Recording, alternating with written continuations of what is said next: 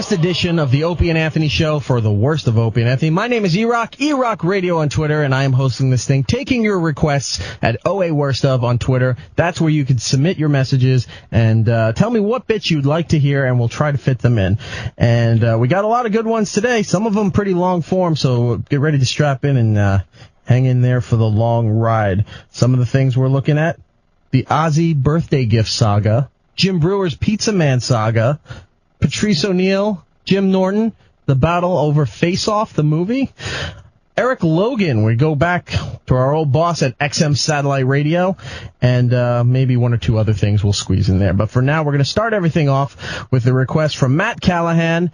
He's at Rodical, ROWDICAL, 1928 on Twitter. He's asking for an old bit, and again, another one of those bits that comes up every time we let you listeners request something. This is one of those bits that always comes up. The wreck of the Edmund Fitzgerald. This is from 2004, where we played the whole thing, and Ant and Jim sang along with the song, maybe changing some of the lyrics and having a good time with this. 2004, people! Old shit. Hope you enjoy it. Edmund Fitzgerald here on Listener Request Worst Of. It's the worst of the Opie and Anthony Show. I gotta tell you, though, one of the best reality shows on TV is that goddamn stupid crab fishing show. I don't know how I got caught up in that thing. The hell is the crab fishing show? The The most dangerous catch on Discovery Channel. Ever hear about this? No. They put cameras on a bunch of these ships that go out into the Bering Sea in Alaska. I thought they put cameras on toilet seats. No. No. Like, what are you talking about? Crab fishing. Crab fishing. They put them on all these crabbing boats, and they go out into the Bering Sea, there by Alaska, and they go crabbing. Now you'd think, okay, how is that a TV show? Apparently this is like one of the most dangerous jobs in the world. For people dying all the time. And it's a reality show because they follow these people's lives and personalities and their jobs. And what we've all wanted to see on reality shows, people are dropping dead. Really? People are dying. They show the captain of some ship showing how to put on some emergency gear. And then they're out on a boat, and one of the cameramen see the captain on the radio, and ship capsized, sunk. The captain that was just doing the little thing on his gear, and 6 of his crewmen are dead, and another guy falls overboard. He's dead. People are getting injured all the time. This is reality. Why else would you watch a crab fishing show? I hope they bring up a bunch of crabs. They ought to interview the crabs. They have new deaths every week. It's like a Holocaust. The crab Holocaust. Unbelievable. But I got roped into watching this. And I'm watching it now all the time. Most dangerous catch. I never knew the show was on TV. Yeah. I sit there doing the Regan bit. I'm watching fishing. I'm not even fishing. I'm watching fishing. But is the crab show? There's no. It's just being filmed. There's no phony reality angle, right? It's just really no. It's just filmed, these guys. They're all a little kooky to be out there. They work for. It's only a few days, a couple of times a year that they do this, and they could walk away with upwards of 10, 15 grand each for just a few days' work. But it's just the worst job ever. There's no immunity challenge. No challenges. No, actually, they do have a Budweiser-sponsored crab count with which ship brings in the most pounds of crab. They should have like a body count because people are dropping dead. There was one ship just keeled over, and they found out that they had too many of these crab traps on it, and it was top-heavy, overloaded. The captain, screwed up and paid with his life. Was that like by Lake Gitchaguni? Was it going from Cleveland into Canada somewhere? And there was a storm? The Edmund Fitzgerald? Well, our crab pots were full and we came into shore and... I really like that song. Jimmy was asking his questions. That stupid Gordon Lightfoot. This song goes on forever. I love it, though. And the water was at my ankles and this song goes on another hour. Is that the song that makes you just get all tingly, Jimmy? I just like it because I like the fact that he's doing a 40-minute ballad about the wreck of the Edmund Fitzgerald. Yeah. I looked at the fuel gauge; it was 3/4 full, and we motored on toward our destination. And then we bought a Rolls Royce on eBay. Hey, we could kill 7 minutes. Let this play today. My I God. asked for my money back. He said, drop dead, you horse-toothed Jew. You're getting nothing back. Lives on from the Chippewa on down of the big lake they call Gitchagumi. Gitchagumi, all right. Oh. The lake, it is said, never gives up her dead when the skies of November turn gloomy. Gloomy. Gitchagumi with gloomy. With a load of iron ore, 26,000 tons more than the Edmund Fitzgerald weighed empty. I smelt bad from fish and put on perfumey. That good ship and true was a bone to be chewed when the gales of November came early. They cast off yet? We untied the bow line and untied the stern, and I started the engine with a turn of the key. Jesus. Every friggin' step of the way in the Edmund Fitzgerald. We get it already. We get it. You're on a boat. I took a compass heading of 135, and I turned the wheel. And the purser got me my coffee. I take it light and sweet, but he made it too dark, and I sent him back to the galley. Right, what happened? What happened next? The north wind they've been feeling. I went to sleep and I had sleep paralysis, and I woke up to the Exorcist face in my bed. Goes on forever. The wind in the wire made a tattletale sound. Watch. And the waves broke over the railing. This song's only half over, and I still see the dock. The captain did too. 'Twas the witch of November from stealing. I forgot my wallet in my car, so we turned the ship around, and we docked again, and I figured I'd stop for a beer. When afternoon came, it was freezing rain.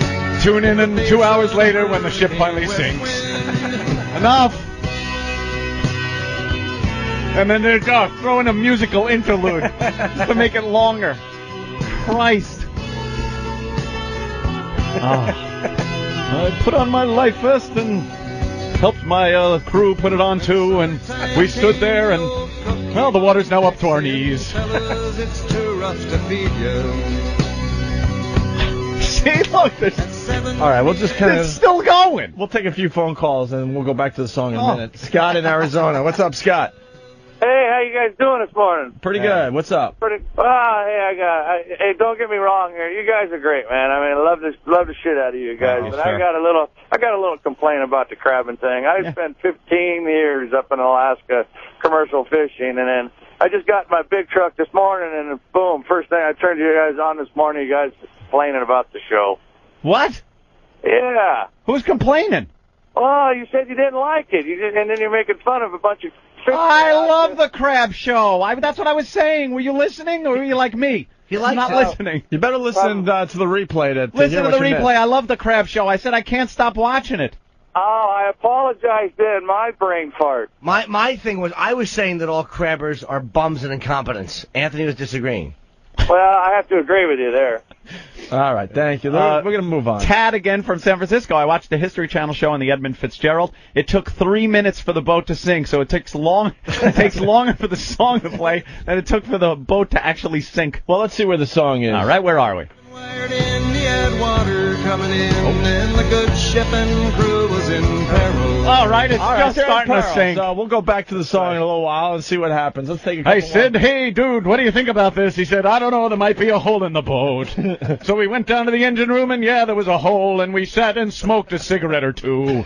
Because it really wasn't that bad. Let's say hi to Alex in Boston. Alex? Hey, guys. Hey. I got 2 points. Jimmy, don't you play The Most Dangerous Catch every night? That's not bad. Not bad. Jimmy tangling with some tainted vagina. It's me on a boat with 3 Craigslist prostitutes. And crabs are involved also. So. Very And nice. and Rick Ross buys a car like people buy drugs. Give him the money first, wait, and he'll come back with the car. Oh, boy. You should have started with that one. Speaking of cars. All right, thank you, sir. Thanks, man. Let's go back to the song and see where Gordon Lightfoot is at. Edmund Fitzgerald. I think it's down. Yeah. All right, we'll check back. He's still in that musical interlude Who's there. who's that other ballad singer? Oh, Steve Flamefoot. He's my the captain wired in had the water coming in.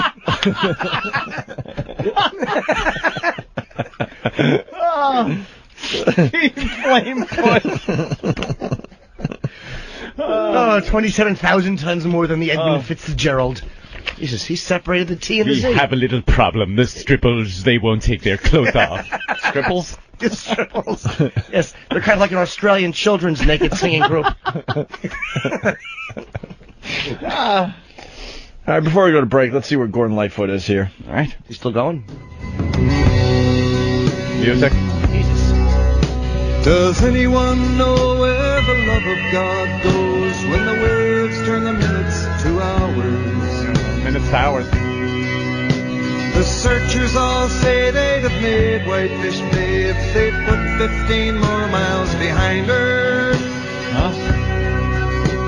They might have split up or they might have capsized. They may have groped deep and took water.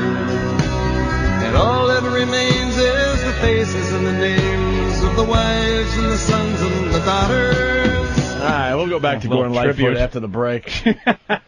He's still singing along. Now he's singing about the survivors and everything. The wife remarried and had 3 kids and can't even remember his name.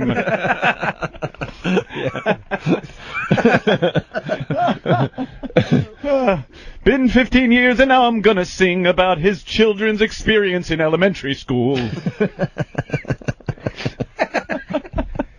It's a bit of a long tune. Oh, Christ! I think we were making that point, Jimmy. Oh, that's true. I just jump in like, hey, guys, I have a thought. That's a long song. Oh. Long song. Gordon, you come. Gordon Lightfoot. Heavy on the pen, though.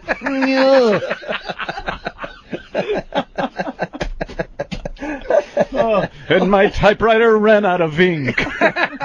Yeah, he doesn't get to the end of the Oh, that's hilarious. Let's go to Chris in New Jersey. Chris, what's up? Hey, what's going on, guys? Hey. How you doing, Chicken Lips? That's Very fucking painful. mean-spirited. What?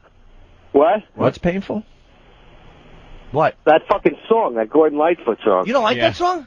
No, dude, it's fucking horrible. It's not horrible. Yeah. Oh, it's terrible. What do you prefer? What kind of song do you prefer? If I could just jump in and make a relative comparison. Anything but that. That's a little vague, sir. I'll listen to Brother Joe's Journey covers. You know, but I just don't do it. This is all I had to say. First of all, Loverboy did not do that fucking song at the outfield. That I Want to Lose Your Love Tonight. Oh yeah, that's the outfield. Very good. And Night Ranger's other song was Don't Tell Me You Love Me. Oh, that's right. Oh, okay, that was a very huge good. hit. Yeah, I remember that There one. you Thank go. you, Chris. Very informative. You don't like Gordon Lightfoot, but you know Night Ranger and Loverboy songs from 1981. Yeah, well, come on, dude. 1981, I was around then. Like, I wasn't around whatever the hell when that song come out, that Gordon Lightfoot. I'm guessing in the mid-'70s, probably after the actual accident. All right. Yeah, my parents were eating granola and I wasn't born yet, so. All right, thank you, Chris. All right, guys. We got to get back to Gordon Lightfoot. Where is he at in this stupid song of his? Lake Huron rolls, Superior sings in the rooms of her ice water mansion.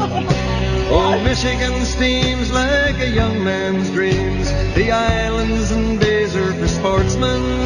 Then the sun supernova, then the earth was burned to a crisp, and it's 50 billion years in the future. Takes in what Lake Erie can send her. All right, we'll get back We to Gordon wear Lightfoot. mylar suits and we colonize Mars. And Danny finally got a sign on the TV show. God, and I fucked that one up. And Danley finally got a sign on the TV show. I wouldn't hurt you, Danley. I love every goddamn half a sign on your head. Then when should we take Danley to see a doctor? As soon as possible. Oh, I'm an else hole. Danley. Oh, that's funny. Devin from New Hampshire. Andrea Yates played that song as she drowned her kid. And the next one looked up and said, hey, what's going on here, Mom? When the bubbles stop, 4 more to go. And the workers all shit. And the searchers all say they'd have made 21 if this bitch had taken her medicine. 5 little unopened boxes under the tree. Well, speaking of Gordon Lightfoot, and 2 disappointed grandparents. Let's see where Gordon is in the song.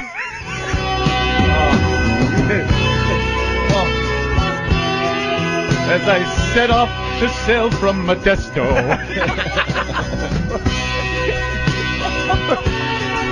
A splash and a tear as my wife disappeared neath the blue briny waters of Modesto. Are we finally at the end? I don't know. No. Oh. Is that it? In a musty old hall in Detroit, they prayed in the Maritime Sailors Cathedral. Oh, she's been praying now. The church bell chimed till it rang 29 times. 5 times. Man on the Edmund Fitzgerald.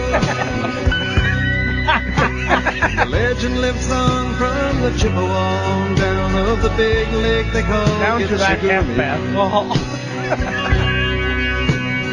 All right, we'll get back to Gordon Lightfoot.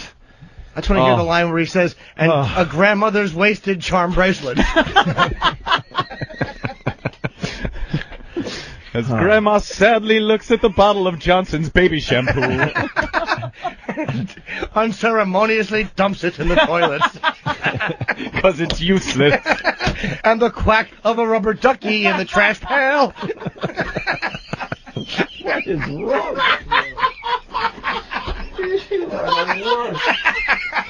You're the worst.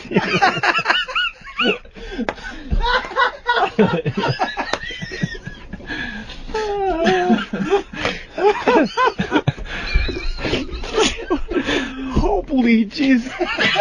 That's hysterically awful.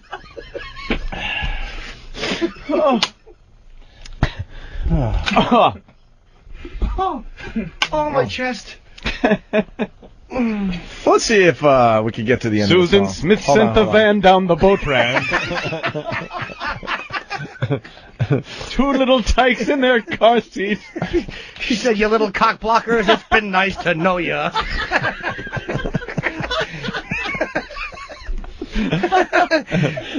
The big one said, Mommy, why's we going backwards? And she went on the news and pointed that Coco had taken her children.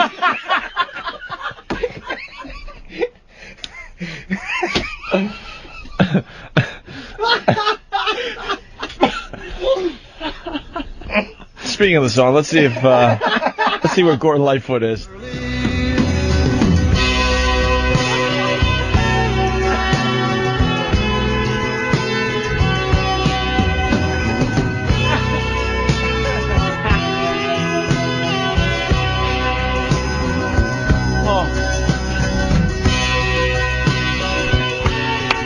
Oh, there it is. Fading out. Wow. Finally, we made it to the end. Thank God. I got tears coming down my cheeks. This is the worst of the Opie and Anthony Show. Sirius XM. You're listening to the worst of the Opie and Anthony Show. Sirius XM. Listener request worst of for the Opie and Anthony Show. My name is Erock. Send your suggestions to OA Worst of on Twitter. OA Worst of on Twitter. And we're just going to keep going because I don't know what else to talk about. The next one is from Richard Mace at Richard Ray Mace, M-A-C-E on Twitter. He wants to hear the saga of superhero Jimmy. When Jimmy was in Manhattan and thought he saw a bus being stolen, followed the bus. We're also going to throw in the 911 call. It's for you to enjoy the whole complete saga of superhero Jimmy right now. It's the worst of the Opie and Anthony Show. I followed a bus last night with the call police 911 sign. Huh? Well, what happened? I was driving home and I was behind a bus. Yeah. And I saw a sign. You know, like the bus has an automatic sign. Oh, yeah, yeah. 911, call police 911. Oh. Yeah, when the driver's having an emergency or something. Or the bus is stolen. Yeah. So I'm fucking following this bus. You were following a bus? On my way home, I call 911. Newman. And I say, look, I'm following this bus. It's going 10th Avenue northbound. And the 911 operators are fucking... What kind of bus? It was a big city bus? It was an MTA bus, a double, like two buses together. And Jimmy's are you a following. crime fighter now? Jimmy is a crime fighter. Jimmy. I was crime fighter. Jimmy. I didn't know what was happening. There could have been hostages. I mean, we all saw that Keanu Reeves movie. Right. Yes. But I'm following it, and we're going 10th northbound, and like from the 40s. And then it starts to make a left on 57th, so I follow it to 57th. I'm on the phone with 911. Right. And this fucking dummy is, where are you now? I said, I'm northbound on 47th Street on 10th Avenue.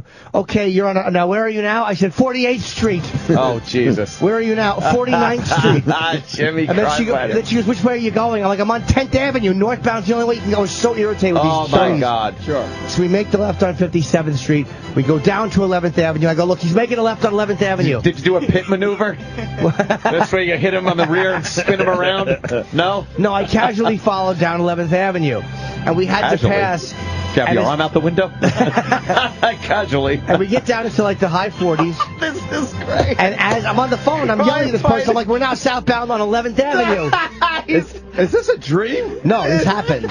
You really did So did you hit him with your lights? I fucking... We passed the cop who was sitting there. And I'm like, we're passing a cop right now. And this call police. This is great. Call police. 911 is flashing on the fucking thing. Has he lost his mind? No. I love this. But I didn't know what was going on. I thought maybe it was a stolen bus.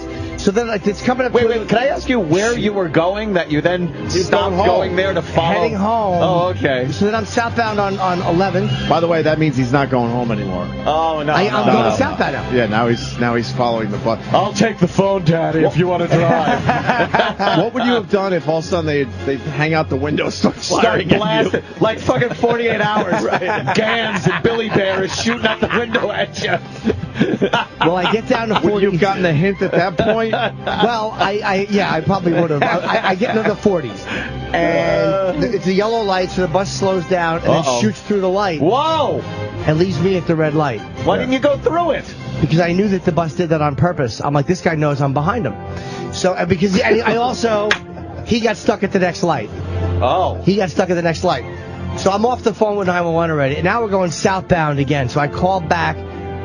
We start going southbound on 11th Avenue. And like I've never seen a bus go down this way. Uh-oh. So I'm like, this is weird territory. 11th Avenue, past the Lincoln Tunnel, all the way down to 34th Street, and then the bus drives a little erratically, and then hangs a sharp right on 34th Street towards the West Side Highway. So I call again. 911, I'm like, look, I just called you fucking people. I'm behind a stolen bus. This guy, no one is doing it. How long does it take to get a squad car in fucking 11th Avenue?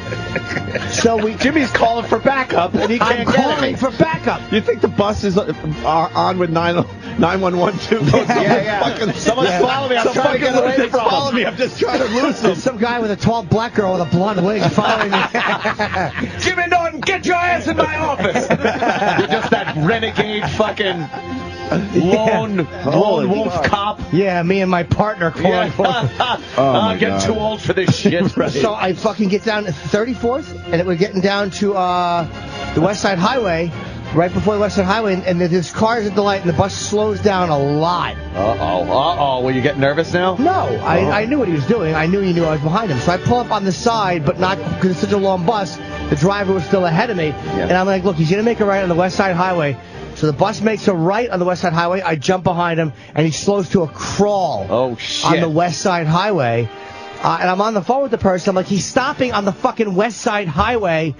And I was finally just got annoyed because I could see that it was pitch black on the bus. There was no people on the bus. It was probably just a stolen bus. It wasn't like there was people. So I pull up next to it, and it's really dark on the bus, and I look up, and I just see there's a black dude. I'm on the phone. I'm like, I'm looking at the guy. Oh, man. And he's just a black dude, and he's dressed but he's not dressed like a bus driver, and he's looking out at me. And I know that he's stealing this bus. Oh, shit. And then what do you do with a stolen bus? That's what I'm saying. That's what I don't know. So then I was just like, fuck this shit. And I drive away, and he pulls away slowly and starts to drive. And I'm like, you know what? I'm northbound now, and he's behind me, and he's like, what street? And I'm like, we're in the 30s. because the woman was like, where was he before? I'm like, well, he was on 10th and 11th. And she goes, well, those streets run parallel to each other. I'm like, I know. He fucking turned down one. Oh, my God. 911 operators are fucking dumb. Yeah. I'm like, I know they're parallel, stupid. What do you think? He didn't turn? Did he tell you, did he order you to stop following? Did she order you to stop following? Yeah. But you continued? Well, then the bus turned off at some weird, a very quick turn off in the high 30s. And then I was like, you know what? He turned off. He turned off. I'm not following him anymore. Oh. We lost him. And they're probably like, thank God. And he probably turned into the bus depot. Boy, would I love to hear that 911 recording. God. Yeah, Jimmy Norton. I gave my name and everything. Oh. But then I'm like, what the fuck are the cops doing? But then I'm like, I guess even if it was a joyride in a bus, that's not a high priority in New York City. I think it should be. I do, too. Yeah, probably should You be. could slam that shit into anything. Yeah. So what happens? I just drove home. I mean, that was it. What happens now, though? Was there a stolen bus? Now I need to know. I don't know. But I mean, I can't believe you just gave up. I gave Why up would you because give up on that? I'll tell you why. You're crime fighting Jimmy. You were so close to being a crime fighter. I had my little hand recorder with me. I should have taped it and put the stuff on speaker, but I wasn't thinking in that moment. I just wasn't You were thinking. just thinking about saving people. Saving lives, Anthony. Yeah. So after you gave up on the bus, did you pull over, get a hooker, have sex in the car, and then beat the shit out of her with a baseball bat and take back your money? No. Oh, is that a Grand Theft Auto? It sounds like you were playing GTA last night. No, but I had an appointment waiting for me at home. I love this one. Jim Norton, apathetic crime fighter.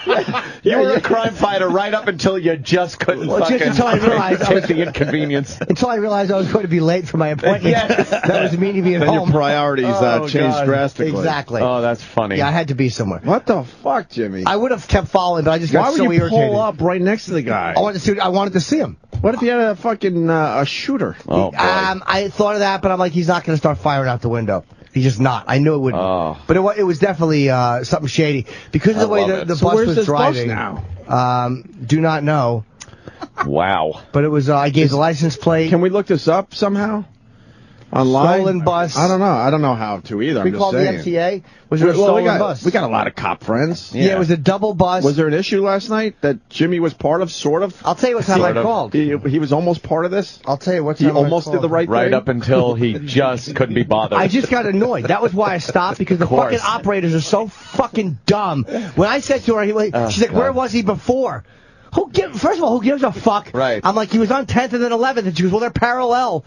Like, no, he was straddling them, you cunt. One giant wheel, he was going over the buildings. Asshole, I know. What if the guy just didn't realize his sign was on?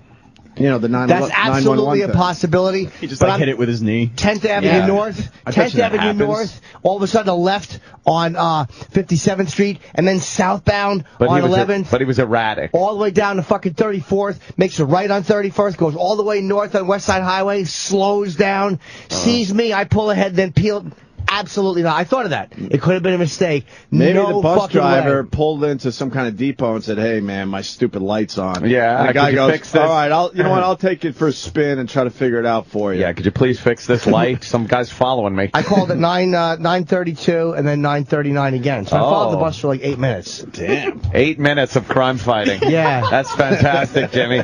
Boy, you're committed. I wish I would have fucking filmed it. You could have heard the calls. I wasn't thinking. Yeah, the calls. Hilarious. Yeah. I'm sure. Do you get more irritated as the call goes on? Because I love to hear you just going, he's right here. And that would have been your viral video. Oh, my God. I was Not so some dumb trick shot basketball thing that I did. Oh. You fucking filming yourself as you're talking to 911, following a bus. Holy Fantastic. fuck! I just Million didn't views, think no of it. problem. I just didn't think. No problem. But it was so irritating because I really thought a crime was being committed, and I felt I had to do something. There was solicitation.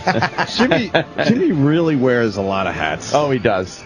He wants to do the right thing sometimes. Oh, you are a crime fighter. I love it. Oh, you're like a vigilante. Yeah, a vigilante. You're taking care of this city. I should. Paul Kersey. Yeah, you're going to turn it to Paul Kersey. Paul Kersey. I'm following a bus. Yeah. You know he got bit by the bug, so now this is going to be his whole thing. He's just going to go on patrol In at the middle night. of the night, he's going to become a superhero. I'll be stopping buses. Excuse me. What You have kind the of- license to be driving this, sir? What kind of superhero do you want to be? Do you want to be like Batman, where you don't have any real special powers, but you got great gadgets? Ah, that's kind of good. Or do you want to be like, I don't know, Like Superman or... I want to be one that shit. that stops women who are smuggling meaty vaginas. I want to stop this infiltration of this nation of meaty vaginas by searching all these women and weeding out their giant clitorises. I know Ronnie B's a hero almost every day, but we almost had a hero today. Yeah. Jim Norton was almost a hero. Jim's motto is, with great power comes a little bit of responsibility. As much as I really want to put into it.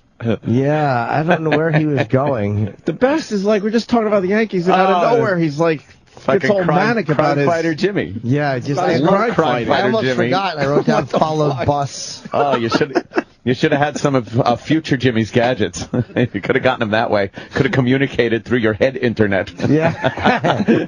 Yes, in the future, we will just touch the back of the bus and it will be home. Oh, Wow, that is really funny. Oh, that's fan-fucking-tastic. yeah, I wish I had done... What that is right there. Well, the word has, there's people begging for an animation of this. Oh, my God. Oh, my God. That'd be so... I could just picture it. I just gave up, though. That's the best part.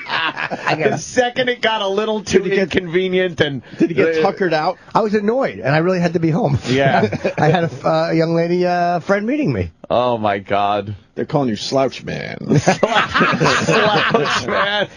Actually, that's Kevin from Connecticut, yes. No, we need this on a record so you can just... Oh, yeah. Not a fade out. It doesn't work the Rock, same. it's just I need that... He almost gets motivated. Yeah. He's almost there. Oh, my God. That guy stole that fucking bus. I will listen to the replay today, and I rarely do, just to hear that. Oh, yeah, 'Cause it just came out of nowhere. I'm like, what the fuck's going on? I'm looking at it. What? It's What fantastic. What happened? I just love the non-committal. The whole fucking just... You put in all the work. Why would you stop at that point? You're there. You're in the middle of it. I know. I just got so annoyed with the fact, with their apathy and their inability. Because the 911 operators, I'm following the bus. He's like, all right, thank you. And I'm like, why would you get off? I'm like, why don't you, I'll just stay on the phone with you and let you and give you updates to where he was going. Like, I just didn't like the way they handled it. But they're dumb. You had here a citizen willing to be on the phone. She could have called the squad car. Good citizen is following northbound. I bet you. You just pictured what it's like in the movies. Right. Like somebody does that, and instantly, like 5 cop cars come swooping in. You're part of the big chase. Like you're watching it. Like, all right, left on 10th. Here we go. We're going to West Side Highway. He's going very slow. Woo! And then all of a sudden, like fucking cops are swarming. You're part of the chase. They're saluting you through their fucking windows. Yeah. And it's not every day an ordinary citizen does what he does. Well, and then Her Honor brings me into the mayor. Frank Carr in Jersey, if there's trouble, Bloomberg shines a big light with the picture of a transgender person into the sky. It's just this female form with long hair and a big silhouette of a cock. Jimmy looks up and goes, ooh. I would not respond well to that. I bet you there was a big misunderstanding there. I bet you the light was on. I bet you that happens a lot. Some maintenance guy's like, all right, I have to actually drive the bus to figure it out. I don't know. And then all of a sudden sees this car fucking following him. And he's like, what the fuck is this car following me? I'm going to take a ride. I think he might be. Oh, my God. No, this guy and then he gets pissed because that's why he slows all the way down. Like, can I fucking help you? I'm trying to just do my job here, sir. Oh, Jimmy. Maybe it was a maintenance man. Maybe it was. But he looked too shady, man. But because I don't know where you would bring one of these buses after you have your little fun with the joyride. I don't know. Yeah, what possible motive could you have for stealing one of those double city buses? I don't think you can bring it to some fucking pawn shop, pawn shop or something. Maybe he has a big garage at home. He wants to park it. What would you do with it? You can't melt it down for the precious metals. And a joyride is just, obviously it is good to take a joyride because no cops are going to stop you even if somebody calls 911. Maybe he was just practicing. Oh. Yeah, maybe the fucking button was broken. I think there's probably a very simple answer here. Tonight on Wildest Police Chases. Oh, man. A man with erection difficulties follows a maintenance worker for 9 minutes. No one gives a shit. Now they're calling you Captain Try a Little. Keith MC from Boston. Captain Try a Little. Oh, my God. I love it. Yeah, that was not. Yeah, there you go. Yeah. So he gave pursuit. Yeah. All right. Fuck. I just love how it came out of nowhere. Yeah, it just... And went nowhere. It went zero. It's great. You just gave up. I just went home. I'm calling off the pursuit. I just went home and did things that would bother a lot of religious people. Oh, it's too late. Hold on. It's nothing. I mean, it's just what you wanted. Yeah, I just want to hear it. This is Jimmy's theme music. As a crime fighter in a big city. Oh, man. He's pursuing. There he is. Yeah, he's on the phone. Oh, he's committed.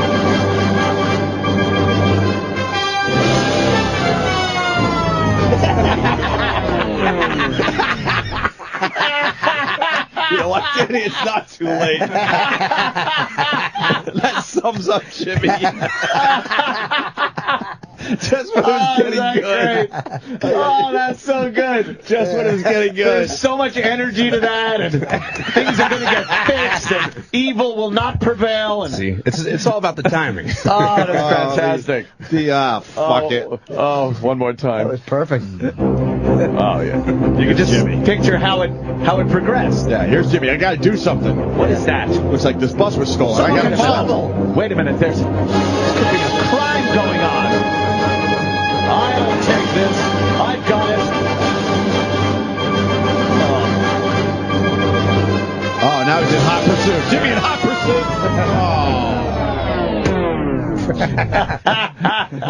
And I go home. So, Jim Norton, you know, the reality is with this show that there's a lot of people right now that don't know what happened yesterday on the show, but Jimmy. So we got to set this up before we play the piece of audio we got. Well, I was driving home a couple nights ago, and I was behind a bus on 10th Avenue, northbound, which is how I tend to describe it. No. When I'm calling 911. Jimmy did the movie version of what he felt he should do in this situation. The audio's okay. I mean, it's better than okay. But the point is, you thought it was a stolen bus. You followed it for about 8 minutes, and then after 8 minutes, you couldn't be bothered anymore. Well, I followed it, and then I called back. I did 2 calls because the first time I thought they were going to do something, and I followed it north. Then I followed it north, west, south, west, and then north again. So it was a double bus that apparently that thing on the double back, bus, fucking double bus, motherfucker, beep beep cocksucker. So and then I called back, and they just weren't as. I thought it should have gotten a greater amount of attention. Yeah. All right. Well, here's the 911 call from superhero Jimmy. Yeah, it's okay. It was good for about 8 minutes fighting crime. This is a short call though. 911. What is the emergency? I'm on 10th Avenue northbound, and I'm behind a bus, and the sign says, call cops 911 on the bus. It's bus number 5610. We're on 10th Avenue, and it's crossing 47th Street. Okay, so you said it's 10th Avenue, and it's crossing what? 47th? We're northbound, and now we're crossing 48th. I'm right behind this bus with that automatic sign. Okay, so it says west. I'm just trying to get there. You said it's 10th Avenue West 47th Street? Yes, and now I'm at 49th. We're northbound. Northbound. Is it MTA bus? Yes, it is. Bus number 5610. 5-6-1-0-er. 5-6-1-0. Yes, sir. Yes, sir. Oh, my God. You're volunteering information. Yes, I am very happy to help. Oh, my God. Doing my civic duty. 10. Oh. And you said it's heading which way, sir? Northbound. It's the only way you can go on 10th Avenue. And now it's about to make a left We're on 10th making up. Hold on, still going straight here. Okay, still going straight. Yeah. It looks like it's going to make a left on 57th Street.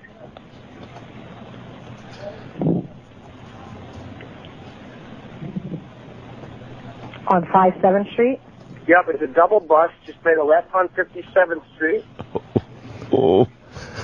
She doesn't care. No one She cares. just doesn't care. No one cares about this. She doesn't care. Like, why is my time being wasted by this wannabe care. crime fighter? Oh, God. Yes. There he is. Yeah, bus 5, Niner, 3. Make sure. Yes, I'm in pursuit. I need backup, though. I need you to send assistance.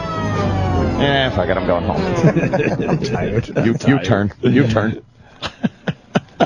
It's one of those double-decker buses, correct? No, it's a double bus. One after the other. I love how annoyed you are. You're trying to be cool because you're fighting crime right now. But you're getting so annoyed because she's getting everything wrong. Yeah, which way on 10th Avenue? There's only one way, stupid. You told her, look, 10th Avenue, it only goes one way, and now you're like, no, it's not a double-decker. I told you already, it's not a... It's just a double bus, yeah. A double bus is different than a double-decker. Decker buses, correct? No, it's a double bus. One after the other. One after the other, okay. And we're headed towards 11th Avenue. And it says call 911? Yes, call cops. Call 911. No, Call cops. I'm just getting the information. Okay? Oh, yeah, no, I know. One shit at a time. I'm getting the information. No, she says I was getting irritated. Thank you, nice lady. Yeah, because she's not writing anything down or whatever. She stinks. You got to repeat everything to her. I'm in high-speed pursuit, making a left on 57th. This is Sheriff Jim T. Norton. Jim T. Cell. Oh, yeah, no, I know. I know it sounds repetitive. I'm just getting all the information. I understand. And now I'm making a left on 11th Avenue southbound, still behind this bus. All right, so what is your name? James Norton, N-O-R-T-O-N. Oh, James Norton, November, Oscar. Oh, my God. Oh, God. I know. It's very official. I'm very official. Jimmy's just a nice guy in the end. He always tries to do the right thing. Trying to be helpful. All right, sir. Assistance will be there as soon as possible. Thank you so much for calling. I'm southbound on 11th right now, pulling up 55th Street. Do you want to stay on? She's passing a cop right now who's parked for a fire.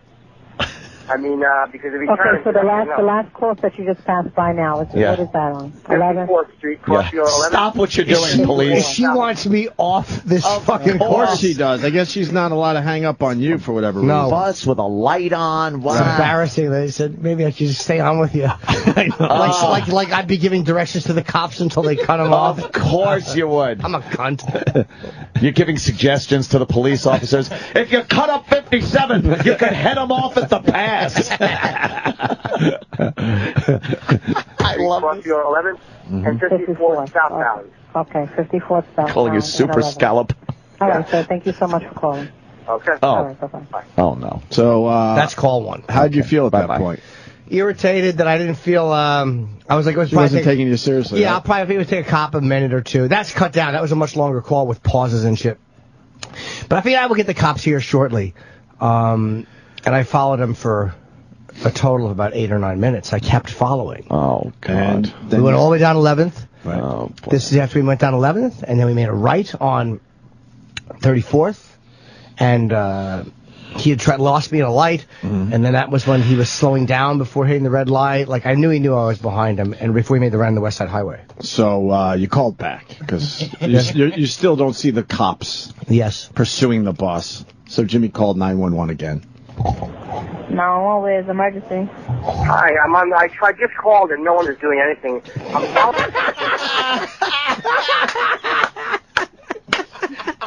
just called it. No one's doing anything. There's a crime being committed. Do you understand what I'm trying to tell you people? It's like he's seeing a murder happen, and there's no help coming. Yeah. Concerned Jimmy. Jimmy's so disappointed. 8 minutes of utmost concern. No one's taking me seriously. No one's doing anything. No one's doing anything. For Pete's sake. For Pete's sake. No, it's emergency. Hi, I just called and no one is doing anything. I'm following a stolen bus, I think. Enough about the bus! He figured he'd make it sound more important. Not just, there's a bus with a light on. Now it's like, it's a stolen bus. I think. Jimmy. I'm following a stolen bus. I'm in pursuit of a stolen bus. I'm glad I didn't mention any hostages. Oh, God. It says, call cops. I'm northbound on the West Side Highway now. Westbound on the North Side Highway? Where were you before when you called? Who cares? 10th Avenue and 11th Avenue. It's a double bus, and it's northbound on the West Side Highway. By what street is it crossing over? 34th Street. We just passed over 34th Street. I think he knows I'm right behind him, but there's no cops doing anything. I think he knows that I'm following him. Because I think it's it looks like a stolen bus. How did you make that assumption? Jimmy, how did you make that Are you assumption? qualified to say that? I am, yes. I think it's a stolen bus. It looked stolen because of the way he was driving. I felt he was driving a little erratically.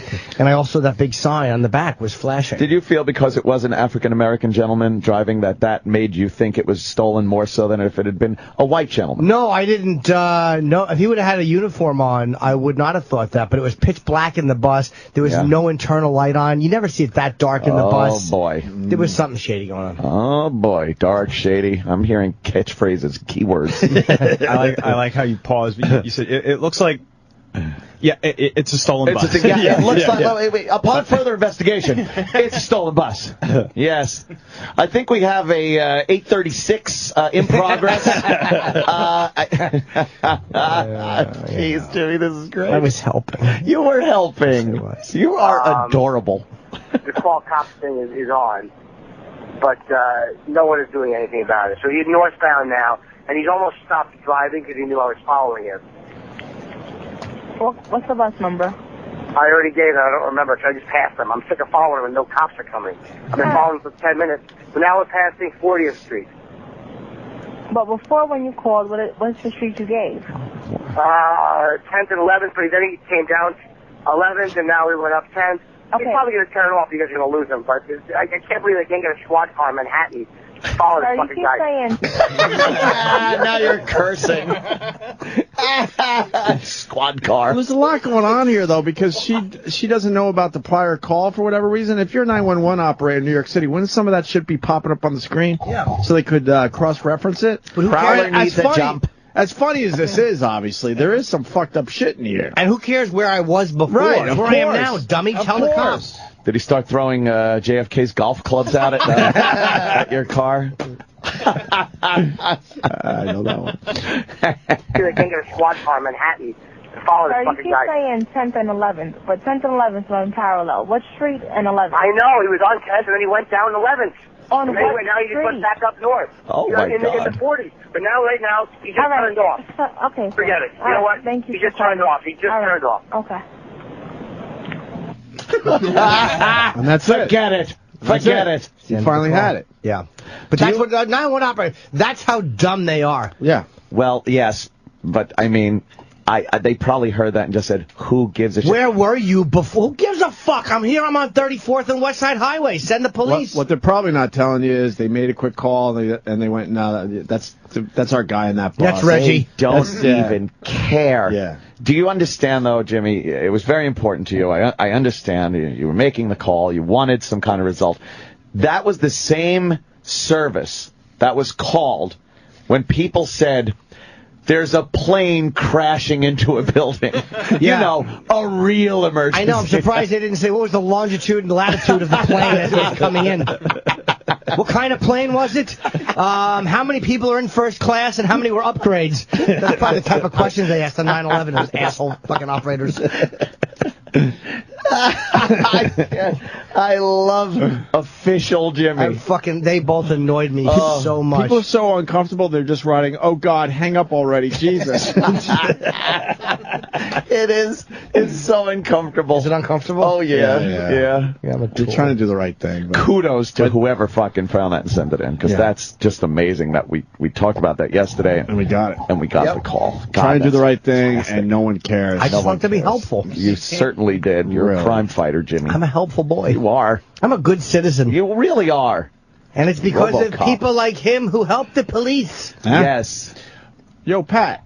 Hey, what's going on, guys? You're sending the call. Thank you. Yeah, no problem. I sent it to Jimmy's email. Yeah. How did you get the call? I work for the department, so I have access to some of that stuff. Were you laughing when you found it and listened to it? Yeah, I have to listen on the radio, and when I got the call, the second call especially, when he gets all pissed off, I was dying laughing at work. Made my day. That's great. How come nobody was leaping into action? I used to work over there, man. They hear those calls all the time. They don't really bother with that crap. They get to the corner, the bus is gone, and they just say, all right, unfounded or whatever. Yeah, we're on it. Yeah, if you go about your business, we're on it. Don't worry. Yeah, exactly. Basically, there's more important things to do. Yeah, exactly. Definitely more important things. They didn't want to stay on the phone with me while the police chased them down while I gave locations. Chased them down. Was that your dream, Jimmy? I love the fact you'd be on the phone. A little danger. Little danger, but you'd back off a little. Yeah. And then the cops would come flying in from the side, maybe crash into the bus to stop it. Eastbound on 50th, crossing over 7th Avenue southbound. Little Jimmy's out there, and afterwards he's got a medal pinned on him at City Hall. Or the cops just got me out there and I'm parked twice. They're cuffing him. And I'm just, what happened was I was on my way home. They're thanking you. What's that? Jimmy can star in Speed 3. Yeah, yes, following the Speed 3. He follows a bus on its way to the maintenance garage. Well, thank you for sending, man. That was a great grab. Yeah, absolutely. No problem, guys. Thanks, man. Take care, Pat. All right. Take care, fella. I just didn't want to take his call because I didn't want to get him in trouble. Right. This is the worst of Opie and Anthony. Sirius XM. You're listening to the worst of the Opie and Anthony Show. Sirius XM. Listener request worst of for the Opie and Anthony Show. My name is Erock. Taking your requests at OA Worst of on Twitter. And we're going to keep going here, looking down the list of tons of bits and stuff that you guys are requesting here. We're going to go to John Alec at FlatPete379 on Twitter. He wants to hear the time that we talked to our old boss, Eric Logan, ELO as we called him, one of the guys who ran XM Satellite Radio before the merger. ELO decided to get his own instant replay machine that was cloned off Opie and Anthony's. Look, when you got that much money and power, sometimes you get a little bored and want to play. Here it is. It's the worst of the Opie and Anthony Show. All right. So I walked to the bathroom, and a package arrived for me, you, and you. What? I don't know. We're gonna find out. Open that up. We're going to find out live. What version? Package over. It's a white version of that song was that? What's in the package? Outshine? Soundgarden? Different version? Yeah, that was actually Audio Slave doing it. Oh, dude, you got a good ear. I was just assuming it was, No. Where's my package? Very cool. Where's my present? It says, Opie. I hurt my mouth bad. From Eric Logan? Eric Logan? He still works for the company? Rumor has it. Oh, boy. Huh? Uh-oh. I see a major Oh, problem. boy, there's a paper clip Oh, no. on, You're kidding, right? there's a paper Did I almost clip. throw him away? Oh, no. Oh, Jesus. Oh, wow. Well, the one that says Ant is fine. Yeah, I better give that to you. Maybe it got included with Hey, don't. I could... Jimmy, here you go. No. Well, I guess the Mets sucked to the point where you decided not to actually give me the opening day tickets. Oh, see? You made fun of him. You said, see? This is a joke, right? You Do said... you have my tickets in there, maybe? Yeah, they get mixed up, maybe? What? No. I have two. And what's that thing? This is prepaid preferred parking. The old Triple P for Yankee Stadium. I don't have that. I do. I'm fancy and schmancy. Look at these opening day tickets behind the dugout. Yep. for a team you don't like anymore. So you might as well hand them over to me because I didn't get anything. Here he goes. He says, Ant, enjoy. Please make sure that Jimmy gets a photo and doesn't run out onto the field after Jeter. Because you do that. You will not use your tickets? You can have them. No, I'm sure he's sending me something. Me? No, We're all going on a date. I would love to, but honestly, why I can't is... What are you doing Monday? I have a delivery coming that I have to be home for, or the building won't accept it, and also Eddie Trunk has Sabbath coming in for a full XM interview or doing something like that on Monday, so I want to be here for These that. are behind the dugout. I don't care if it's in Jeter's colon. Sabbath trumps all. Jeter's colon. So I love, thank you very much for that. I would like to go to a game. I've never been to opening day, but unfortunately, Black Sabbath takes priority over all. Well, guess what? It looks like I get to go to 2 opening days. There you go. I love the Yankees. Yankees and the old Devil Rays. It's going to be a lot of fun. You going in? Hell yeah. Heck. Opening day. All right. Very cool. Come on. Well, what does the note say? Beautiful day for baseball. I would love to go to that. Fuck. I'm also working to get you to throw out the first pitch. Can you imagine that? What? Opie? You? Maybe... It can't be me. They already have who's going to throw it out. Who? What? It's Corey Lidell's... oh, no, I'm not going to get to throw out the opening pitch for opening day at Shea Stadium. That would be insane, Elo. Well, not that day, but later on in the season when they can't pack the stadium. Yeah, I know. Hi, Elo. When they're like 30 games out. I want to Hello, Mr. Lowe. Actually, the Mets are going to do very well this year. What's up, Elo? Not much, guys. Just want to make sure you guys enjoy opening day. Hey, Opie's tickets didn't come. Yeah. Well, they'll come Monday. Yeah. We haven't actually got our block of tickets. They don't open for the following week at home. Jimmy, you sure you can't use your Yankee tickets? Yeah, I told Elo I can't because I don't know what time Eddie's got them coming in, but they're going to be here earlier. I just have to be here for that. Well, we're going to either give them to the staff or... God, I really want to go to both games, but that would be kind of gluttonous. No, it wouldn't. No, I think you should. You're Opie of the Opie and Anthony show. Why don't you go to the both here's games? what you got to do. I have a say in this. Absolutely. Because I'm going to have to sit next to whoever the fuck those tickets go to. So they do not go to some stupid listener. Oh, no, I wouldn't do that. Who wants to go to the Yankee? Well, they're all raising their hands out there, though, Ant. Absolutely. Maybe we'll do a little double date on Monday. Oh! Little, me, you? Yeah, a little double date. Elo. Yes, Elo's playing his sound bite. I know. Oh, yeah. I got it all. What's he have like a little mini instant replay? He's got an instant replay in his office. I didn't hear it. He's dying to do radio. Oh, totally. We're waiting. That's our boss. I know. It's insanity. Now that this merger is happening, he has nothing better to do, really. No, it's great. Nate Davis came down, who's our president, and was talking to me about trying to get tickets to opening day for the Yankees.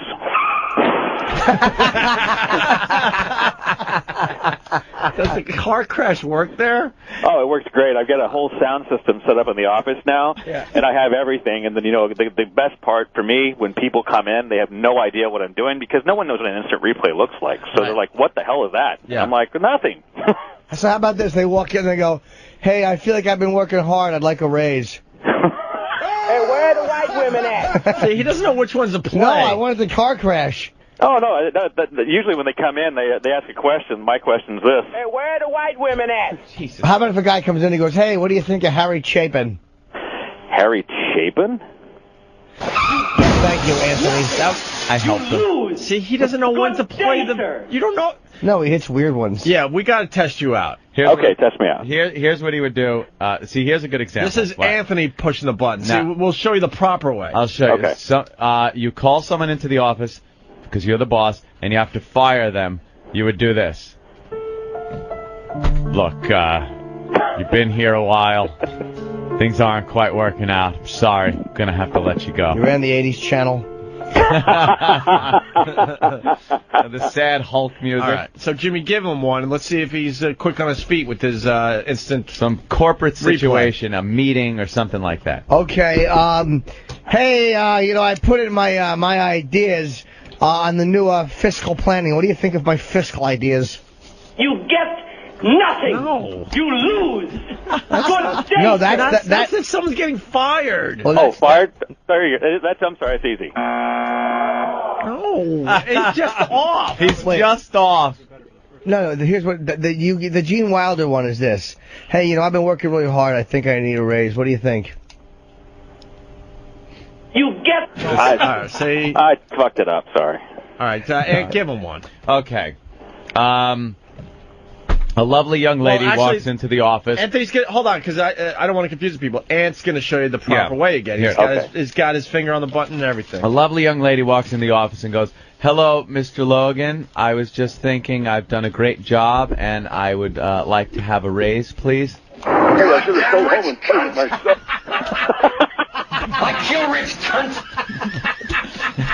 But of course, Elo has to wreck the bit by pushing a button in the middle of that. What button did Elo push? Well, now he's crashing himself. Finally, he's doing something right. Oh, I love it. Which one did you push in that situation, Elo? Play it again. Well, here, this is what I had here. Nobody likes a tattletale except, of course, me. Shut up. God, everyone's saying you stink on the instant feedback. Oh, wow. Yeah. Well, I got to practice more. I've been out of practice. You're really bad. I just love that you bought a $2,000 machine. Right. To sit on your desk. And you don't know how to use it. It's kind of like having us talk in front of the board. That wouldn't work too well, right? No, it wouldn't. Hint, hint. Are you planning a podcast? Well, yes. Actually, I want to put on the New York message radio board after I go to the dentist. Ow. Hello, Mr. Logan. I'm sending someone for lunch. Would you like something? Let me have a Diablo sandwich of Dr. Pepper. Make it fast. I'm in a goddamn hurry. See, that's how you use it, Elo. See, how's your hangover? It's pretty good. Yeah, I'm still drunk from the correspondence dinner the other night. I'm pleased you appreciate good wine. See, Ant knows what he's doing. Yeah. No, you hear that response? Yeah. Elo was at the big dinner where Carl Rove did his dumb rap thing. That was pathetic. You saw that live? Yeah, I was there for the whole thing. Fuck, dude, that's like being at Woodstock. Holy shit. And what was did the room really think it was funny? What was the take on the room? The room thought it was the funniest thing they've ever seen. Come on. I swear to God. I swear to God. I mean, that happens every year. And last year, Dick Cheney did the comedy that Bush did. No. My health doesn't allow it. Hey, Eric, did the chef come out and ask you how you felt about the dinner? Did he come out and make any comments on that? Not at all. No, see, you were supposed to play a clip there. Man, you're lost. Oh, my bad. Ant doesn't have it on the same one? No. But you didn't ask Ant. You asked Elo. Food, all right. Well, we're waiting. What? Good evening. You're stupid! So everyone enjoyed Carl Rove doing the... No, everybody hated it. Did you laugh? Yeah, I did, because I was hammered.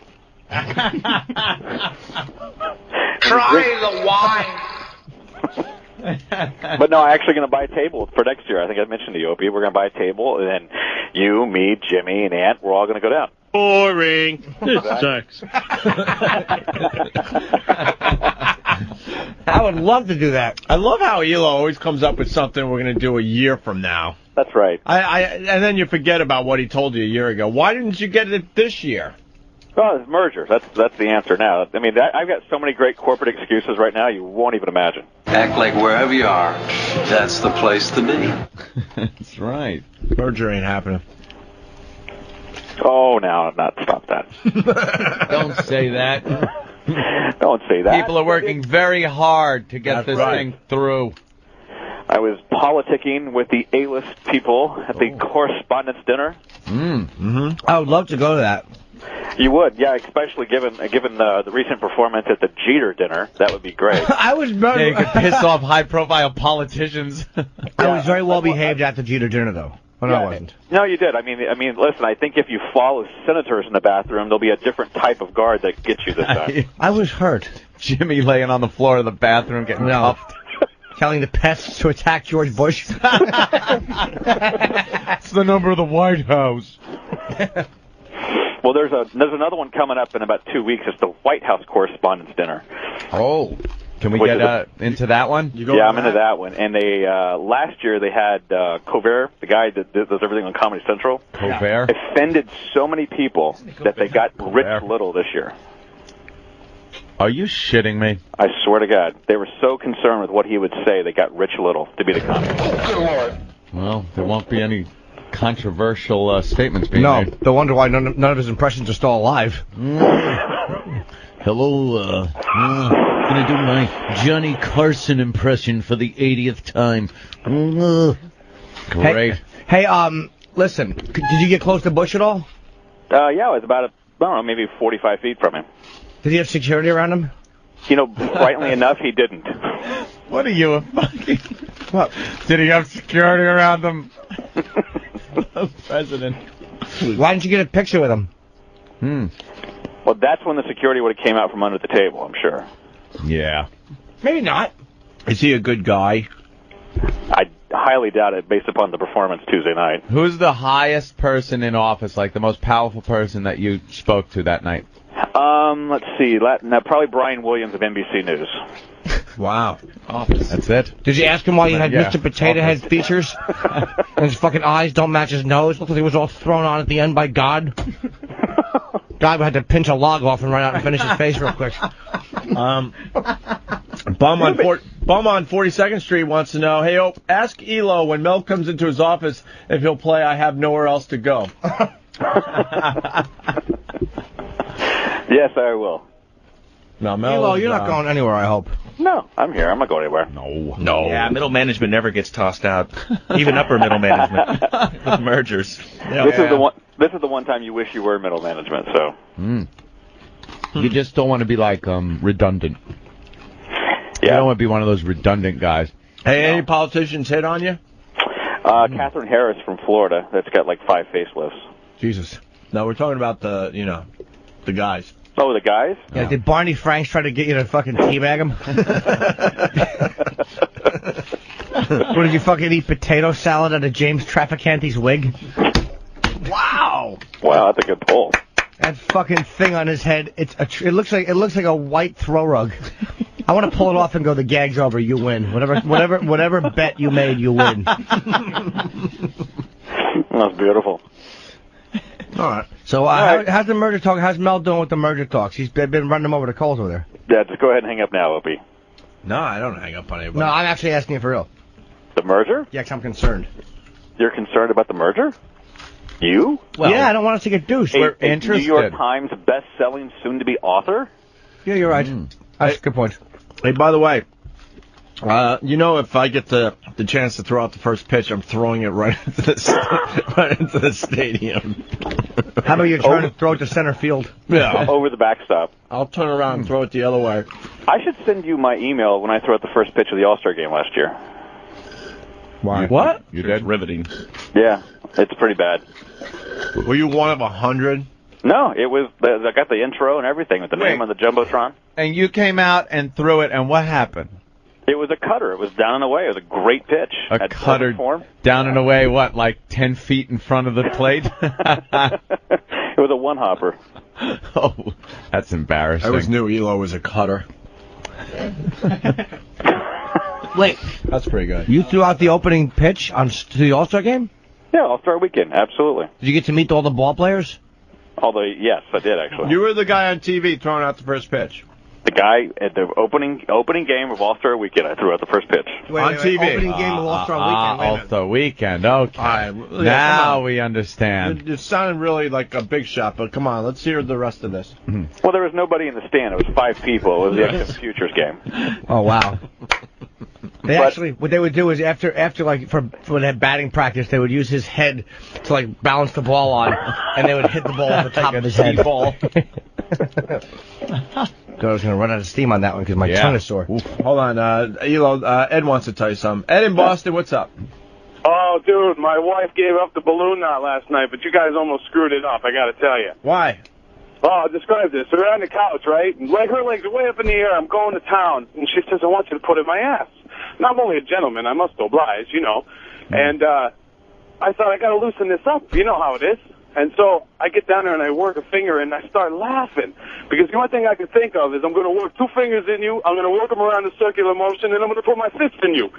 And oh my God, I almost screwed it up. Oh, that's the promo with Erock. Yeah, you don't want to laugh. Elo, No. are you for anal sex? Am I for anal sex? Yeah, what's your As long stance? as it's not mine. Right. Yeah, I agree with that. Good answer. But I learned something else on you guys' show. What? Listen to this. My wife comes home. I come home from work. I'm the only one working, and she tells stories like she doesn't stop. And so I says to her, and then what happened? And then what happened? Every time she says something, just like Opie does, man, it works like a charm, let me tell you. You sure bring the show home with you, don't you? He's got the home version. I like Yeah. that. Nothing wrong with the home All right, version guys, of the Opie and have a Anthony great show. day. Hey, you didn't say hi to Elo. Hi, Elo.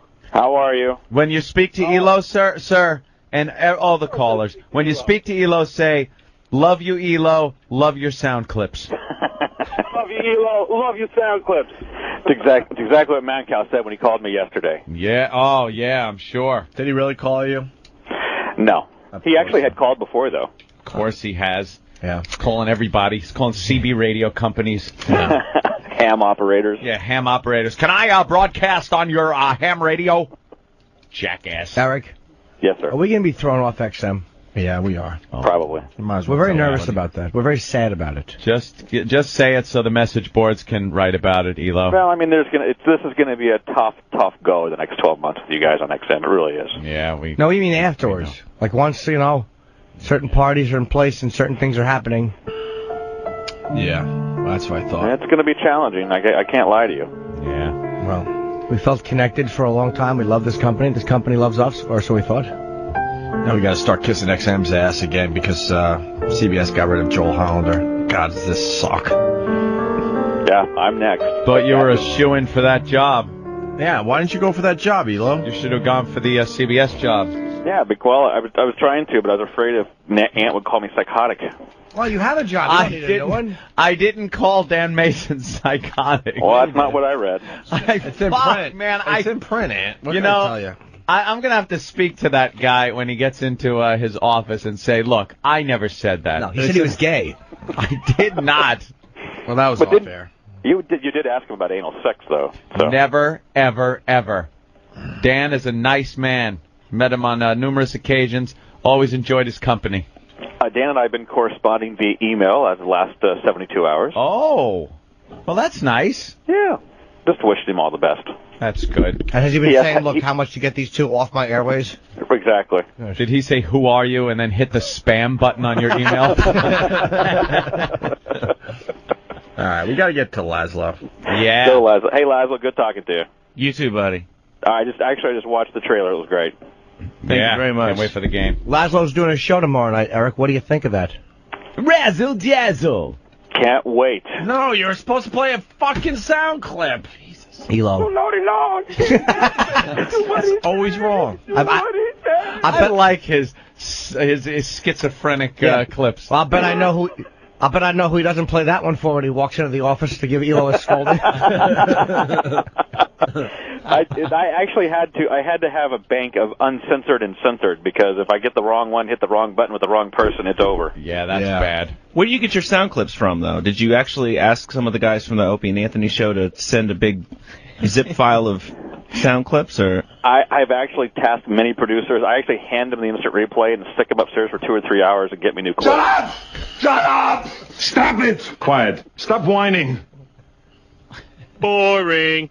It sucks. All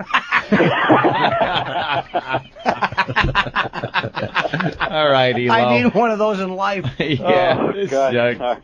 See you guys. Bye. Bye, Eric. Bye, Eric Logan. Thanks for the tickets, by the way. Yes, thank you anyway, Elo. You'll hear on the replay. Thank you for the Yankees and Mets home opener tickets. Home opener tickets. Home opener. Home opener. It's very nice of him. I like Eric Logan. He's a good egg. Yeah. Yeah. This is the worst of Opie and Anthony. Sirius XM.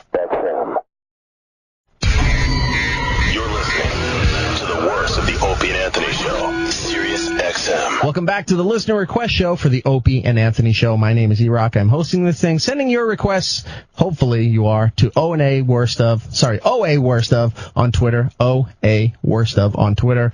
And we're trying to get everything that we possibly can into the little time that we have. Let's see what we have here. Going next on the list, this is from Steven. It's, Steven. I'm guessing this is your last name, Galgocy. Galgocy. Stephen Galgasi at Twitter. He wants to hear not just the Jim Breuer Pizza Man story. He wants to hear the saga, the complete saga. Now, this is something that happened over the course of a couple years where Jim Breuer came in talking about having an incident with the guy who runs a pizza shop in his hometown.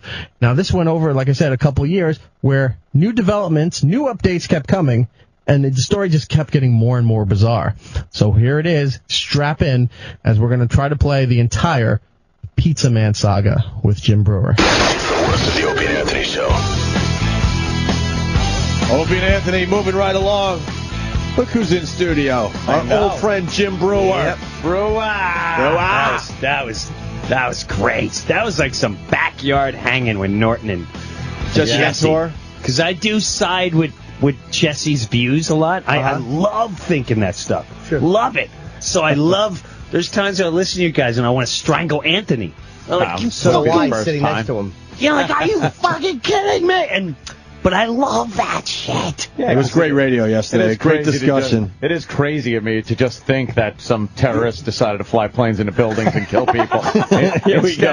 Instead of some wild harebrained scheme that could not possibly be pulled off. I'm not going to go into it. I'm not going to go into it. We've been here too long. The 5 surviving hijackers actually are doing Desperate Housewives in Saudi Arabia. Yeah. They're beheading them. It was a nice hit for the show, and Jimmy especially, man. That fucking Ventura video is everywhere, and it's got people talking. Speaking of which, Breuer called me the last couple of days. He's like, I got to come on the show to talk about a certain person in his neighborhood that's driving you nuts to the point I think police are involved, lawyers are involved. I've never seen Jim like this. Never seen him aggressive and fucking chomping at the bit. Never. Is stuff you Dude, see I'm going on to churches asking fucking pastors to pray for me and shit. Is that fucking bad? I'm going, will you please pray for me that I don't do something stupid? Because I want to do something stupid. Yeah. I would never sacrifice my wife or kids or family, but this guy is such... What could he possibly be doing? All right. Yeah, start from the beginning. Yeah. First of all, from the minute he moved in my neighborhood, shady. Now, you had lived there already.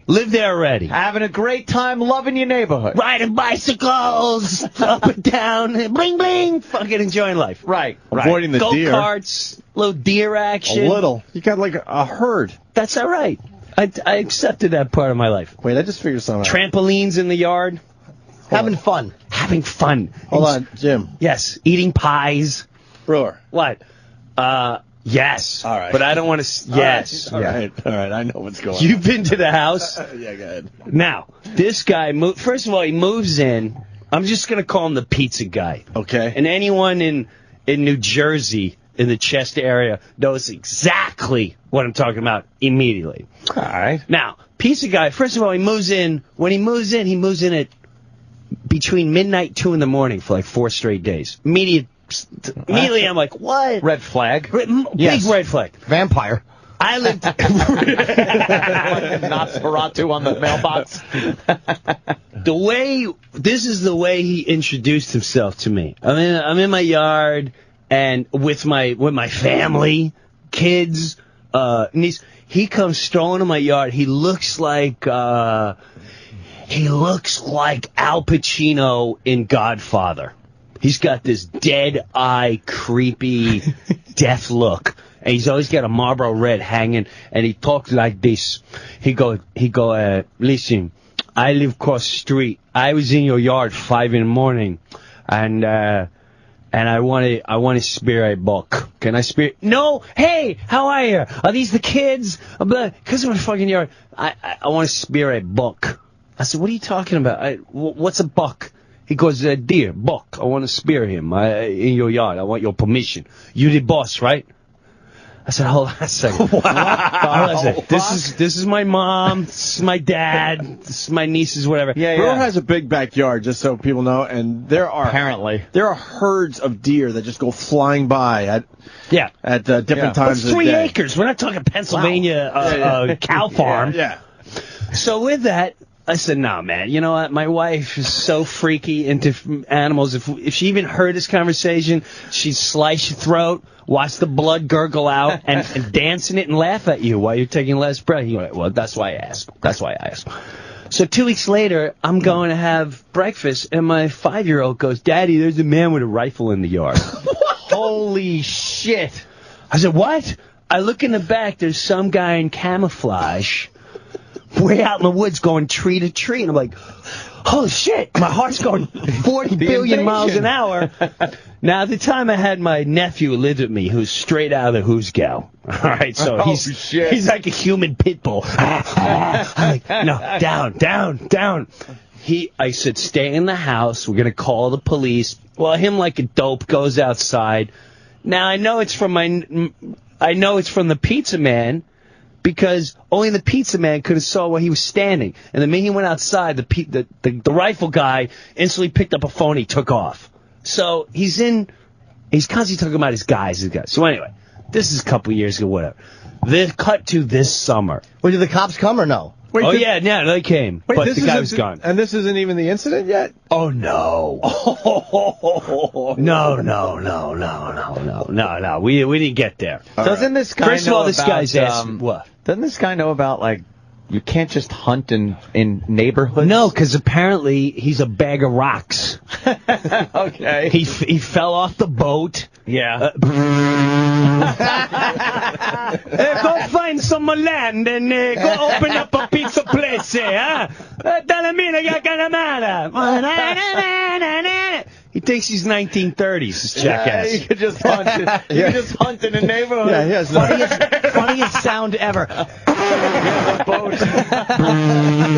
There it is, Jimmy. Jesus. The Statue of Liberty's going by in black and white. Pizza Man, make sure you write to us. We're going to miss you. Pizza Man.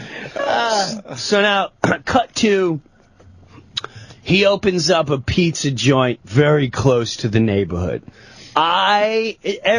Jimmy, big favor. First he goes, can you come do show outside pizza place? I said, what am I, Rich Voss? Voss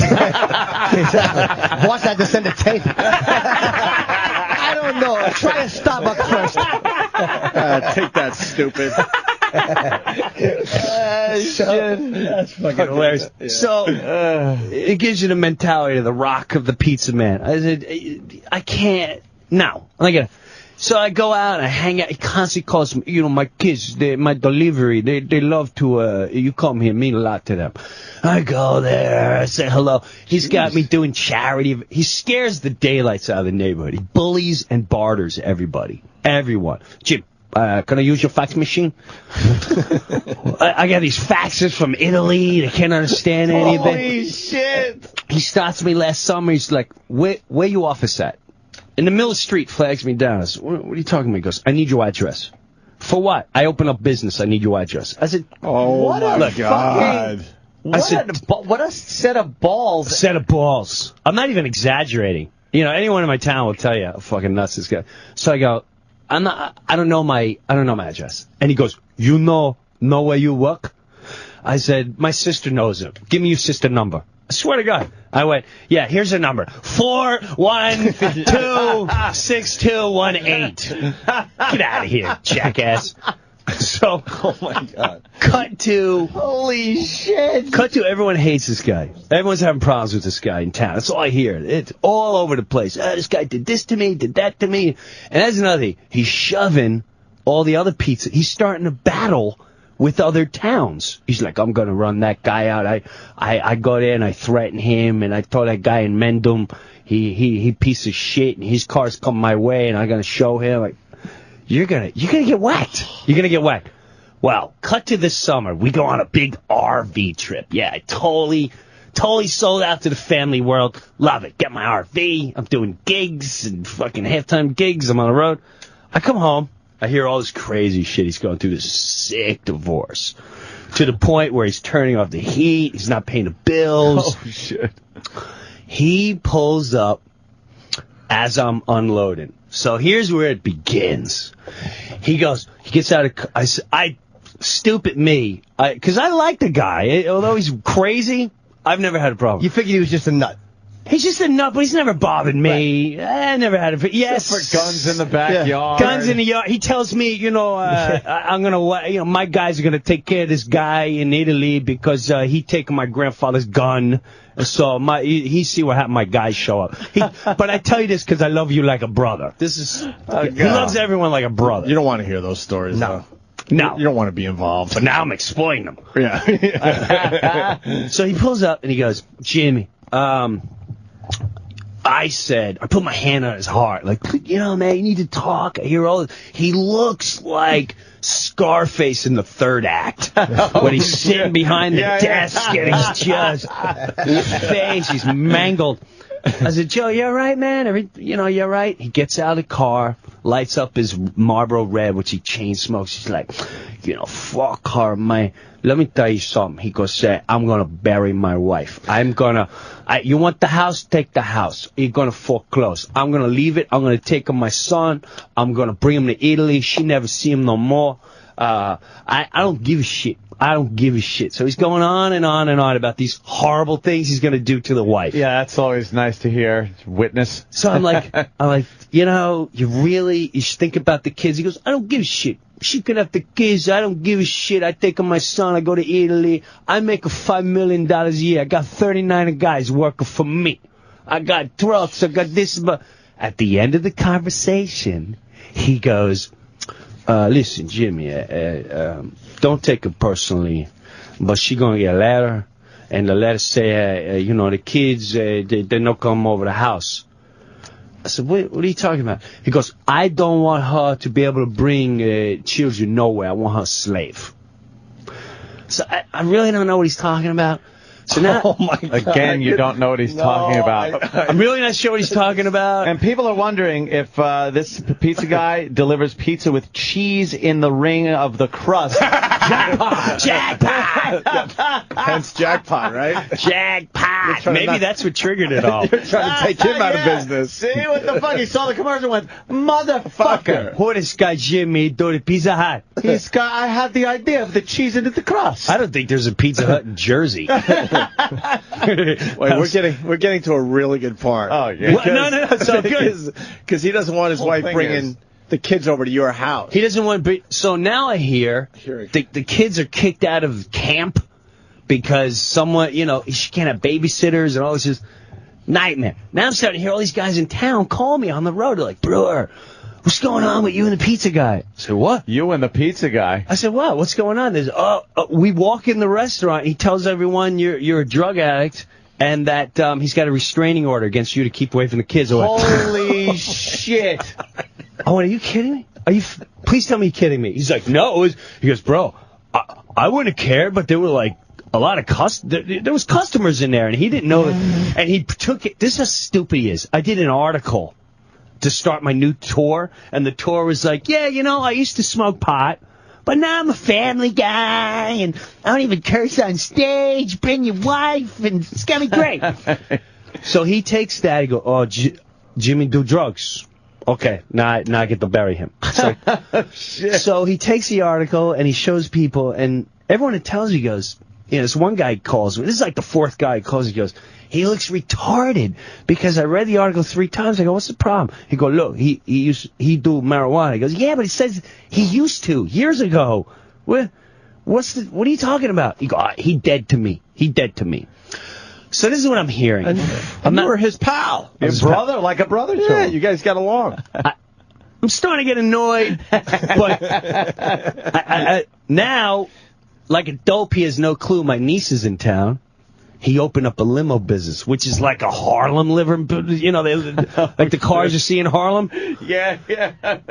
You go to my town, it's like this nice town. There's this white trash limo with this seen a prom in guy 1978. Right, guy from Nicaragua dragging him. You want to go to 1570 thing, and I bring you there for $180. The bumper's not on right. Yeah. Right. It's slightly askew. I'm not even lying. There's dents in the car. Yeah, I know. We all know the limo you're talking about. Yep. Wow. So he started. She texts me and she's like, Jim, some guy's talking about Auntie, my wife. I go, what are you talking about? This limo guy. He he brought up that he's single because his neighbors are assholes and the guy's on drugs and the wife is crazy and ruined. I said, what's the guy? Kids, I said, right. I went, are you fucking kidding? So, this is building up inside me. Now, the wife, they're going through the divorce. The wife gets a letter from the lawyer going up. The kids are no longer, here's the letter. Jim Breuer is no longer allowed near my kids because he's a known drug user.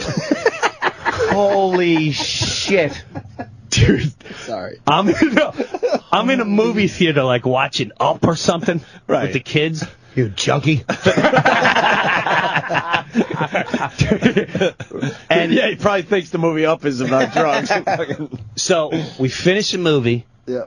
Now we took 2 cars. My wife's turning. She's like, "Don't do something stupid. Don't drive right home." I can see that look in your face. I haven't seen this look in your face since you were 18. You're like, "No, I'm fine. I'm fine." I go 90 miles an hour to this pizza joint. I go to the pizza place. I'm like, "Where's Pizza Man?" He not here. Well, you tell him that I'm looking for him because I'm tired of his family bathing in my house because he doesn't pay bills and he shuts off the gas and there's no electricity, so they have to shower in my house. You tell him that, Mr. Drug Guy. All right? You have him call me. He never calls. Never calls. Well, you're dead to him. 2 weeks later, I'm in my yard having a great day. Wiffle ball or something? Yes. Yeah. Rocking the I had wiffle my ball. family out. I had my parents, what a good in-laws.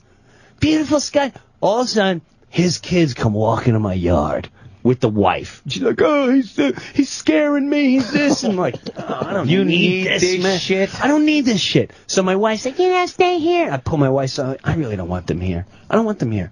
I'm spending time. Well, yeah, she's fucking having whatever. Hour later, his kid's playing wiffle ball. He doesn't even. He's never bought it. He never hangs out with the kids ever. So all of a sudden, the kids go, "Somebody's staring at us from the woods." Holy Jesus, no. You turn around, it's Pizza Man. He's in the neighbor's yard, spying. So now this is like Pizza Man. This is like a crazy, bad movie, man. This is like a horrendous horror movie. So Pizza Man is in the next yard spying on my family and his kids. So the wife is like, "Why don't you come over here like a man? You want to see your kids? You fucking and So he starts walking to his house, and I'm like, "Whoa, now we're gonna have our conversation." So I don't think. Now, everyone that works for him are like immigrants that he literally enslaves. If you talk to them, they're like, "Oh, I got to work for him because he's going to turn me in." We're all junkies. Holy shit. I go to him, and I swear to God, on a very, very human level, I swear my kids' lives, I go, "Pizza Man, you want to talk to your kids? Why don't you go talk to your kids?" He won't look me in the face. Well, he smokes a cigarette. He looks down at the ground. He's circling around like a hyena, waiting for the lions to finish eating the fucking gazelle. Hey, Mocha Joe. Yeah, Mocha Joe. Pizza Man. That's interesting. Yeah, okay. Very close to. It's funny you said that. Oh, okay. So anyway, I go, "Listen. You want to talk to your kids? Go talk to your kids. What are you staring in the woods for?" He's smoking a cigarette. I go, "Listen to me. I don't care what you've been saying around town because a lot of people coming up to me. I don't think you realize how many people know me." "Oh no," I said, I came in the pizza place looking for you. You really pissed me off about that drug." This is what he says, "You got that all right. You got that right. You had every right to be angry." I said, "Well, I don't care what you say about me. Don't talk about my wife." He go, "What are you talking about?" Now, he's not supposed to have a limo business because his papers aren't done. He's not supposed to collect money. Oh, shit. So I said, "My niece was in the car when you drove her." He went ballistic. "I never drive in a fucking car!" Hold on. He gets his finger in my face, and now I'm thinking, all right, touch me. Go time. Now, I got my kids watching, my parents, my in-law, everyone's like, "Oh my God, Oh, Jesus Christ, Jimmy, get in the house! Like, everyone be quiet. I ain't afraid of this little fag.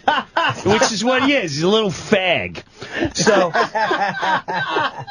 So he doesn't dare touch me. He's going, who your niece? I said, I'm not going to tell you who my niece is. Yeah. The fact is, you were in the car and you were talking about me and my wife. Don't do that. You son of a b. I know fuck. And I said, don't tell your kids I'm drugs either, because I'm tired of them coming over here going, hey, Mr. Jimmy, my daddy say you on drugs. So he gets intimidated by me because I looked him in the eye and I kept walking up to him every time he walked away. So he turns around and he goes, you disrespect me. Oh, shit. Oh, no. I said, how do I disrespect you? He goes, I told you, my kids come in your house, you send them home. I said, first of all, stop yelling. And second of all, don't tell me what to do with my family. Your kids come over to my house. I'm not going to tell my kids what to do, and I'm going to send your kids home. I go, you got problems with your wife, you deal with your wife. Don't involve me in your bullshit. He goes, I told you, you know what? You're going to get it. You're going to get it on a Tuesday. What? And he starts walking away. What? He starts walking away like, Tuesday, you're going to get it on a Tuesday. Now, Tuesday, I'm going to L.A. And so I'm like, oh, my God, I got to leave this nutball with my wife and kids. What does that mean? I'm going to get it Tuesday. On Tuesday. So now I call the cops. I didn't call the cops. Someone in the family called the cops while this is going on. Cops come. All I'm going to say is, that's when I got scared. And they were like, that guy? Oh, no. Oh, shit. All right. They kind of know about it. Stay clear. They're like, dude, yeah. So I do my own investigating. Apparently he's up for assault with a death. This is what a bag of rocks this jackass is. Holy shit. Why are you on our show telling this? This is great. This bag of rocks. Yeah. There's a town pool. Can you do the noise again for the bag of rocks? Hey, Pizza Man, to take you a bag of rocks. And remember, if anybody confronts you, you come to Mama. Mama give you a huggy. And Mama making you sauce. I come here with nothing but the change in my pocket. He's going to leave with nothing, too. They're calling this Breuer's Lakeview Terrace. So bag of rocks. The cops show up. Cops go up. And say, I'm not even going to say what I learned there, but they said, listen, we're going to make a police report. Did you learn some bad stuff, though? I learned bad stuff. Say? I learned bad stuff. Multiple bad stuff? Multiple bad stuff. Oh, shit. Were you scared or angry? Both. Okay. More angry, because especially what happened right after this. This is when I got angry. This is when my blood level went through the roof. And so now, just to give you an idea, this jackass in town, he's up for assault with a deadly weapon, but it sounds worse than it is. Right. Basically what he did was, this is what a bag of rocks he is. Some guy came to the town pool, which he bullied himself into. He literally sending fish and letters to the guy that had the place. So, the guy gets. I gotta help. This doesn't need help, but I've been to Breuer's house in his neighborhood. This is like the most peaceful. Beyond peaceful. It's like the epitome of suburbia. This is what I got worried about too. Yes. You got this guy just threatening everybody. We live in a place, he had about 50 trees in front of his house. I used to walk out and stare at woods and trees, and he'd chop down every... That's what I went for 3 straight weeks. He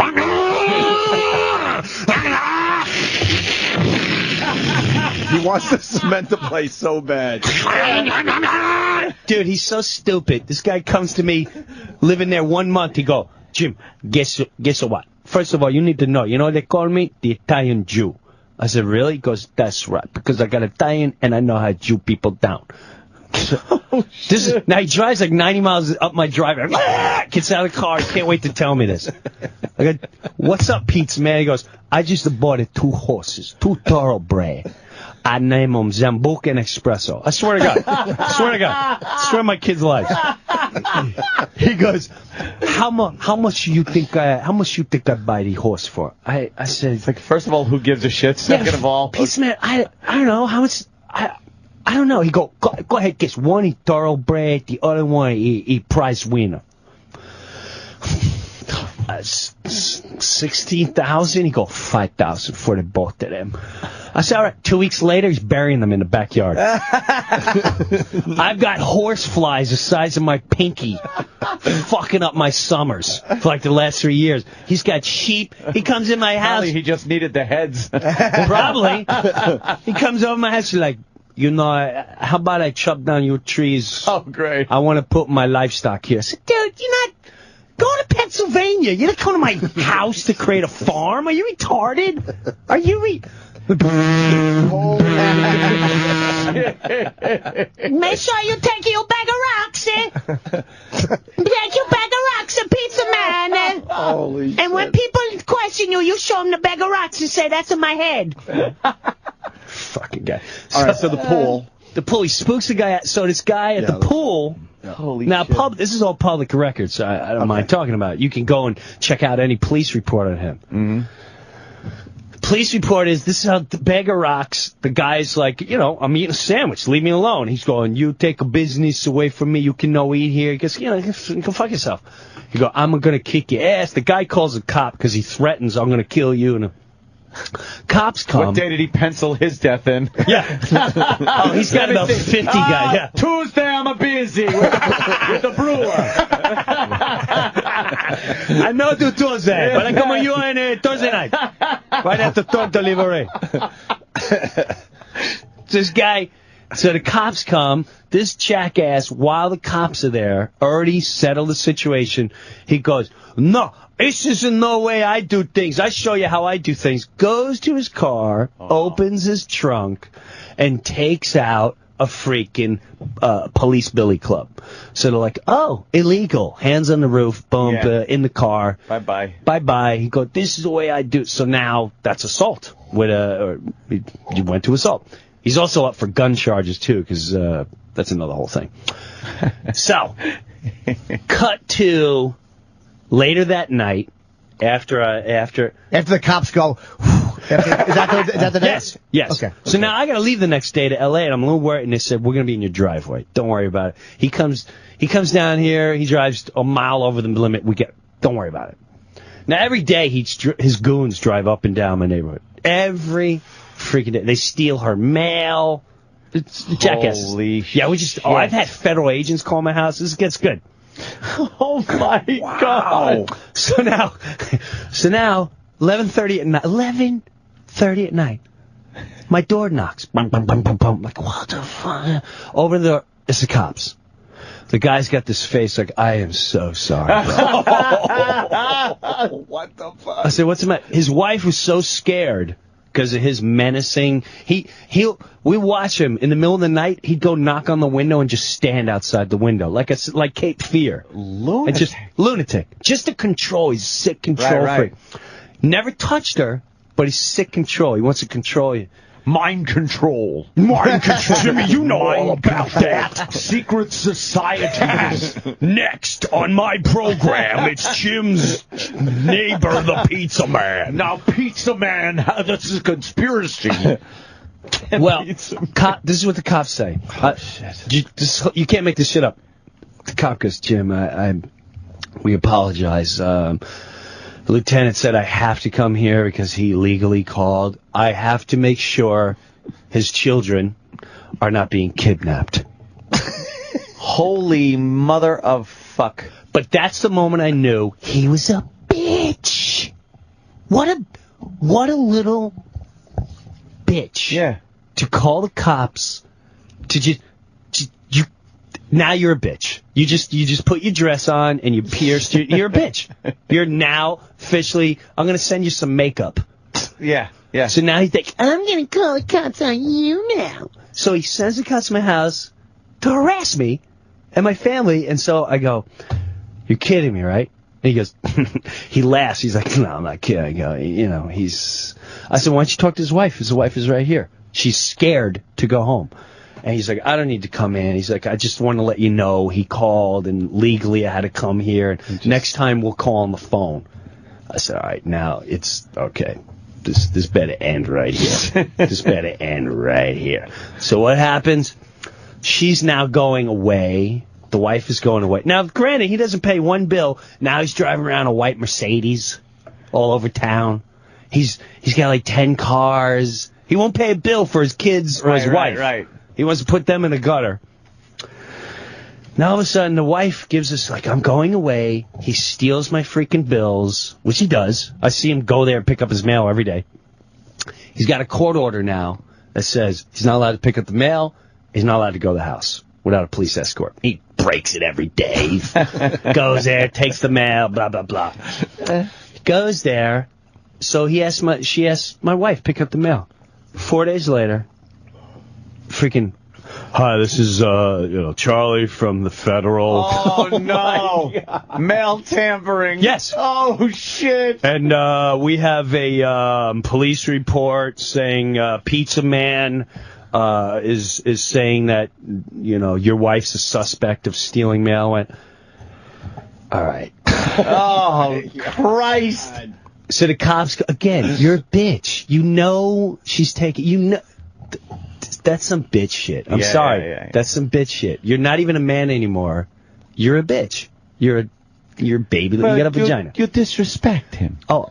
Yeah. Yeah. Your fluid just goes, yeah. You're in hell, bro. You are fucking on fire pissed. Beyond on fire pissed. Tell. I know exactly where he walks at night.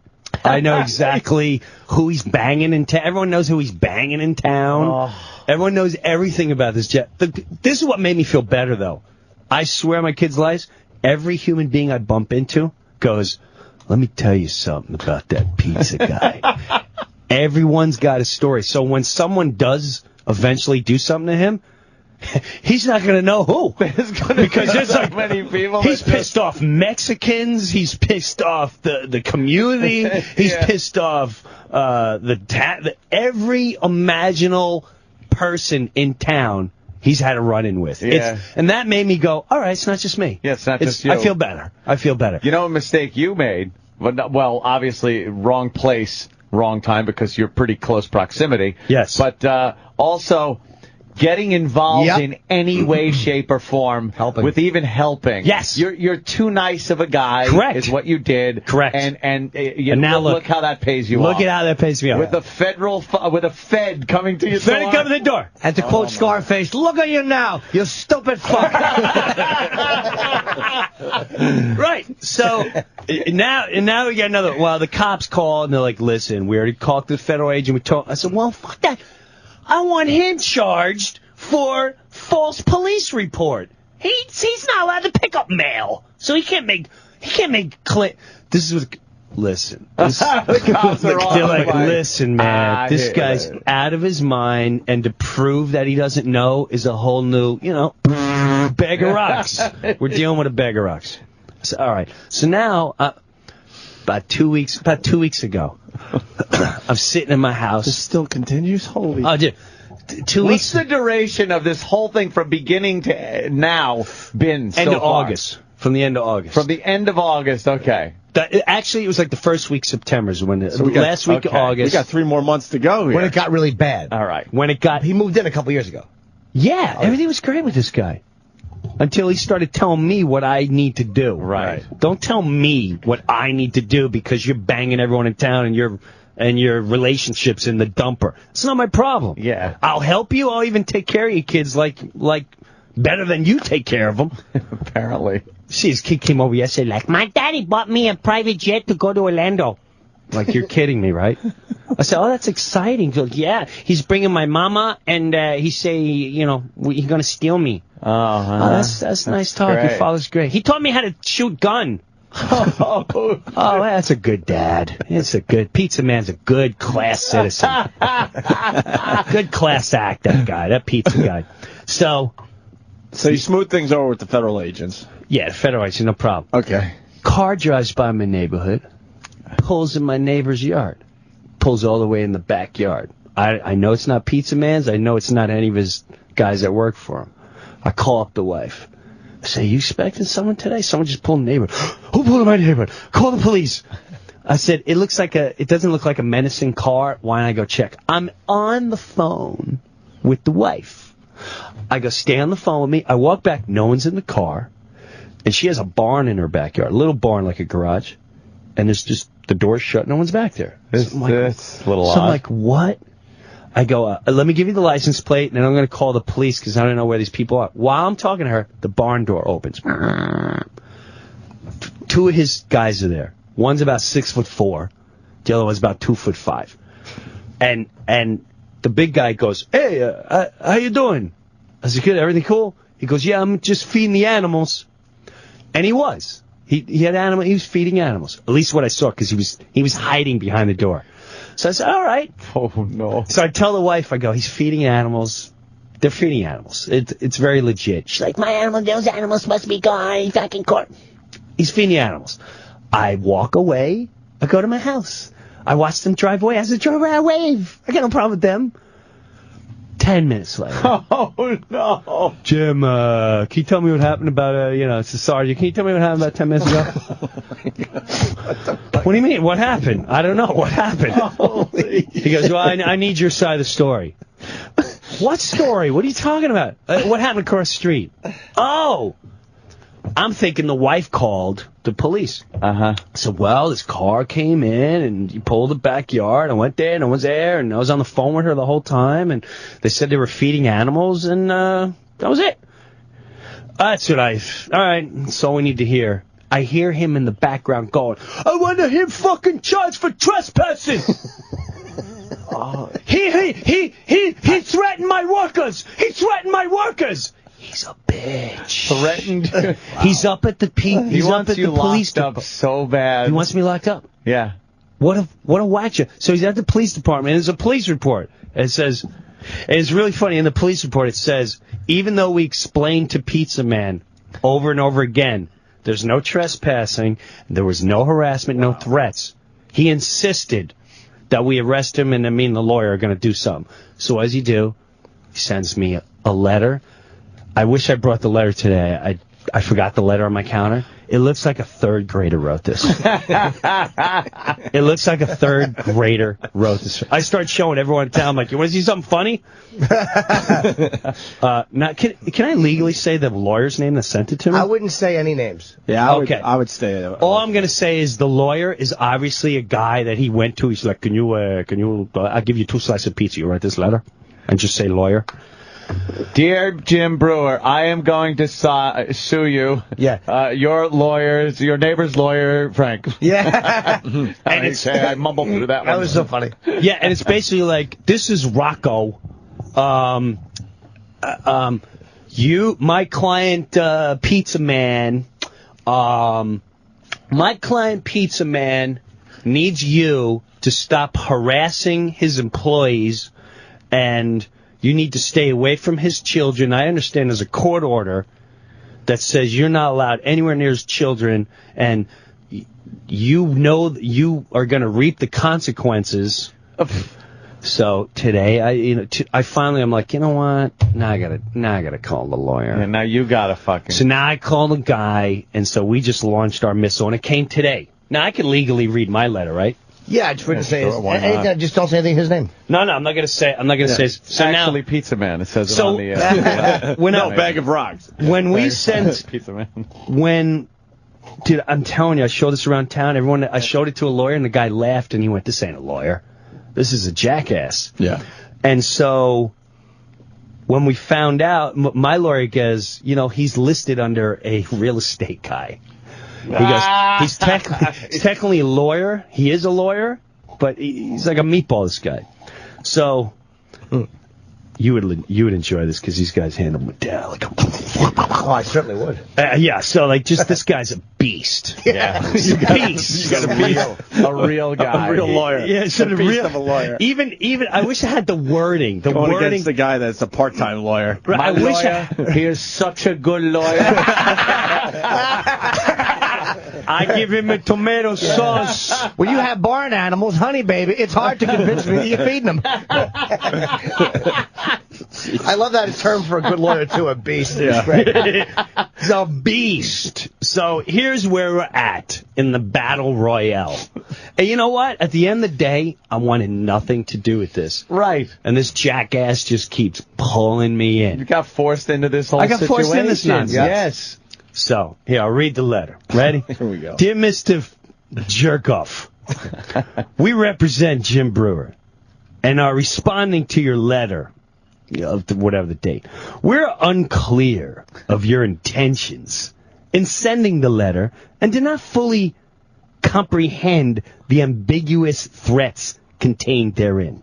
In order to assist us in advising our client, please provide us with copies of any court orders served upon Mr. Breuer, which in any way purport, I don't even know what that word is. Purport. I think maybe further the cause of or further the thought of. That's just a guess. Thank you, Jim.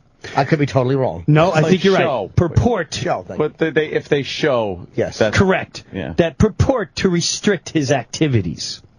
While your client appears to be going through a difficult divorce, I'm unaware of any orders, ordinances, or restrictions upon Mr. Breuer's constitutional right to associate with anyone, including his neighbor, your wife, which I won't say the name, which I know right now his blood is boiling. Pizza woman. While Mr. Breuer would rather not be drawn into the marital hostilities, your client's apparent paranoia and actions including verbal and physical threats, trespassing, spying, and assaulting behavior have required frequent police intervention and caused great concern with the Breuer family.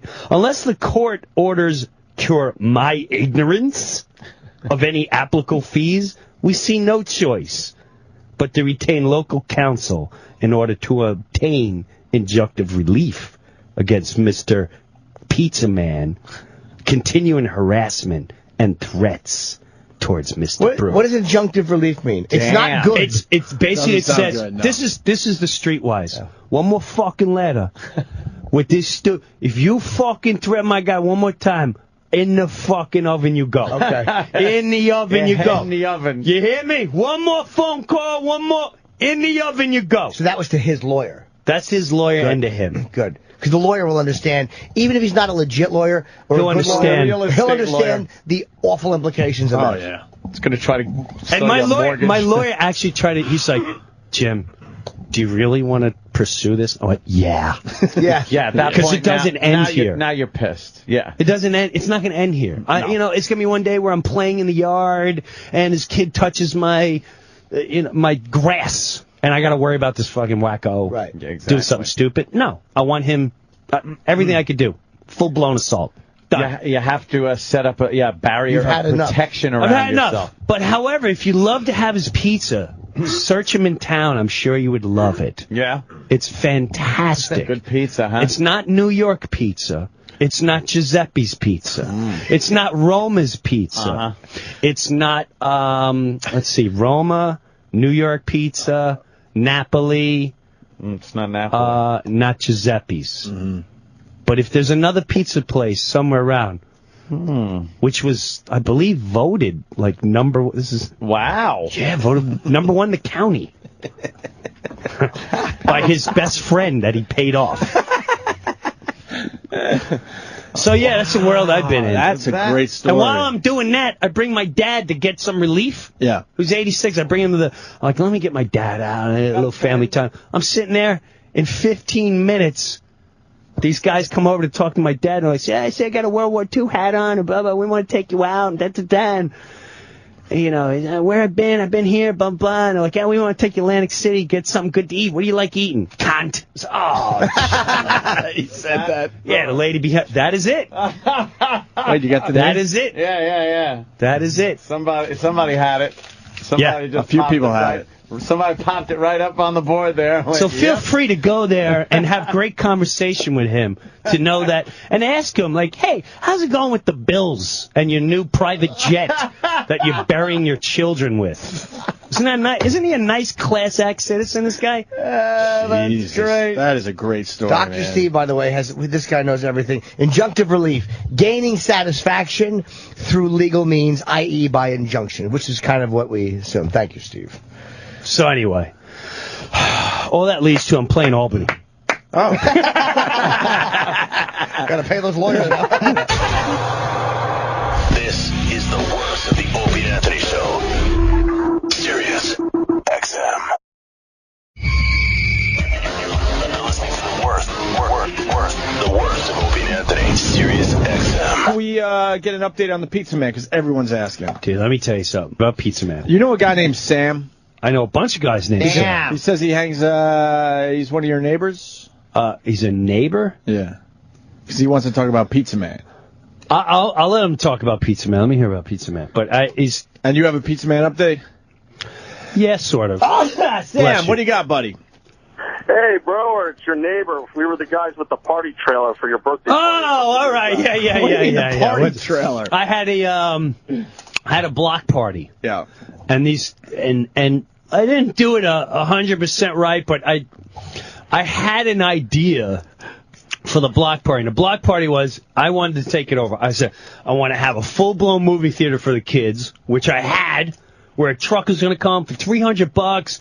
During the day, the kids play Game Boy and rock, on the big screen. Yes, and they set up those blow-up screens. Yeah. And so while that was going on, I had a band at the end of the block for the adults and karaoke. I also had an ice cream truck coming. Some of the other neighbors, they meant well, but they're like, "No, we can save so much money." And once it came down to money, that's when it's like, if I'm going to pay $25, $30, why don't we pay whatever? I knew I was taking a hit anyway. I was willing to drop a couple grand just to put the neighborhood together. Yeah. So with that, someone said, "No, my computer can link up and we can watch the movie on a thing." I said, okay, all right, you be the head of that. And the audio video guy. I can get free ice cream. Okay, P.S. cut to 4 in the afternoon, they're all wasted. And I got every kid in the neighborhood go, "Where's the movie theater?" I said, "Talk to Mrs. So-and-so." Miss So-and-so has been missing for 5 hours. So the movie theater never happened. And neither did the ice cream because they got drunk and forgot about it. Although they're fun as hell. So all the kids were like, "We never got our ice cream." And we never got that. To this day, they're like, "Fuck, you never showed the movie? You clearly said on the flyer, movie, Guitar Hero, and ice cream, and you dropped the ball." I'm like, all right, well, whatever. But this guy showed up. Sam showed up with his pickup truck, and he had this big freaking like plasma looking screen. Nice. And he was watching movies all night, and you could tell. The next time I got to collaborate with him. He knows how to figure this shit out. He knows how to figure it out. Right. So what's up, Sam? Hey, bro, I just wanted to let the listeners know, the last time when you talked about Pizza Man, yes. I thought my family was the only family that actually had problems with him. I just found out, like, the entire town had problems with him, and your story is pretty much dead on for what you were explaining for an hour about him. And, just a warning. I mean, even though you have no trespassing signs for no hunting on your property, yes. that doesn't stop Pizza Man and his buddies. Let me tell you. Do tell us a story. Was he hunting on your grounds? There was one day I was sick and I didn't go to work, and suddenly I hear this knock on the door. I'm like, who is this guy? And it was him and his buddy, and I told them they weren't allowed to hunt because the neighbors. Obviously, we all banded together with it, with the kids being around. Of course.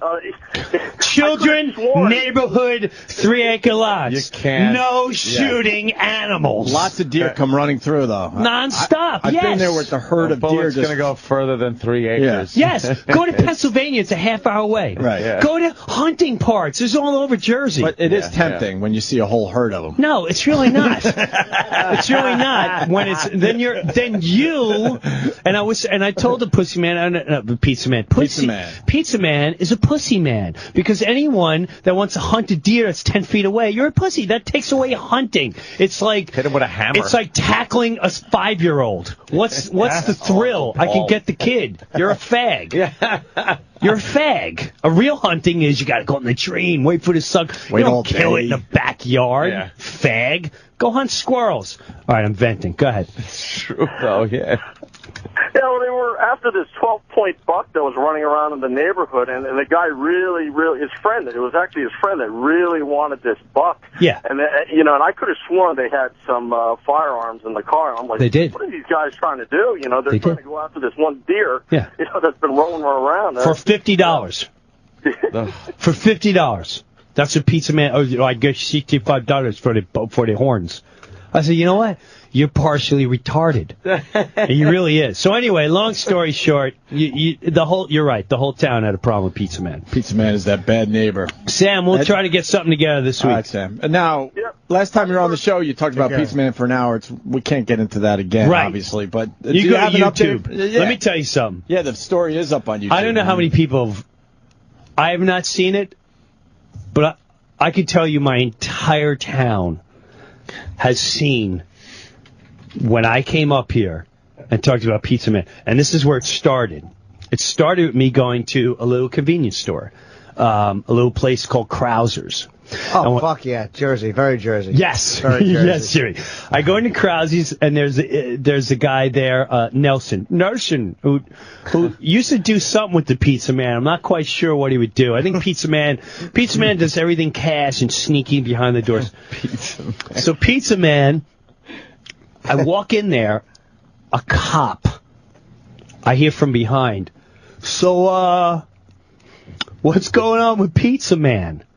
Now, I turn around. I'm like, how do you know about Pizza Man? He goes, oh, we've all watched that 4,000 times. Oh, shit. He goes, we need to know, who's the lawyer? Who's Pizza Man's lawyer? I tell them the lawyer, and they're like, let me tell you something. That guy's had his bar's license taken. He's an old man.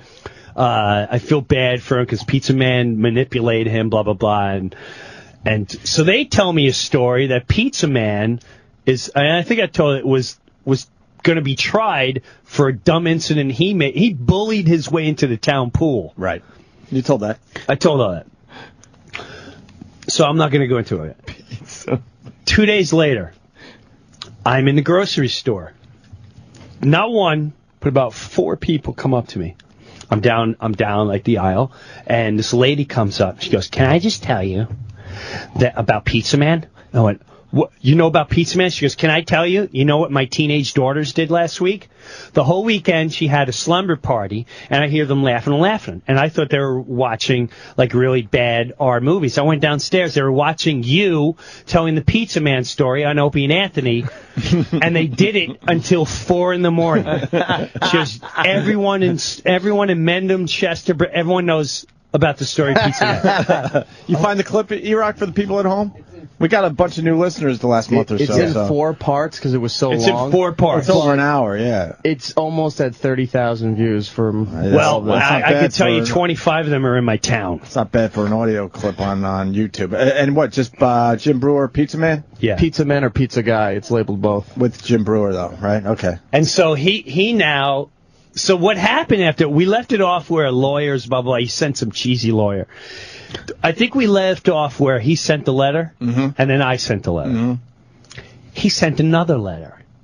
And in the other letter, his dopey lawyer wrote, he took a piece of paper. Like when you get a divorce, I don't have to tell you, you make arrangements to have them killed. Right, you go, you know, I agree that you have to pick up the kid on Wednesdays, and you're not allowed to come here, and the kids are not allowed to be alone here. So in it, the mother and the husband, Pizza Man and the wife, agreed not to have the kids alone with just me, which, quite frankly, I never want that anyway. Yeah. Why would I want to be alone with someone else's kids? Period. So, he takes that part of the article of the agreement between, and he pastes it to, so it looks like it was ordered by the court, a court order, and he sends it to me in this threatening manner, again, like, you will, the consequences, we're going to have to take action against you, and blah, blah, blah. Jesus. So now I send the letter to the lawyer, and my lawyer, again, animal. They own record companies. This is snot rocket. This is enjoyment for them. Yeah, fun. The guy laughs, and he goes, I never in my life have I seen a lawyer toy with papers. We're going to have to take his bar's license away. We're going to go after him because he legally toyed with legal papers. How could they tell he did? Did he do it and photocopy it, or was it? Yeah, like it will say like the court order, and then they'll put, and then it was a paste of just what they agreed to in typing, and then it made it look like ordered by the court of. Yeah, it's how stupid he is. It's so stupid. There's a bag of rocks. A bag of rocks for you and a bag of rocks for your lawyer. So they send, my lawyer sends him and says, I'll have you know that I'm very suspicious that you toyed with legal papers, and we're going to have to legally go after you and your client and your bar's license, everything. They called the next morning. We are so sorry. This is a big misunderstanding. I don't legally know what's going on with Pizza Man. I don't represent Pizza Man. You will never hear from us again. We're sorry for any inconvenience. They fucked up. We are so sorry. Never want to hear. So now, fuck Pizza Man in his ass. Right. We hate fucking Pizza Man. Yeah. So now, lawyer calls up. He's like, great news. I heard from Pizza Man. He goes, and I got to be honest with you, he is as dopey as you explained him. He goes, his acts, everything the way you said is hilarious, and he really is a bag of rocks. So I go, well, I want to go after him now. I want to go after him for harassing me. He goes, listen. If you drive by, he gives you the finger, he looks at you the wrong way, but you call, and now you can go after him just leave it. He's done. You're never going to hear from him again. Well, I didn't hear from him again. However, a couple days later now, everyone in town is going, oh my God, I watched that Opie and Anthony Pizza Man thing. We have Pizza Man parties. We drive by his Pizza Man place. We know exactly that. And Pizza Man. And stories are coming up. People going, did you know that I treated Pizza Man's horse? And the other horse died, and he got killed because he was malnutrition, and Pizza Man, and I had people that worked for him start emailing me going, Pizza Man threw a bottle at my head. I'm only 16 years old. Pizza Man curses. He got in a fight at the park. He fought here. Fucking legendary. Everywhere I go, they have a Pizza Man story. Someone has a Pizza Man story and how much they hate Pizza Man. He screwed me here. He threatened my mother. He bullied my grandfather. He came in here. He started a fight. Pizza Man can lick it. Nobody likes Pizza Man. Nobody. They hate Pizza Man. So with that, convenience store up in the corner, I am now getting gas. And as I'm getting gas, Pizza Man comes in. Ah, shit. And Pizza Man, me and him lock eyes. And I stare him down. And he now goes and parks the car to get coffee. So I'm like, oh, you know what? I'm done getting gas, but I can use some coffee. What an asshole. So how do you like your coffee? I get out of the car. Yeah. I go right next to him. I don't even say a word. I'm just standing right next to him. And he's looking down the counter. That's what Pizza Man does. He never looks you in the eye. He's looking down the counter, and he goes, hey, Jim, how you doing? No, I don't even answer him. So I go to get my coffee. He goes, no, don't use that one. That one no good. You use that one. And I'm just staring at him. And so he pours the coffee for me and puts the coffee in front. And he never says a word, and I never say a word to him. So now he won't get online So I just pick up now the whole time it's right back to Jefferson Avenue, Long Island, king of the block. You're going to feel my wrath now. So now I'm online, and I'm just staring at him. And he won't get in line. And he's circling his coffee. I wait till I leave. I'm about to leave. As I'm leaving, then he gets in line. I go, you know what? I'm not done. I got to get cash. I forgot I got no cash. So I go back in the cash line. He's looking at me. I'm staring back at him. I walked out the door with him. I walked him all the way to his door. He got in the car. I looked at him. He never looked at me. I watched him drive away. And that was the last I've ever dealt with Pizza Man. Not a fucking word, huh? Not a word. Now I don't look at him. He don't look at me. Oh, he's still in the neighborhood. His house is. He's not. He's not. He's up the street, sort of.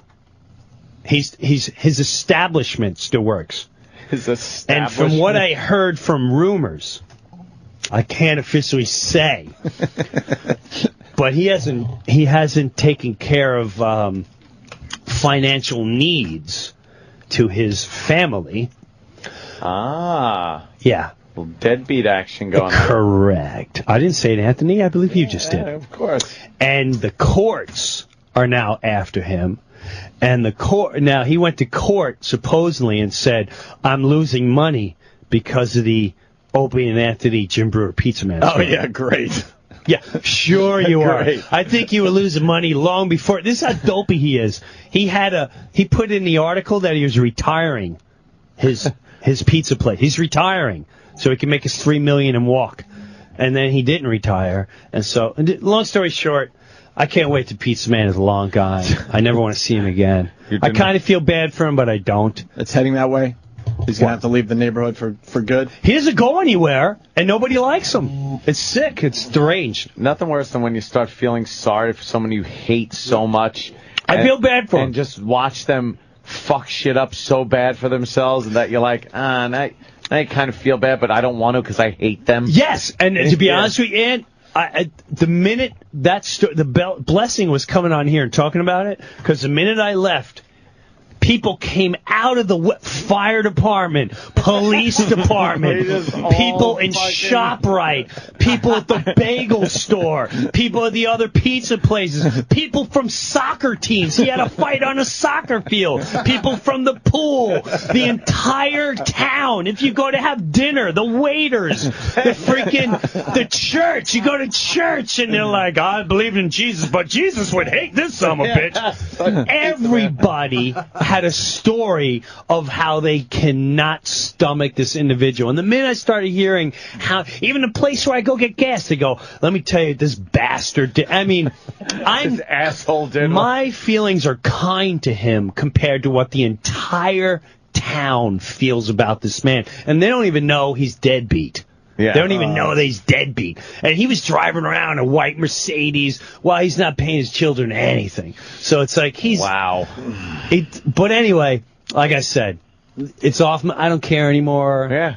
Whatever. He's got the whole town to deal with. I'm the least of his concerns. I want to go to your town and get a Pizza Man sighting. Dude. Now I feel like I need to see you want to come this like week? A celebrity. You come this week? Yeah. You come this week. Go see, and I'll tell you what. You know what kids start doing? I shouldn't say this, but I should say it off the air. I guess I have that story because I was saying bag of rocks. Yeah. Often, as a present, little bags of rocks were left. Oh shit! As little sightings. It's taking on a life of its own, Pizza Man. It's really sad, though. All the guy has to do is just be a regular guy. Just be a nice regular guy. Stop being a dick. Stop being a dick. Hey, how hard is that? Just don't be a dick. What amazing advice, though. Just stop being a dick. Stop being a dick. That's all it is. That's what it comes down to. And you know, again, I was probably his only ally he had. Like, I would still... You guys started as sort of friends. Although he pushed his way into he pushed his way into my life. Yeah, but even then, I understood him. He's off the ball. He's a bag of rocks, all that jazz. Bag of rocks. I respected him, but he came after me. Mm-hmm. And I mean, he came after me. All bets are off. Especially when he went after my wife and like, are you a sick individual? Now all bets are off. And a lot of people out there are a little confused. You got to check out the original clip. When Jim Breuer came in, it's in 4 parts on YouTube. You have to look at it. It's an amazing story. They have Pizza Man parties in my town. I'm not even kidding you. My pool man, the pool man came and he goes, we're going to Atlantic City and we're having a Pizza Man party. I swear to God. They go and have Pizza Man parties. They watch the YouTube piece and they drink and they hang out and they laugh at Pizza Man. Isn't that hilarious? Can you imagine a whole town just like that? Awesome. Just because you're a dick. Oh yeah. Can we? Whatever you want to do. Yeah, whatever you say. How is it? It's weird going to every show, the Antisocial Network, and everybody comes up to me and goes, "Pizza guy, pizza guy, pizza guy, pizza guy, pizza guy, pizza guy, pizza guy." I've never seen anything like it. We requested on behalf of. I had a great conversation with Jimmy.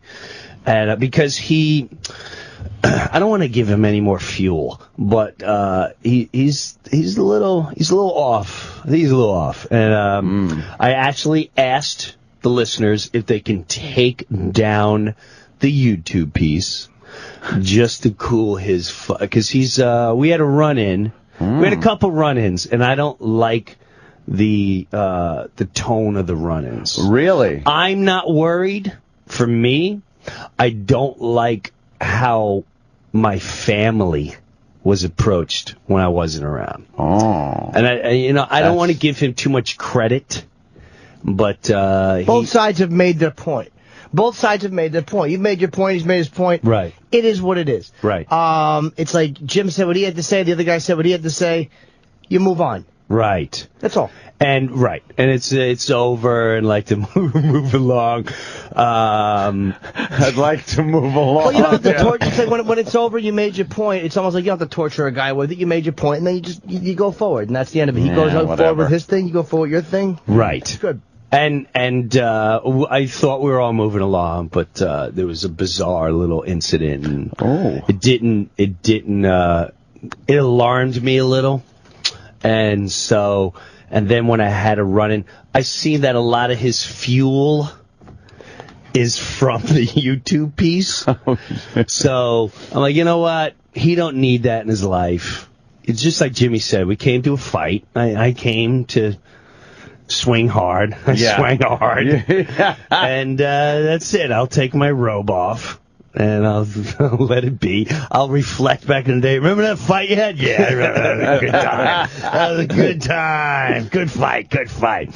So, if any of your listeners are kind enough, it would help me out tremendously if you're just like, you know what? We'll take it down for you. Yeah. And hopefully they'll listen. That's a request. It's the right thing. Simple. No, but do the right thing, man. And it's more the right of a thing for Breuer. Family thing, man. Right. It's really. Yeah, you want to, if you were just alone, fuck it. Correct. If you're a single guy. If it was just me, I would be worse. You'd probably be in prison. Or someone else would be. Yeah, true. But everyone thinks about their family. Jim thinks about his family. I'm sure that guy thinks about the way his family reacts. It's like everyone's got their family at stake. So it's like you don't want your family hearing bad stuff about you. Jim doesn't want his family. You know what I mean? It's like, move on. It's done. Right. He had little kids. He still has little kids. Great little kids. Yeah. And we'll get into a better side of it. As time goes on and off. Sure. If time, I'd like to unleash. But just can't. All I'm going to say is it would help the cause if that was just taken out. Fair enough. That's all. Man. That's not a bad request at all. No. So. No. I've requested certain things be taken down. Brewer's been. And usually they're cool about it. Yeah, well, I've been never a had trooper over the years. problems. It's time to call in a favor. Yeah. That's all. Just calling in a favor. Calling in a favor. Yeah. After the years of fucking-tainment. He'll perform at your pool party this summer for you. I got great. Off the air, I'll tell you some great stories. You have a Pizza Man update, I heard? Here's the Pizza Man update. For the people that have been following that saga. It's too long to get into now, so just give the update. Here's the update. We're going to court. No. I so badly just want to give the court date and all that so people can come watch. Show up. Because you can go to a court and watch. Yeah. But here's the interesting that he's got 2 court dates that day, 2 different scenarios. Different things. Yeah. Same day. And because it's open, our court date is in about a week or so, and it's for him aggressively following my wife. Jesus. With the kid in the car and an infant in the car, which he has done before, not with my wife, but with other women in town. Maybe he's making a babysitters. delivery. It could be. And that I think that's his defense.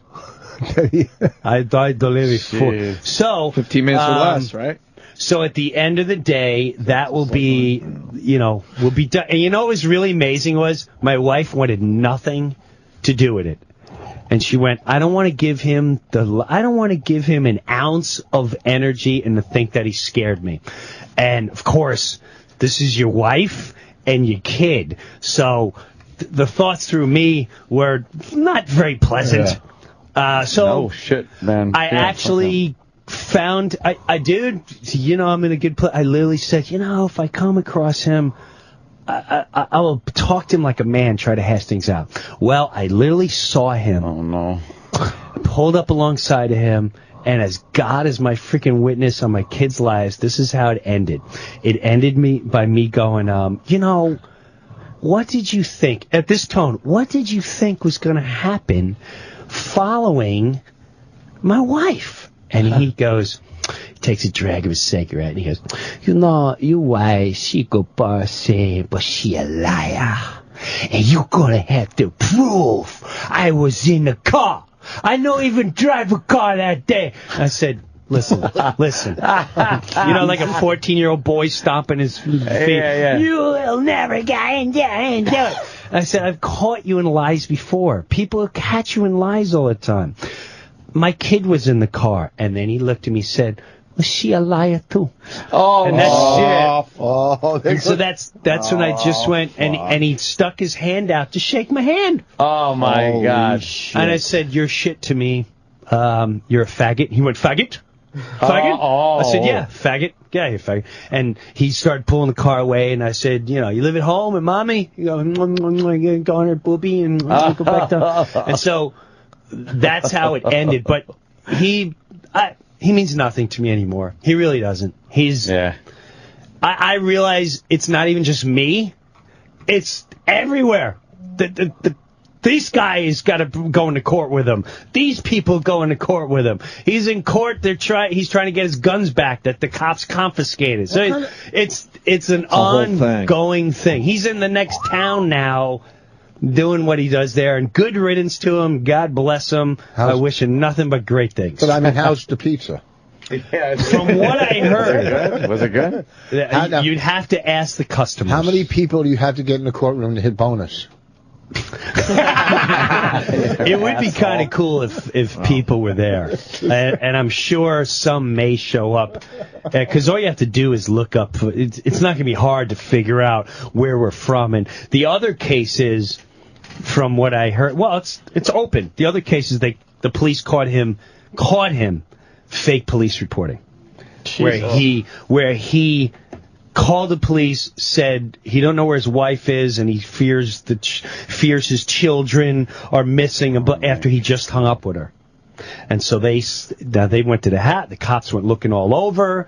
They're making out the reports. Phone records. What's wrong? And so what they did though is they said they finally got her, and she's like, I've been talking to him all day, and said, give us your cell phone. Found all the phone calls. Found all the conversations. He's dead meat. He's done. What is he, I like to crazy? see what he. I think there's. I'm not gonna lie to you. It sounds like there may be a. I would say there's a drug addiction. No, I would Anthony say it's a doesn't thing. follow people. But it sounds like a blow addict mentality. Yeah, you don't know for sure though. No, I don't. I absolutely do not. But you really don't know for sure. Sounds like. I have no clue. But because You could say again, sounds like my yeah. mom, I don't know where does your mentality? There's so much you can do. Just make your pizza. Yeah. Enjoy your customers. Enjoy life. Enjoy your children. Why create so much drama? Why? No one cares about it. Just enjoy your life, man. Get on with your life. Get on with your life. Just a minute, ladies and gentlemen. I think something is happening. This is the worst of Opie and Anthony. Sirius XM. This is the worst of the Opie and Anthony show. Hey, asshole! You guys suck! Sirius XM. Listener request worst of. My name is Erock Radio on Twitter, and we're taking your requests at OA Worst of on Twitter. OA Worst of on Twitter. That's where you send everything to, and we promise we'll try to at least read it. I'm not saying we'll play it, but we'll at least read it and see if it works. Moving down the list here, going to Tom Houghton, Houghton 91 on Twitter, and he wants to hear the time that Jimmy convinced Patrice O'Neal that Face Off was a terrible movie. This is one of Jimmy's favorite moments. He brings this up time to time, that he was actually able to change Patrice's mind on something. Here it is, the movie Face Off and Patrice O'Neal. This is the worst of Opie and Anthony. Sirius XM. Chow Yun Fat belongs in China with John Woo in China doing what they do without the American rating system ripping the bag off of both of them. Because there's no way John Woo is going to do a great John Woo film in this stupid Hard country. Target with what's his name? Jean-Claude Van Damme. That was a good movie. I didn't see that. That was a John Woo film. I John saw Woo. Face Off. Face Off was a great movie. I'll throw my coffee in your face. You didn't like Face Off? How can you? It was pretty good. Oh, that stunk with the awful touch that Travolta did. The creepiest move ever. Yeah. Whenever he would leave his wife, he would take his fingers and brush them over the middle of her face. And that was the move he would give her. Like, that was supposed to be the affectionate couples thing they did. And then when Nicolas Cage was in the body, I'm not Castor Troy.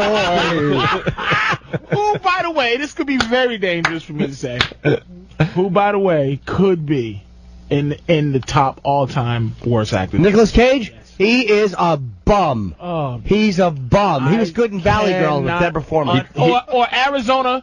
Raising Arizona. Why is he that had bad? me in tears. Why is he? Because he's royalty. He's like F royalty. He terrible. takes me out of every movie he's in. He is just every effing movie. He's terrible. Ghost Rider was just shocking. That fingers across wait the a face. minute, no, you're making me turn on Face Off. But it was just. That was the big move. It was a good movie, though. It was a good movie. They had to say, how could they connect?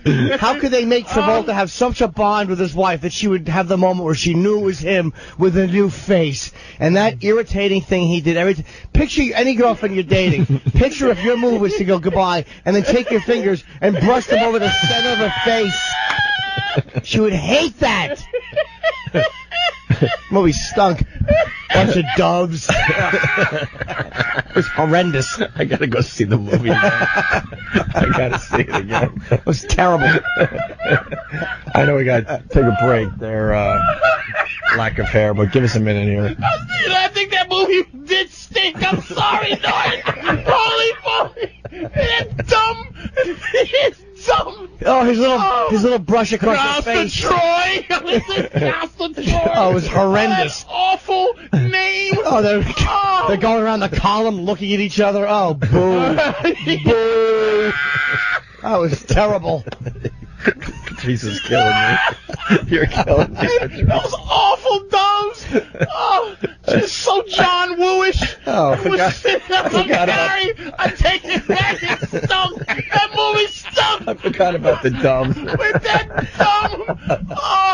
Oh, that was horrendous. Oh, John Travolta and his tour de force when he played Castor Troy, the mean Castor Troy, and the nice him, and they just reverse it, and they both thought they was amazing. And those dumb method actors, they probably sat in there like sucking each other's vibe up as they did. Just terrible. Nicolas Cage probably put on Travolta's awful wig. Tried giving a Hummer to a guy in a 727. Oh, Face Off stuff. Oh my God!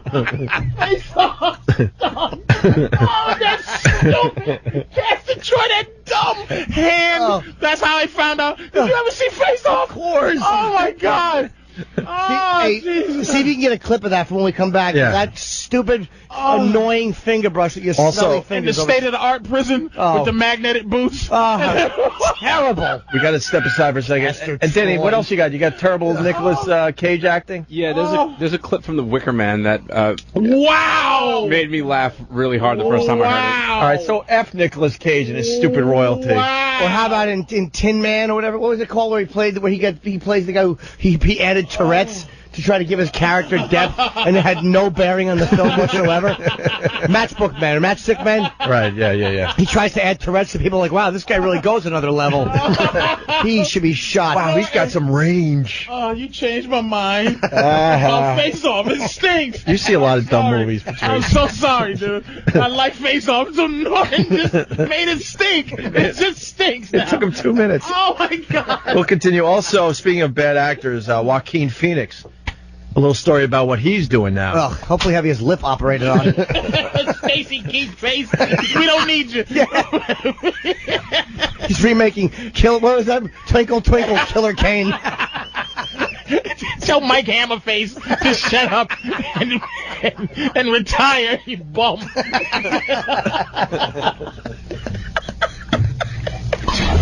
Opie and Anthony. Anthony's out sick today. We got Patrice O'Neal killing for us. We were laughing through the break, man, because he's apologizing to Jimmy over Face Off. It took Jimmy 2 minutes to turn you on a movie you thought you loved. I knew it was bad, but the things you were picking up on were things I was ignoring because I was just watching this. I don't know why I thought it was good. That's why it took so fast. You picked out the things that I was hiding inside. And you questioned it. Yeah, and it just was as dumb. That movie stinks, and I'm anti-Face Off that quick.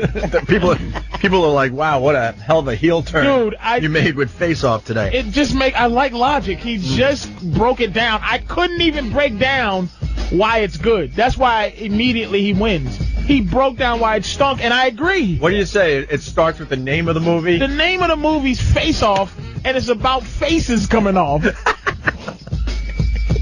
It's about faces coming off. It stinks. It really is. It's a heinous movie. Face Off. And we just saw the clip where Travolta comes and hugs his wife, and the daughter runs in, and they look at each other lovingly, and he does that awful, it's like a blind, it's the way David Patterson says hello to somebody. He just puts his hand, he just brushes his dumb hand over her face, and her lower lip drips a little when his finger brushes. No, wait, and Norton, wait. See, I remember that he squeezed it, like he would hold it and pull the face, as he's pretending to pull the face off. He takes his hand and strokes down the entire face. It with his open fingers across each region of the face, down over the mouth, over the lips. It stinks. That's not even acceptable if he Purelled right before he did it. His dirty hands. It just, I can't believe, Norton, I have no comeback for how bad that movie is. Well, I'm right with you. And let's stay with Nicolas Cage. Danny found something that's really funny, Danny. You guys been making fun of Face Off for a while, you and Travis? Yeah, me too. Every dude. Since we've all known each other as a group, we've been just bragging on that. Especially the part where Travolta is talking to his crew. He's the Nicolas Cage character now, but he's talking to his crew. He's talking about what happened. He goes, they took his face, and then he makes this gesture like he's taking the face off, like Patrice had mentioned, off, and like this big dramatic pause. They took his face off. It's just and he's walking around with the lower derm. What's the second layer of skin? Oh yeah, I was just watching that on YouTube. Yeah, and he's just walking around. He's doing acting with the muscle tissue. And he's smoking a cigarette, and it's just muscle tissue. It's muscle tissue and a cigarette, just walking around, angry that he has no face, with his magnetic boots. And then when they come in and they have completely different bodies, but since they have the same faces, you think it's him. Oh yeah, John Travolta, who's pudgy, and Nicolas Cage, who works out every day. You know what? I got his face. I mean, put Opie's face on my face, and I'm gonna walk around and It's gonna be Face Off now. I got Opie's face. This is the same person that loved the movie 15 minutes ago. It's stupid. I will never be your friend, Let man. me tell you suck. something. You'll turn on your friends like that. No, I will not, because if someone comes up with a better reason, like if I'm going, hey, yeah, I'm friends with Opie, and you go, why? Because here's why I'm not. Right. And somebody systematically breaks it down, and I go, wow, I was thinking I shouldn't be friends with him for those reasons, but you didn't. You said it. You didn't even have You didn't even have a counter argument you to know Norton's why? observations about the movie. Because he picked out the things that were dumb, and the things that are good about it are dumb. Yeah. Like everything is dumb about the movie. Now I gotta go and see that movie. Yeah, But he picked out It's the been too long. worst of the dumbness. Yeah. With the hand and the doves. The hand ruined it for me. And the bullets. You can see the bullets, and somebody's moving. And They were doing a video game thing there. oh, God Hey, damn. let's go to Danny. So you got a clip of Nicolas Cage? Yeah, this is a clip from The Wicker Man. Oh. And to be perfectly honest, I never saw the whole flick, but I was shown this Good for piece you. of audio, and I immediately busted out laughing. This could possibly be one of the funniest things I've ever heard. Good It's not supposed to be funny, obviously. It's not supposed to be funny. What's happening in the clip? To be perfectly honest, I'm not exactly sure, but something is attacking Nicolas Cage. Let's just put it that way. He's being attacked by Oh, something. I want to pick one of the Coppolas. Hold on a minute. Is it the scene where he actually finds out? Like I said, I'm not sure because I Okay. haven't seen it in its All right. entirety, but just give it a listen. Let's take a listen. Oh, no, not the beast! Not the beast! Ah! Open up my eyes! Eyes! Ah! And that's it, but it makes me laugh so hard. Can you? You got to put that in my replay now. We're gonna make that a big one, Dude, you gotta go from the moment he finds out that there's a cult, there's some kind of weird cult, the moment he finds that out to the moment he's burning to death is the worst. It's excruciating me. Let's go to Santiago from Santiago, probably in Denver. Yeah. Santiago, yes. Oh my God. Hey guys, how's it going? Hey. I watched that movie when I was 16 in the theater, and I have not Face stopped Off. talking about it ever since. I tried to tell my girlfriend about the brush move with the fingers, but my favorite part is when John Travolta is switching over to Nicolas Cage, and they put this voice box in him, and they go, repeat after me, peach. I can eat a peach for hours. And it's John Travolta's voice, and all of a sudden it gives this little, and it turns into Nicolas Cage. Peach. I can eat a peach for hours. Well, I bet you that Travolta probably couldn't say I could eat a peach for hours. There's something in his real life that won't allow him to say that. Yeah, I wonder why. I can chew a ball for months. No, repeat after me. I can eat a peach for now. No. I can chew a ball for a month. That stupid face brush. Dad, were you eating onions? Oh, no, Daddy's bag was itchy. I'm telling you, I can't. I have no retort because I just liked it. And if anybody, there's some movies you go, I liked it, but if somebody can give you a good example of why it's bad, I'll turn on that movie in a minute. This is the worst of the Opie and Anthony Show. Sirius XM. What is going on? This is the worst of the Opie and Anthony Show. Sirius XM. Listener requests, worst of show. My name is Erock. Send your requests, please, if you haven't heard me say it a million times. OA Worst Of on Twitter. Only to OA Worst Of on Twitter. To anybody else's Twitter, Facebook account, emails, phones, fax, whatever. It gets deleted or ignored, and we're not going to respond to you. OA Worst Of on Twitter is the way to get everything in. And we're up to, who's this guy here? Brian O'Shea. Oh, his Twitter is Fat Irishman, so I'm guessing with the last name O'Shea, he might be a Fat Irishman. Fat Irishman is his handle on Twitter, and he's requesting the complete Jimmy birthday gifts to Ozzy Osbourne story. This is a few parts. It's going to be a little bit, but it's definitely well worth the journey to hear how all of this turned out. It's a whole ordeal, a whole to-do, and we're going to lay everything out for you right now on the Listener Request Worst Of Show. This is the worst of the Opie and Anthony Show on Sirius XM. Oh, for Anthony. This is your song, Anthony. I thought it was for Ozzy, for Jimmy. That's true, too. If you're just tuning in, Ozzy Osbourne's going to be here at 9:40. And Jimmy got him a birthday gift that Ozzy will have to open live on our show. Yeah, we just found this out, because it's Ozzy's birthday. When is his birthday? December 3rd. Right. We all know your obsession with Ozzy Osbourne. I call it an obsession. Yeah. I got to ask you this. Sure. Who's your second favorite celebrity? Got to be Gene. Well, okay. Gene Simmons, right? No, I actually do love Gene, because, again, I grew up loving him. I would say... But Ozzy's number one by far. Ozzy, God, no one the only compares. person Ozzy would take a backseat to would probably be Pryor. But, he's dead. But I would say Pryor of all time first, and then Ozzy.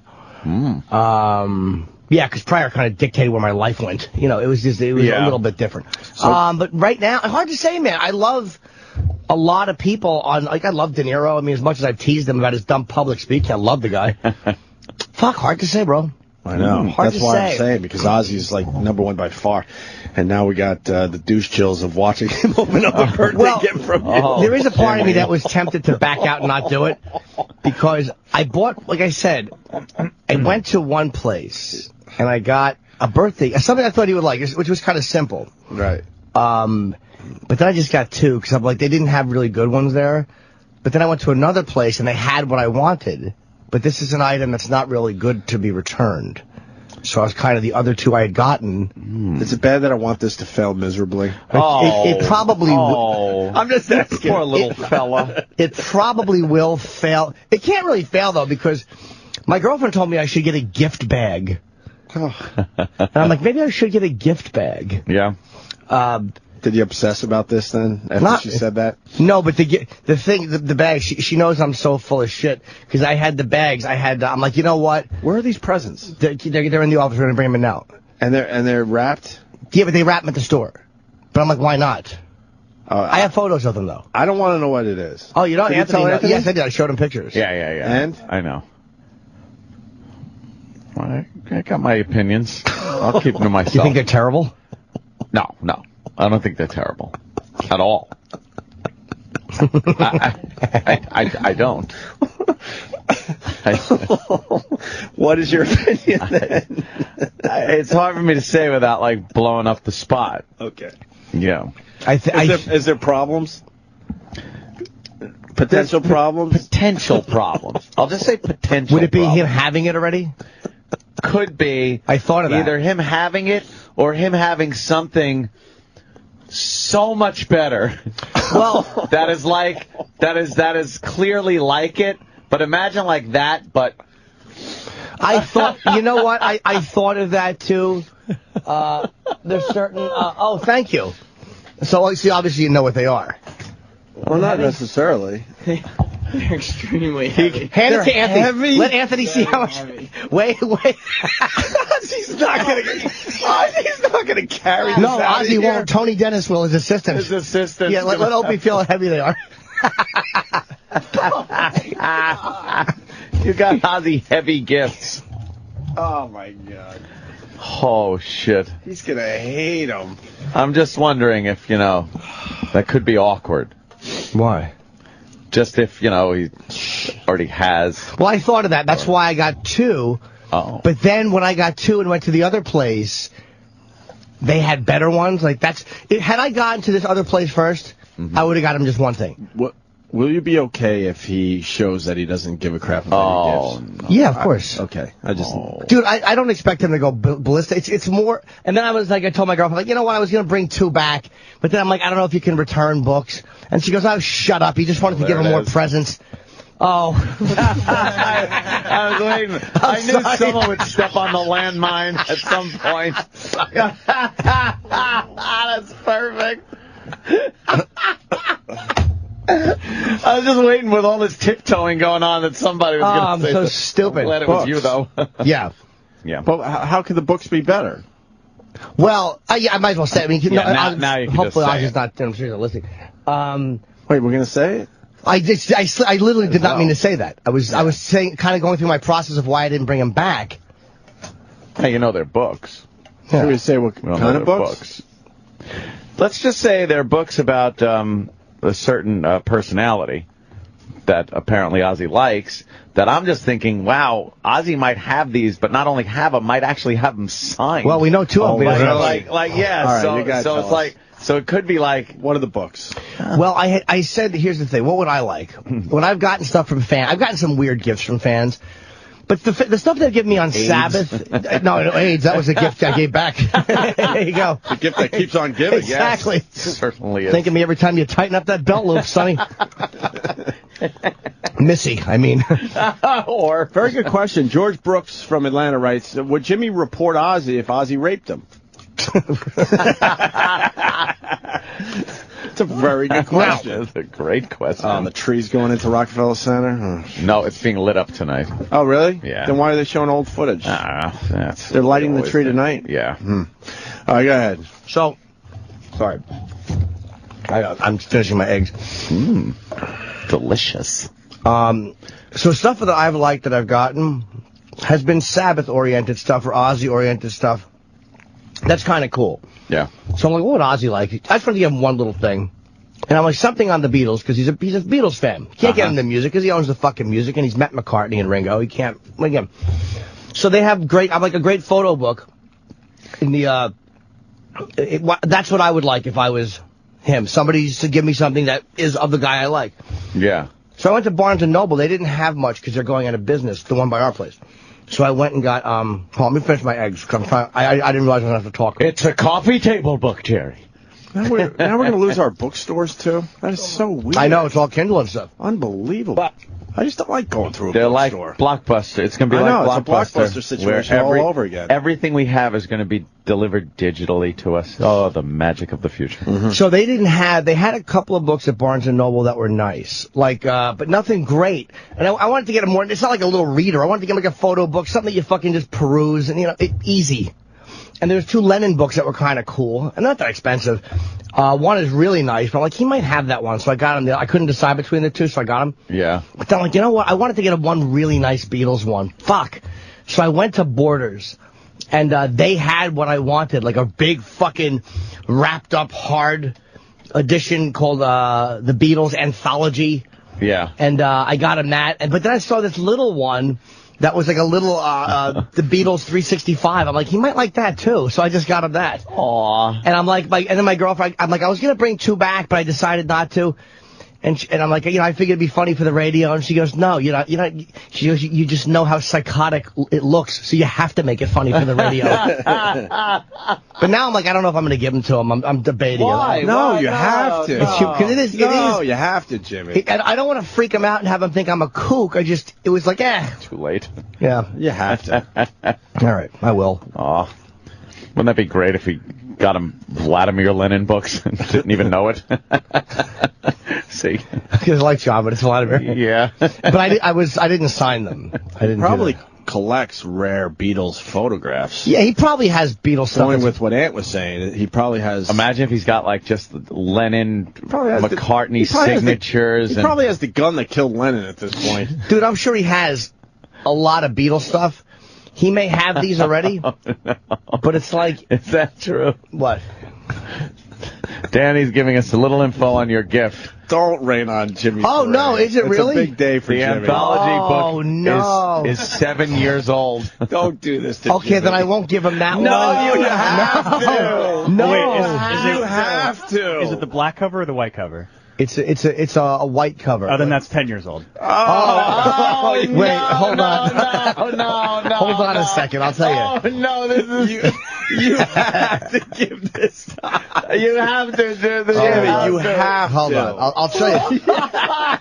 It's more... And it weighs 50 pounds. But it's more of a gray or white cover, but it's in it's in plastic. Yeah, it's 10 years old. That's not even the new one? No. There was one that was released in 2000, and then there's one that was released in 2003. I wish I would've The got... one that you have on your phone, that's 2000. But the black one was fucking, was not wrapped. This one was wrapped. It was nicer. Oh, my God. The black one was kind of fucking perused and stuff. You have to let him open these up on the air. You have to. Yeah. You have to. Oh, here they come. Oh, no. Here they come, kids. Jimmy also got Ozzy a Rubik's Cube.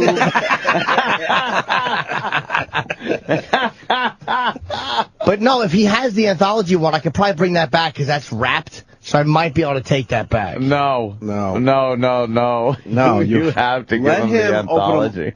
Look all how of them. adorable. But no, Jimmy he already is. has that one, I'm sure. He's so cute. He probably already has that His one. little face is But smiling for and all the show red. now, he has to open it up for the radio show. He has to. But how old is the Beatles in 365 Days? It's a small book. Fuck, I was looking through the black one too, but it was just like the other one was better. Should have got that. Mm-hmm. I can't, fuck. 10 years old. It looks like that's 5 years old. Oh. Fuck. The forward is by Lennon. Yeah, oh good. I'm glad I got him more than one thing, but he probably has that one already. No, we'll find out. Shit. You might be pleasantly surprised today. 05 is that one. Hey, do you have a? Can we, I want to weigh these because I It's heavy, dude. I man. didn't realize. Can you weigh the birthday gifts for Ozzy? All 4 of them because his poor assistant's gonna have to carry them. It's classic. I'm such a dummy. That's fantastic. Maybe I should. I want it to be 940 so bad. You have to. I can't do anything else today on this show. But I it's fantastic. Thank you. I hope he hits you over the head with it. Yes. believe if life was fair, he would say, "I have this," and break my fucking head open. It's good because mine was getting so old, and I looked through it so many times. I needed a new one. He probably has them. I'm sure he has them. But then he's going to be awkwardly polite, and then Jimmy's going to over-explain. I can't wait to see how this plays out. Jimmy's going to over-explain. I just want to see how this plays out. And he's going to actually tell Ozzy that he's nervous, Jimmy. He's actually going to tell Ozzy that he could bring it back if he. I got a gift receipt. Bring to the store, back to the store, back to the bookstore, store. Look at somewhere the the store, the store. Oh, he's gonna hate me. I know. Yes, he is. No, he's not. No, he's gonna love that you thought about it. No, but there's a line, like, if somebody gave me... There's a line with gifts. It's like if you're dating a chick for 2 weeks and you get her a diamond ring, she thinks you're a fucking jizz bucket. It's like... There's a line where it's something's like, oh, that's a nice, thoughtful gift, and like, all right, you're probably gonna fucking hang out in my shrubs. You're a creep.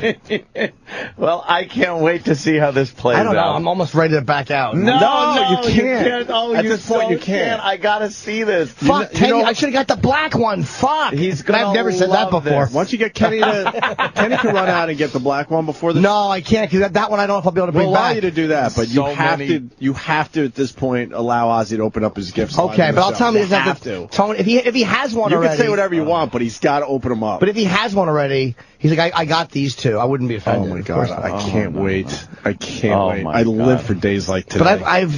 But I've given. This is my existence right here. But I've given. Uncomfortable Don't weigh moments. the bags too, Sam. You're fucking making me look worse. Why the bags can't be more than a? I know. Okay, all right, sorry. Yeah, he's weighing. You got me back. Oh, He's literal. weighing the books.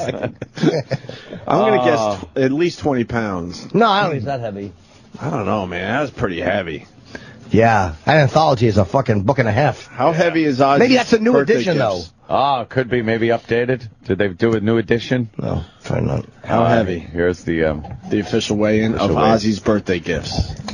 Exactly 18 pounds. You got Ozzy 18 pounds of gifts. I didn't mean to buy him 18 pounds of presents. 18 pounds of old Beatles. Like fucking baby Klaus's head. They really are old. But what do you, like, how the fuck do I know? It's like the newer stuff. They had newer stuff that I think was probably smaller and like, real books. But it's like I wanted to get something that I would like just to kind of peruse. Yeah, These yeah. weren't sit down and read books. These like if you fucking, you just look through it, the photos are cool and you... It's what you call your typical coffee table book. Yeah. Oh, God. But he has a lot of houses, so I'm like, you put one in each house. He does, that's true, see? Yeah. He could have that already, but not have it in one of his other houses. You're not going to make us sing Happy Birthday to Ozzy, are you? Oh. I've never seen him on his birthday, but I'm like, why not? December 3rd. I wish today was the actual birthday, but he's got a still gig. 3 days away. Well, he's doing the Izod Center in Jersey, the fucking, the Meadowlands on Friday. But I'm going to see him tomorrow at the Garden, so I have to do it now. Ooh, some people suggesting you should go to that show and bring him a pet rock. Oh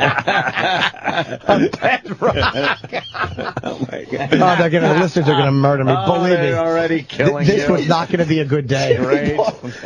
Jimmy bought Ozzy 18 pounds of books for his birthday. 18 pounds. No one wants 18 present. pounds of anything. I know What it that. is. Nobody does. Can you imagine? Name one thing you would want 18 pounds of. Pussy. Yeah, blowjobs. 18 pounds of 18 pounds of blowjobs. There's not 18 He's gonna pounds fucking hate me though. I'm Dude, really worried. No, he won't hate Yeah, you. he He will. will love He'll you. think I'm a psycho. No. There's I'm not a psycho though. No, I'm just a of big course fan. But it's like No, you're a psycho. But no, dude, I've sat in the room with him and interviewed him like for real, and not. Yeah. I don't act like a creep or a. my God. He will. I'm overtired absolutely today. you like do this the for the fact show? that you. No, This he is will like like real that. It's the thought. Dude, you would never carry 18 pounds of anything out of this building. But it's not for. It's. I can't think of anything that I would carry out of here that's close Let's to be 50 honest. pounds. Ozzy's not going to carry that. I'll have to apologize to Tony, his assistant, or Right. somebody. No, we know Ozzy's not going to carry it, but I hope not. I hope when you leave. I could mail them to him if you I want. hope when you leave the building, they're in just a dumpster Dude, somewhere. I did think of how funny that would be. Oh no! That's terrible. Or if I see It's an About Schmidt moment with Jimmy. Oh, he just Walking turns by the the corner dumpster. and sees the two bags and looks and just the books. No, are I in see there. I see a Beatles anthology book cracked with Escalade tire tracks in it. In the fucking curb. Also Nora's suggesting that Jimmy got Ozzy 18 pounds of books, and wouldn't it be great if it made Ozzy's luggage overweight and he had to pay $175 extra? Dude, I did think of that too. Like he has to fly with 20 pounds of books. 20 pounds I of can't books. do that, dude. It's not going to happen. I'm not going to do it. I can't make No, you myself have look to. ridiculous. You have to do it. Ozzy gets a hernia. Hope he doesn't drop it on his foot and have to cancel the show. Cancel the show. He breaks his foot. Jimmy's 18 pounds of gift fell on his foot. But then I'm thinking, because he's probably doing Stern first, like Howard will have McCartney sing Happy Birthday to him. Yeah. And I'll have fucking, here's a book that's 10 years old. I'm a zilch. Oh my God, I can't wait. This is like that movie where someone. What book? Gets Ozzy. Jim's a faggot. I didn't know that was what movie. I didn't know it was a movie. I didn't sleep very well last night. I'm tuckered out today. Oh God. No, you get him the little karaoke microphone, and Stern gets him the pony. Dude, that's exactly what it is. And he's gonna run like a retard over to the pony. Pony! I'm terrible. I really am a fucking idiot. Oh shit. Oh my God, everyone is like, I can't wait for 9:40. It's It's on.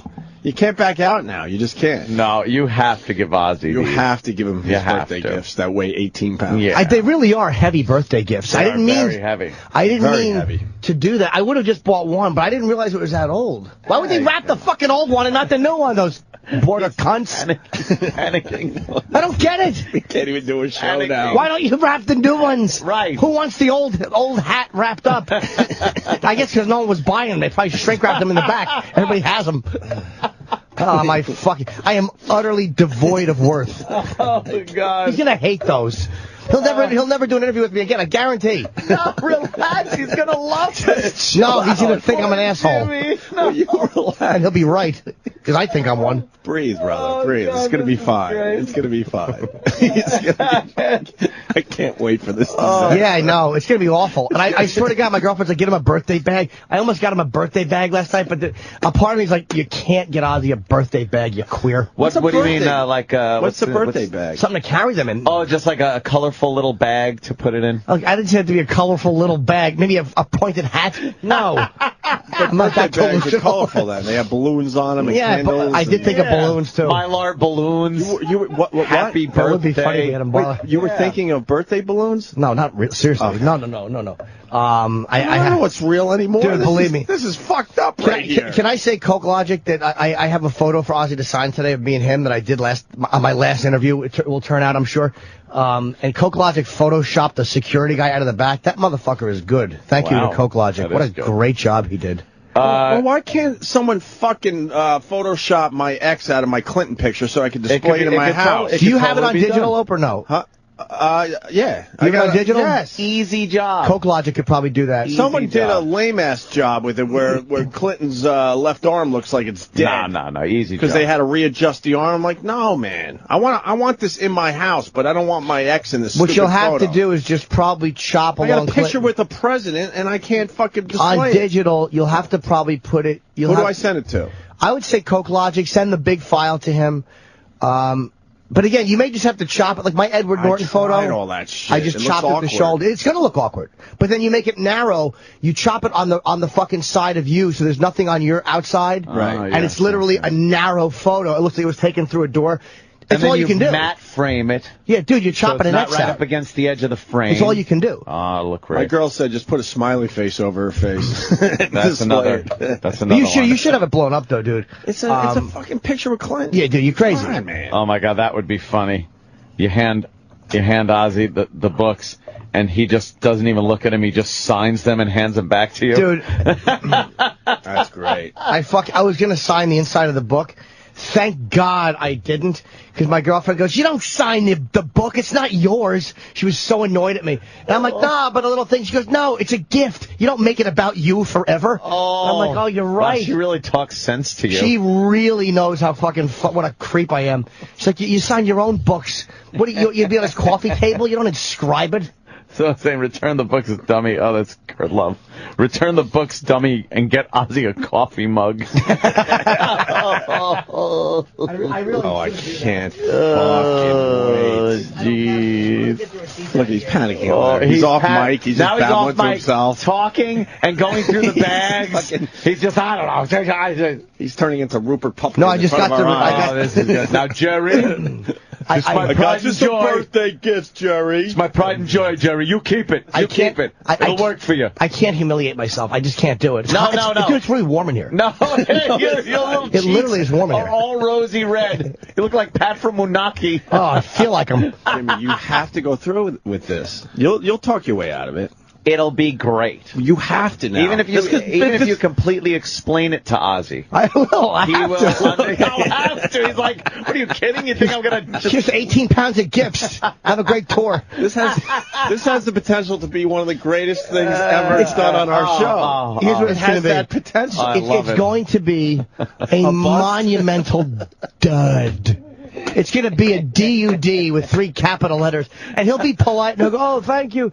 Well, you know, I've got this one. Oh, that one's..." And he'll take one of them, which is fine. I don't want him to take... No, you think he'll just take... He's going to take both of them. Both, all 4. All four. Oh, that's right. There's 4 books. There's one He's going to take all 18 pounds. We have to have a hidden camera on Tony because I want to see where Tony dumps the books. I want to see where he dumps poor them. Tony. Tony's such a nice... Tony is too nice a guy to dump the books. He'll dump them. But Ozzy would If probably no one's just... looking, everyone would dump. As they're walking out. No one is that nice. He can't. I hope they don't throw them out. All right, I'm going to send my picture to Coke Logic. Thank you, Coke. There's another one from Jace just saying, I hope Ozzy opens it and goes, "Look, Sharon, here's another one." But he probably does have a bunch of them. 10 years old. I didn't know that. Why would they fucking wrap the old one? I fuck Borders. It only can be described as a tizzy that you're in. But why would they do that? You were in a tizzy. He started so excited, and now he's just falling apart I know. in front of our eyes. Why would they do that? Why would they do that, Jimmy? Yeah, why? You wrapped the new one. Not the old one? What the fuck? Everyone's read the old. It's old hat. The new one probably... Oh, no, it doesn't have a... I was saying George Harrison tribute, but no. Old hat. The newer one? Yeah. The one that's like 2 years newer. It has one extra page. Oh, what extra page? Yeah. What is it? It's probably a big one. Probably a photo of Ozzy and McCartney. Ozzy might even be in the book you're giving him. No. I looked through it. It's actually a cool book. I didn't see through the Beatles one, the smaller one. But the Lennon ones I looked through, they're great. You should have got him a mixtape for his birthday. How fucking great is that, dude? You're right. And then talked in between each one. Oh, no. Ozzy, I think you want to hear this song because, you know, it's like you talk about nuclear war and stuff, and it's like half it's his songs. Now, Ozzy. Right. This is something I did. Now, picture, Ozzy. You're ready to go on stage. The lights come on, and you hear the music. All right, a lot of people want in on this. Let's go to Rebel in Mississippi. Rebel! Hey, man, what's happening, O? Hey, buddy. Love you guys. Look, Jimmy, I love you, dude, but how the fuck can you give the Prince of Darkness book? Well, they're big photo books. Not that he can't read, but I'm sure it's like you don't give somebody, fucking 6 months of reading. How can Ozzy's a Beatles fan? It's like, what else do you get? He probably has these anyway. But it's like, what do you get for the guy who has Know where you get him? What? Nothing. Nah, I want to give him something, though. Him and Sharon have been very nice to me. All right, we got Ozzy checking in. Ozzy. Oh, no. Ozzy. Hello? Hello? Yes. I don't even feel Why? like doing it. I don't even. Yes, Ozzy. Hi, guys. It's been a long time. How are you? To the point. Oh, is this Ozzy from, I have no idea. This is Ozzy. What's up? Oh, Lord, I thought I heard Jimmy fucking with me, man. He's already got me picture books and he's just going to stop a phone call by fucking with me. You sound like half the cast of Train Spotting. Go away. You don't sound like Ozzy. He'll be here, hopefully. Yeah. I hope he doesn't cancel. He's going to find out I got him books and fucking cancel. No. He's going to think it's weird. He'll be polite, but he'll think I'm weird and not want to ever be around me. No. I'm telling you. It really Don't is. panic on us. We need to see this. It's like getting the hot chick too much. No, it's going to be One book, even if he had it, would have been acceptable. It's not. One book would have been acceptable. It did sound like Alfred Borden from The Prestige.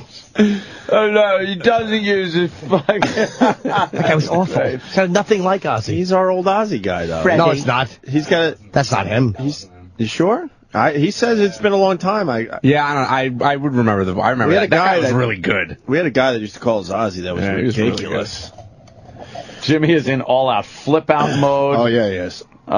Jimmy's falling apart. I didn't sleep well last night. I was very tired, but I was Were you writing. dreaming about this? No, I just kept waking up. I just kept waking up. My girlfriend told me I was just too eager. Why She's did like, Too just too eager? anxious. Are you anxious? She's like, yeah, you're just too excited. This is a great idea. Jimmy in Arkansas. Jimmy. No, I wish that's where I was. Jimmy. Hey, Yes. Yeah, Jimmy, this is a colossal disaster waiting to happen. Why don't you just go get him a Vermont teddy bear, you fucking hero? Vermont teddy Dude, bear. Beatle, let me tell you something. Yes. A Beatle book, and I understand that 4 is excessive, but Beatle books are not, 18 pounds. they're not mushy gifts. They're not like, you've meant so much to me gifts. Those are like, I hope this is something you might like. And again, having gotten enough things from people, if somebody got me like fucking books on Kiss or Sabbath or Ozzy or something like a flip-through book or on Pryor, that I would like. Like I would actually look at that in the hotel, or I would actually look at that whatever. Those are ones I would like. I've gotten some cool audio stuff from Ozzy. Like that type of shit I actually like. And it's not something that makes it about me. But Like it's not something that I connect myself to Ozzy. Yeah, if he's a huge Beatles fan, he probably has real Beatles memorabilia. But this, you're right. Like I could never get him anything that he already had. Like that's better than what he has. But who knows? I don't know what he may have these already.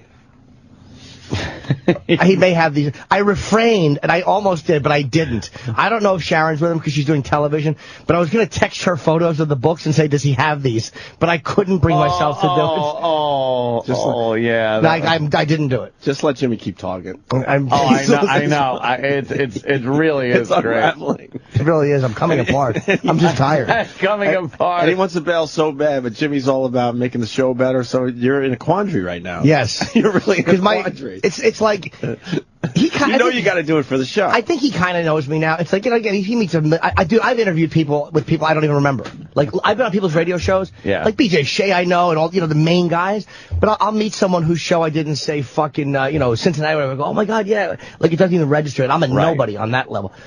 So I don't expect the guy to just go, oh yeah, I know you. But I've interviewed him enough where I think he kind of knows me. So it's like, I don't want to just be douchebag guy. Right. You don't want to, because I've had people who are obsessed with me, and it's like, it gives me the creeps. I don't want to give the guy the creeps. No, you don't. But I do. But 18 pounds of gifts. 18 pounds of gifts and a photo of us. That's big. Oh my God. Yeah, look at the size of that. It's a big photo of us. Why is your photo as big as so a chair? big? It's in a reclining chair. It's as big as the Why chair. is your photo so Dude, I was going to get it bigger. Can I see how big the photo is? What is it? Just It's a you and picture- him? Yeah. Why does it have to be so big? It's such a nice picture. Dude, it's such a nice picture. What goes on in your head? I don't know. But I'm like, maybe fucking, I I'm like, maybe I should get bigger. My girlfriend's like, what's wrong with you? Like, she really does talk sense to me sometimes. You were going to get it bigger than that? Like yeah. Anthony said, it's as big as the chair. That's not that big. It's as big as the back of a reclining chair. Look at how it's all wrapped. Well, I went to Dugal. Honestly, and I'm not stumping for them, best fucking photo place in the country. As far as I'm They know what concerned. they're doing with photos. It's mind-boggling I how like good that. they They are. put it in between the cardboard. Very nice. Have you seen this yet? I have seen the photo, yeah. Oh, please, I opened it when I got there. Oh, no. Oh, how mad would I be? I was hoping for a big fingerprint right in the middle of Harvey's face. Oh. All right, he's carefully opening up the photo. They put cardboard around it. They put a little thing on the fucking front. They don't play games. They're not games players. This is your thing, though. This is Jimmy's thing, man. Well, also, I got to Jimmy say, loves too, the Oz. I'm doing something for Fuse tomorrow. They're doing something on Ozzy fans, for one of his concerts or whatever. And Amy's actually doing it. And she called me and goes, "Can we shoot in your house? I would love to do you. And like, could I come?" So it's like, I also wish they would shoot in your house, too. That's huge. That's cool. Yeah. All right, here comes the big. Wow. It's a good shot, right? Holy shit. Let me see the photo. That is the biggest. That's a poster. I know. Okay, cool. That goes past picture, photo. It becomes a poster at some point, Jimmy. But it's really not. I'll tell you how big it is. It's 13 by 20 or by 21. Is that big? Okay, good. I'm happy I didn't get any bigger. That's someone's window out there. That is fantastic. It's a great picture. Yeah, and did you see it? You can't even tell there was a guy in the back photoshopped out. No. Out! Wait, where's the guy? Exactly, dead where he should be. Where is he? Out of my Ozzy picture. Wait, bub. and it was cropped out? No, Photoshop. Let me see. Fucking. Please. I'll say where he was, dude. He was. Because this could get me excited about my Clinton picture. Believe me, Coke Logic. the guy. Coke Logic did this? Just look at it. So where the fuck was the guy? Okay, hold on. Holy shit. Let's see. Hold on. Now. You have the original. Of course, I have on the computer just in case it was an issue. Wait, where did the guy go? Fucking Coke Logic is great. Like this Seinfeld episode though, where they Photoshop Ozzy out and leave you and the janitor. Did they do that in Seinfeld? Yeah, him and some other guy, and then he draws the picture. Why'd they Photoshop him out? Because it's Seinfeld. Yeah, it was a very involved plot. Hold on. Look, Ozzy looks good in that picture. It was a great. It is a great picture. Yeah, it's very colorful. It's a bit on the big side. It's huge. But dude, it's a good picture. I also knew I was doing again. I will, in the spirit of honesty, I knew I was doing Fuse tomorrow. Yeah. And then you could have this in the Fuse thing. Yeah, but I have another one. But it's your thing, man. I have another one from that moment where he's choking me, but this one's actually better. But I said to my girlfriend, I should have gotten them both the same size. And then had like a series. And she goes like, "You're just a fucking idiot." He wants a series of photographs. Series. Let's see the original. Get the fuck look at that outta asshole's here. against the wall over How there. the fuck did he do yeah, that? he got him right out of there. Coke Logic did a fucking amazing job. He was over your shoulder. Yeah, you used that, what you call the clone tool, I think. Clone tool, whatever he used. Took that out of there. Whatever that's he good. used. That's very good job. Seal that thing up. Don't fuck it up. Yeah, put it all back I know, together. but he's gonna think I'm a dick. Well, no, not really. no. Everything's gonna be fine, Jimmy. It's not. It's gonna be fine. Stop panicking. We'll take a break so Jimmy can calm down. No, you're not panicking. A little bit. No, you're fine. Okay. Because it's still warm in here. Oh no, the thing is stuck to the tape. Oh no, it isn't. Yes, it is. Where? The goddamn thing is stuck to the tape. The paper? Fucking tape. The paper is stuck to the tape, right? Yeah. Okay, there you go. You all right? Oh boy. I stopped breathing for a second. Holy shit. You stopped breathing? Oh my god, all I pictured was the tape on the picture and then him pulling it off and a piece of the picture just peeling off of the tape. Holy shit. That would just Jimmy, how bad would that be? Fucking crazy. Would that be just the worst thing that could ever happen? It would annoy me a lot, but it wouldn't. Literally, the only thing that would my signed Sabbath picture would ruin me. Yes. But that again, okay. I got that. It's like I got to get that framed too. It's not framed yet, but this is just a photo I could always get signed again. Is that the picture? Not that one, but the signed Sabbath one. That's the one that went cross country and back. And yep, that's the other one. Yeah. I traveled on fucking planes with that thing. I told you the fucking scumbag flight attendant was trying to bend the thing, taking it out. I'm like, stop bending it! I screamed at a flight attendant.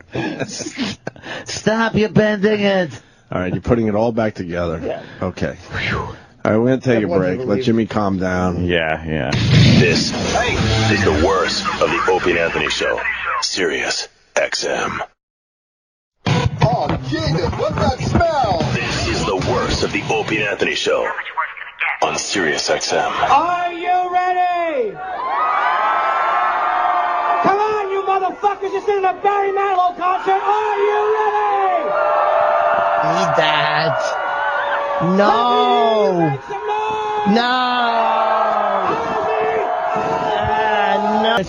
I literally bumped into him. I took my leak, and then I opened the bathroom door. He was literally right there. You got to chew gum so I have fresh breath for Ozzy. I see that. You don't need old dry mouth when the legend is sitting next to you. And then Kenny goes, "Can I have your Perel?" I go, "Why?" Jimmy needs it. He wants to be fresh.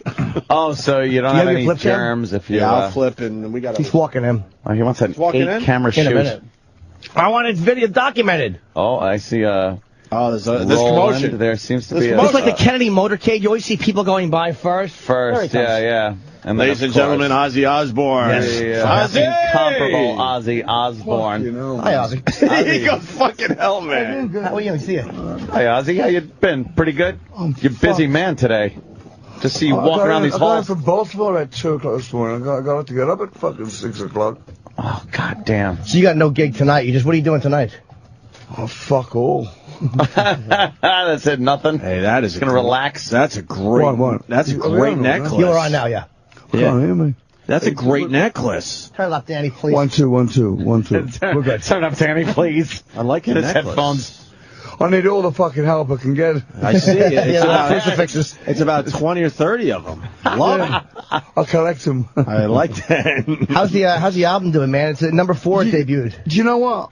I don't know. I've been on the road for I did Europe, Japan, I did Canada. They just come back from Canada. Been great. The new band I have is really hot, man. Yeah, Gus is great. It's Blasco on bass. And who's playing drums? Tommy Clavitas. Yeah, the band is fucking fantastic. Do we know these guys from other bands? Well, Blasco's with Zombie. Okay. Tommy was with Zombie, and he was with Alice Cooper, and he's with Ted Nugent. He's a great drummer. He really is a good drummer. Scott is doing a remarkable job as well. Band, it's just really cool to be around. We have a laugh, And you're going to Brazil too. I saw on the website that you got to Brazil.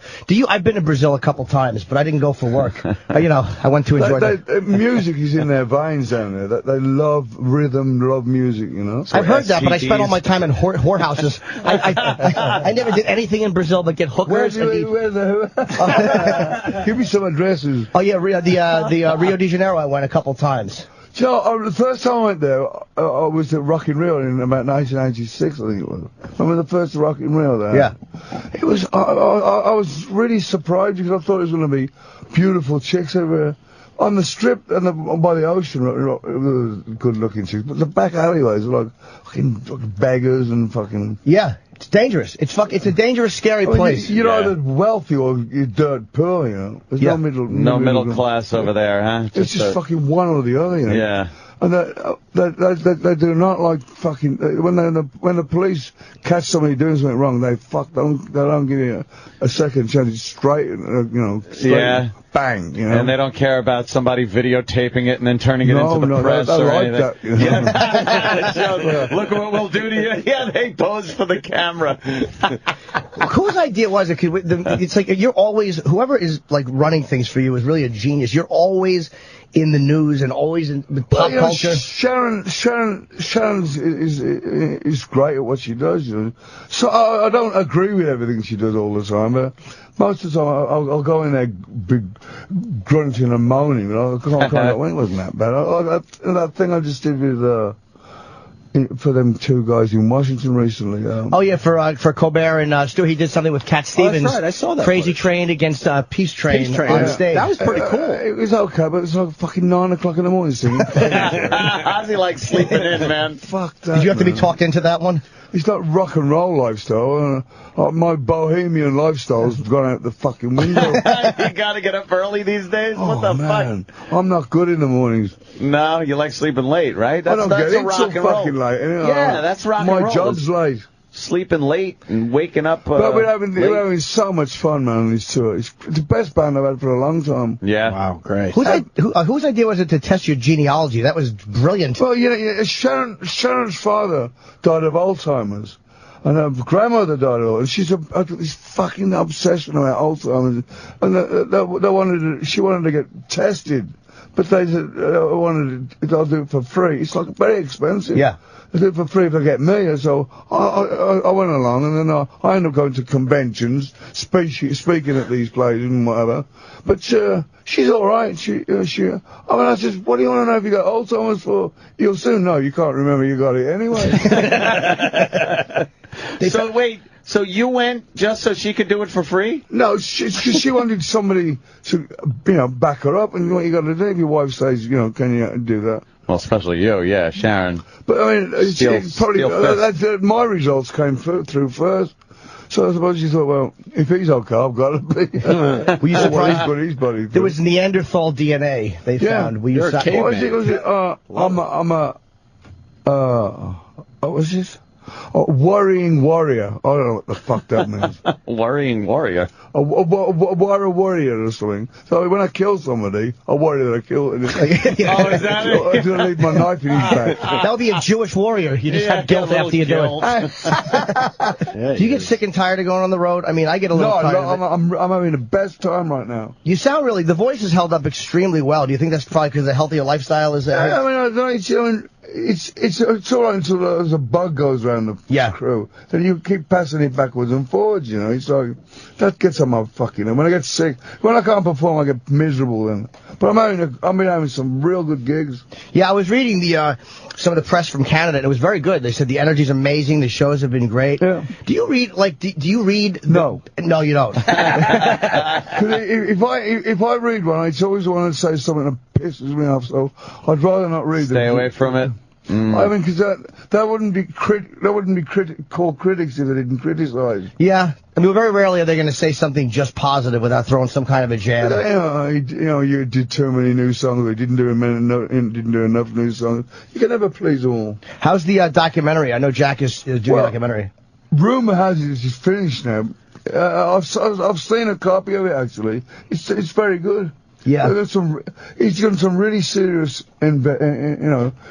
searching on getting local news and all these, from the back in the day. The last time wait, what's the documentary about? I don't know what it's called. He changed the title of it. What's it called? It's about Ozzy, Okay, I don't know. I don't know what the fuck it's called. No, I was confused because you said I think it's done. Well, for instance, the other week he goes to. I've finished the documentary. I go, great. Yeah. But can you just do me one more interview? I said, you told me you finished it. Just for safety. A little safety. Yeah. You said that he got McCartney to do it? Yeah, I was fucking floored and armed. Did you see the footage? Jack comes in one day and he goes, Dad, is there anybody you think would you like me to interview for? I go, I can't think. What about one of the Beatles? I said, none of them want to talk about me. He says, well, I'll tell you, Paul McCartney. I go, fuck, he wouldn't bother about me. He goes, start with Ringo. I've already done it with him. I'm like, what? It's really good. Oh, you like the footage? It's fucking awesome, man. Was it weird watching him actually speak about you? I was like fucking in shock, That'd be like Jimmy watching Ozzy talk him about and the other guys were the reason why I wanted to get involved in music in the first place, And, they were my heroes, Do you think, I know you never, I recently you never got to meet Harrison or Lennon, but even Lennon, who was, until 1980, you were pretty famous by then. I mean, so yeah, but it's like, whatever you look up to when you were young, no matter what, even if it's the fucking Archies, whatever you look up to and whatever you embody your dreams in. Yeah. And it's kind of, sometimes I'm like, oh, I'm disappointed. And sometimes when I meet these people, I go, it's better than I expected. So it's always a gamble for me. I'd rather stay my distance. I'm not one of these guys that runs up and goes, I'm, John Lennon or whatever. I wouldn't know what do you say to them like that. Well, yeah, I would love to agree with you, but I am one of those guys. I'll just run up and usually I'll say something stupid like, hi, you, and they walk away. I annoy them. But sometimes I'm a bit like, I say the wrong fucking thing all the time. She only goes, you dick. When you met McCartney, I know you... when I met him at the studios. Yeah, over at Howard Show. I mean, I was freaked out. I mean, Tony, my assistant, comes in and he goes, look, I phoned up from the Howard Stern show for us to get switch plays with someone. I go, you know what, fuck that. I'm not going to, my time is whatever, so I'm not going to switch for anybody. He goes, but let me tell you, he goes, Tony, forget it, I'm not changing. He goes, let me tell you, who is it? He goes, McCartney, he's done. So you went first or second? I can't remember, I think it was first. But it was like, I was like, I freaked out. You know. Did you walk in and actually just talk to him, or did you like, hey, look, could you introduce me? I mean, he's such a regular guy. I mean, you think, I don't know.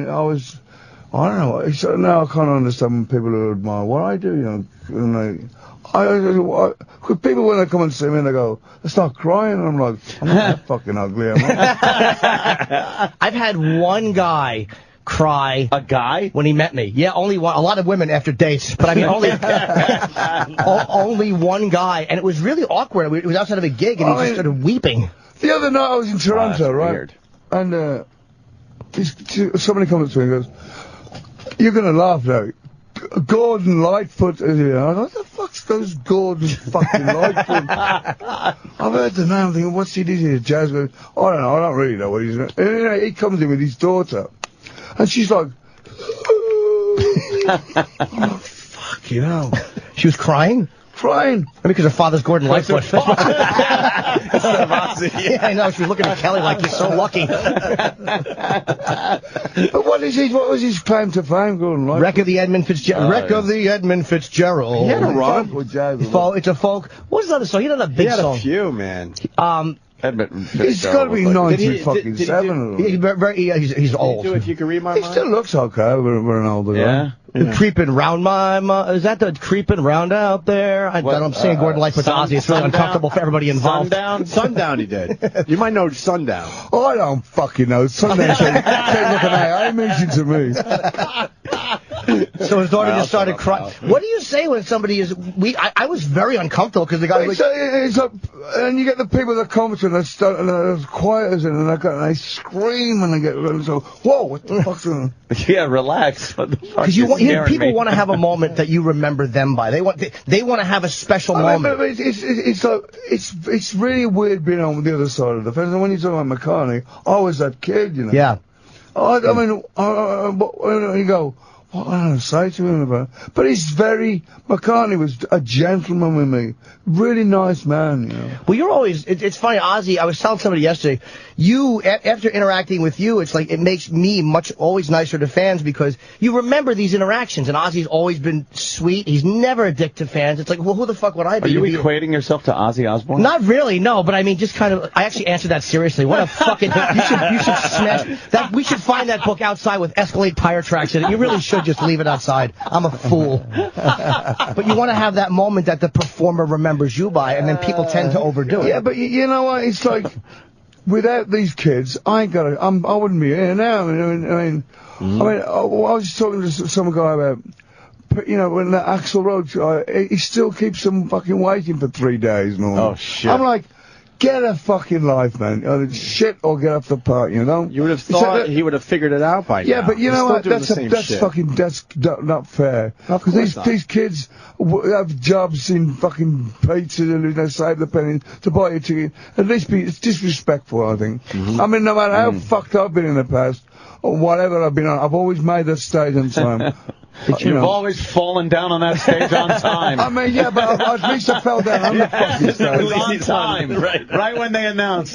God damn, you were coming out. It is amazing how many performers, and I'm sure not just actors, are just fucking spoiled, and they have no regard for the fact people are waiting for them. It's not a job. I was talking to a guy, one of the guys from Chicago, one of the trumpet players at one time, and he says, you know, I live up near the 405 freeway now. He says, you know, I get up in the morning, look out the window, and there's traffic bumper to bumper. And he said, thank God I'm not in one of them cars. Going to a job, which I hate, for someone that I hate, going back for the TV dinner, bang the wife, and go to sleep once every blue moon. You know, I mean that's when you look at something like that and you go, I'm fucking luckiest man in the world. Yeah, absolutely. I'm a lucky guy, man. Yeah, I mean, it's like when you start, especially when you start meeting people who you admire and you idolize and they know you, and it's just like, wow, man, life is really good. I have no fucking reason to complain. I mean, every day's a good day, you know. You know, it's great right now, life. You're writing too. It's like you're not just. It's almost like you're New York Times best-selling author. You run a Grammy, an Emmy, and now you have like a medical column. It's like you're like a real gentleman. I don't know about gentleman, but I'm a medical column. The word gently doesn't apply to me. You gave great advice though. I think. Yeah, but you know, Melody. Open out these water. My hands are clean. There was one the other day. What was the one? Every time I go to a Chinese restaurant, I don't know what the fuck he's doing this for. I'll get an erection. What's your advice? Masturbate. Do you take any of the? I like the dick pills. Like, I really do. I love Cialis. Viagra gives me a headache, but Cialis stays in for a couple of days, and it works really well. I don't get fucking chance to use it. Lie in bed with a fucking boner on my own. I've run out of pornography now. You like pornography? I'm a fan. That's why your hair's so long. Ozzy just explain why I have short hair. He rubbed his own head and made the jerking off motion. You're rubbing your hair off. That is actually pretty close to what I do, except it's nipple tweaking. If you think me giving you Beatles, I'm just why? You should know. He likes to tweak his own nipples while he's having sex, Ozzy. Yeah, exactly. That stopped the conversation. Get a fucking hooker. Well, you're talking to the hooker kid. I've spent a lot of money on them. I don't know how, like, especially, it's amazing to me to be in a long-term relationship and be married. I don't know how anybody does that in the public eye. With fear. Is that what it is? Fear? No. Do you still? You know what? It's like. Temptation is always there. But you go, if I jump on that one, and I lose the one I have, and the one I jump on is worse than the fucking situation I'm already in, if it is bad. I mean, it must be a common thread for people who want, you know, I'm pissed off with being with this one, I want to go, but you just get on with it, you know, I mean, obviously you're dedicated to your wife and everything, but do you go out there at night and during the shows and look and go like, God, would I love to? Oh, look, I'm fucking blind. I'm not Ray Charles.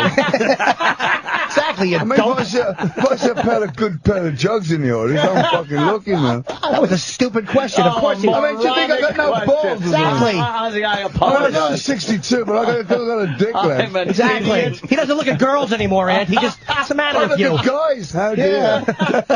I am an idiot, and I apologize. And a part of me, you know, I'm not going to lie, a part of me with Ozzy I'm insulted. My fans are getting the wrong idea about me. Yeah. He doesn't look at girls' tits, he looks at the guys. Oh, yeah. I was a little hurt, actually, when Ozzy looked at guys, he kind of waved to Danny. I was like, what the fuck? I'm right here.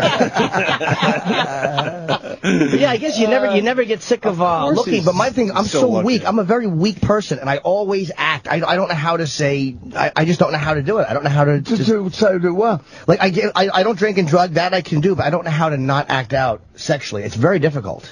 Well, you're a guy, that's why. I mean, when people go, oh, it doesn't bother me, you got something fucking wrong with you. If you see a hot-looking chick, and to you it's hot, no matter what to anybody else it looks like, and you don't go, fucking hell, I wonder what that would look like, you know.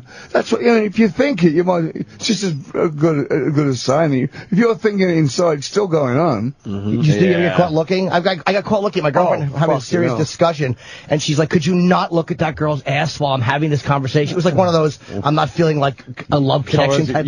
You were at your mom's house? I guess I fuck my mom now, don't I, Aunt? He's gay and I like my mom. What the fuck's the matter with him? It's blowing. What are you doing, Jimmy? I don't know. When you get caught looking, is it like, do you deny it, or are you at a point like when you're married where you're like, that's why I wear the dark sunglasses. I'm not. Yeah, that helps. That helps, the dark glasses. Yeah. But sometimes it's like, I'll do the sweep, and you get caught doing the sweep, and you go like, when you get caught, it's like, you fucking saw you asshole. She knows what you're doing. Mind you, though, it takes two to... I get like, well, wasn't Tiger Woods wrong for doing that? Wasn't this guy saying... But, you know, there's a chick that he goes, there's a partner. All men are promiscuous, and I go to Sharon, well, promiscuous with who? Yeah. It's with a woman, or, you know, it takes two to tango, and it's always the us guys. But it's tough to win an argument with the wife when you're defending Tiger Woods. Like, believe me, I went through that. I made the mistake when Tiger was on. I looked at my girlfriend. I'm like, I understand why he would do that. And then you can't explain that to a chick, how you understand. Yeah, but the thing is, they think the poor chick's icks. Yeah. I mean, it cost him a fucking few most expensive fuck there ever. $100 million he gave his wife. He's never even going to notice it gone. I mean, it still hurts. Yeah, but for $100 million for a fucking piece of ass. Yeah, that's crazy. You could buy a fucking village for that. I know, and get a lot of ass from the villagers. Sharon said on her talk show the other day that you guys still have sex 5 times a week. Is that true, Ozzy? In her head, but I'm never there. I'm never there. I'm fucking not even doing it. I don't know what time is it. 9 o'clock. Yeah, she said that the other day. 5 times a week. Well, I mean, do you know what in that column? I was reading one of the things of the day. He goes, "Dear Dr. Ozzy, well, I used to have sex with my wife 7 days a week. I'm a bit worried now. We only have it 5. I'm 65, and I just went, stop complaining." Really? What do you're on the road so much. What do you do when you're off to just relax? What do you like doing just to hang out? I like to do fuck all but watch telly. Really? And I've got this new thing on my laptop now. It's Slim Box or something. Oh, yeah, yes. Sling Box, It's fucking brilliant, man. What are you watching? What are you watching? You know, it's most channels where I have at home, you know, no you matter can where. watch anything, anywhere, yeah. It's fucking great, man. It's through a computer, right? Like if you're on the road? Yeah. I mean, that's about the only thing. Watching his shit. What shows are you into these days? What are you watching? You know, documentary, military channel, history channel, document. Isn't that the best? I could sit there all day and watch like That's a what I do marathon when I of got a World day War off. I II just click or something. It's fantastic. Just sit there and watch. Do you know, I was crime watching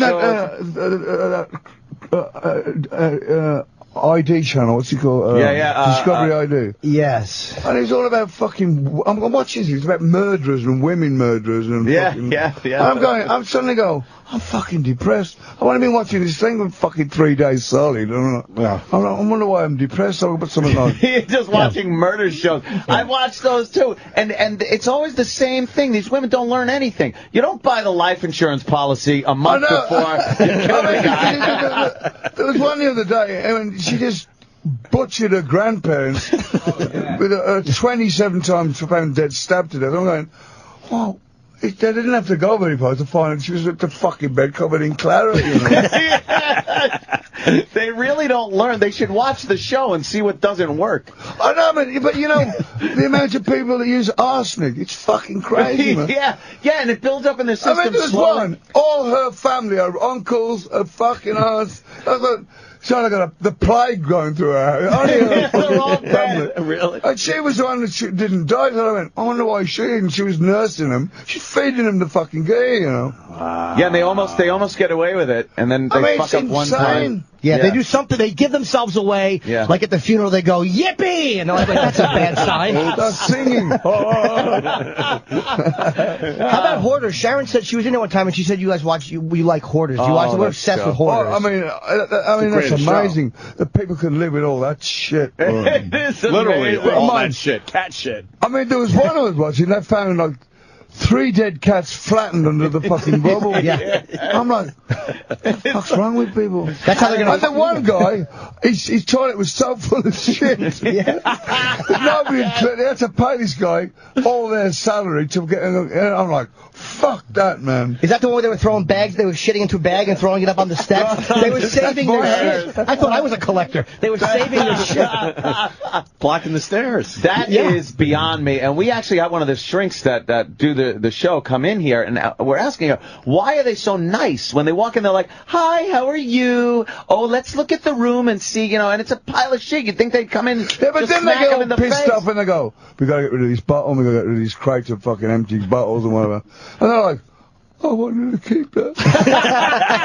I've looked at that every morning for the last 15 years. It's shit. Nothing. Throw it away, you friggin' lunatic. What? So get a new, at least replace it with a fresh piece of shit. I love knows that Ozzy watches a lot of television. Ozzy knows. I like that because that's exactly what I like to do when I'm just doing nothing. Is just sit and watch a lot of television. Fucking what is it? Couch potato. That's Yeah, it. I love that. Do you save stuff though? Like, are you a I collect stuff. I mean, if he wasn't, I would be a bit of a hoard, to be honest with you, because my father used to have to go, I'll save that. It'll come in handy. It's dog shit.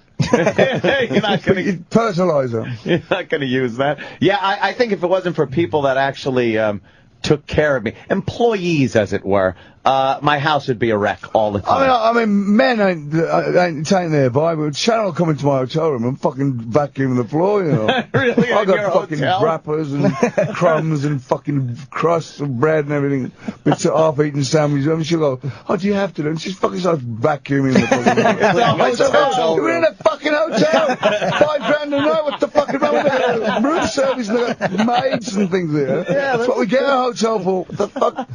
So that's like the balance. She's kind of like, she'll keep things. You know? Yeah, she'll. Well, you go to a restaurant, she fucking takes the dirty plates to the kitchen and washes them. She's fucking unbelievable.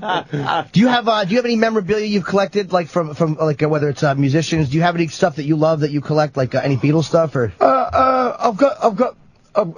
Somebody got me the last concert I did in San Francisco on a ticket in one of these frames. I was gonna get that, but I didn't think of it. That's a great. Do you have anything signed by them? Yeah, I got some pictures signed by Lennon. Wow. There was a story of McCartney. His monitor guy wasn't the same guy that I used, and I'm watching a TV one day, and an advert comes on, and I go, "That's a fucking great song." Well, I didn't know who it was. I was gonna nick the song and change it around. And so I go to this guy. I'll get me the McCartney album. He got me the McCartney, and I put the McCartney. It was called Fine Line off one of his albums.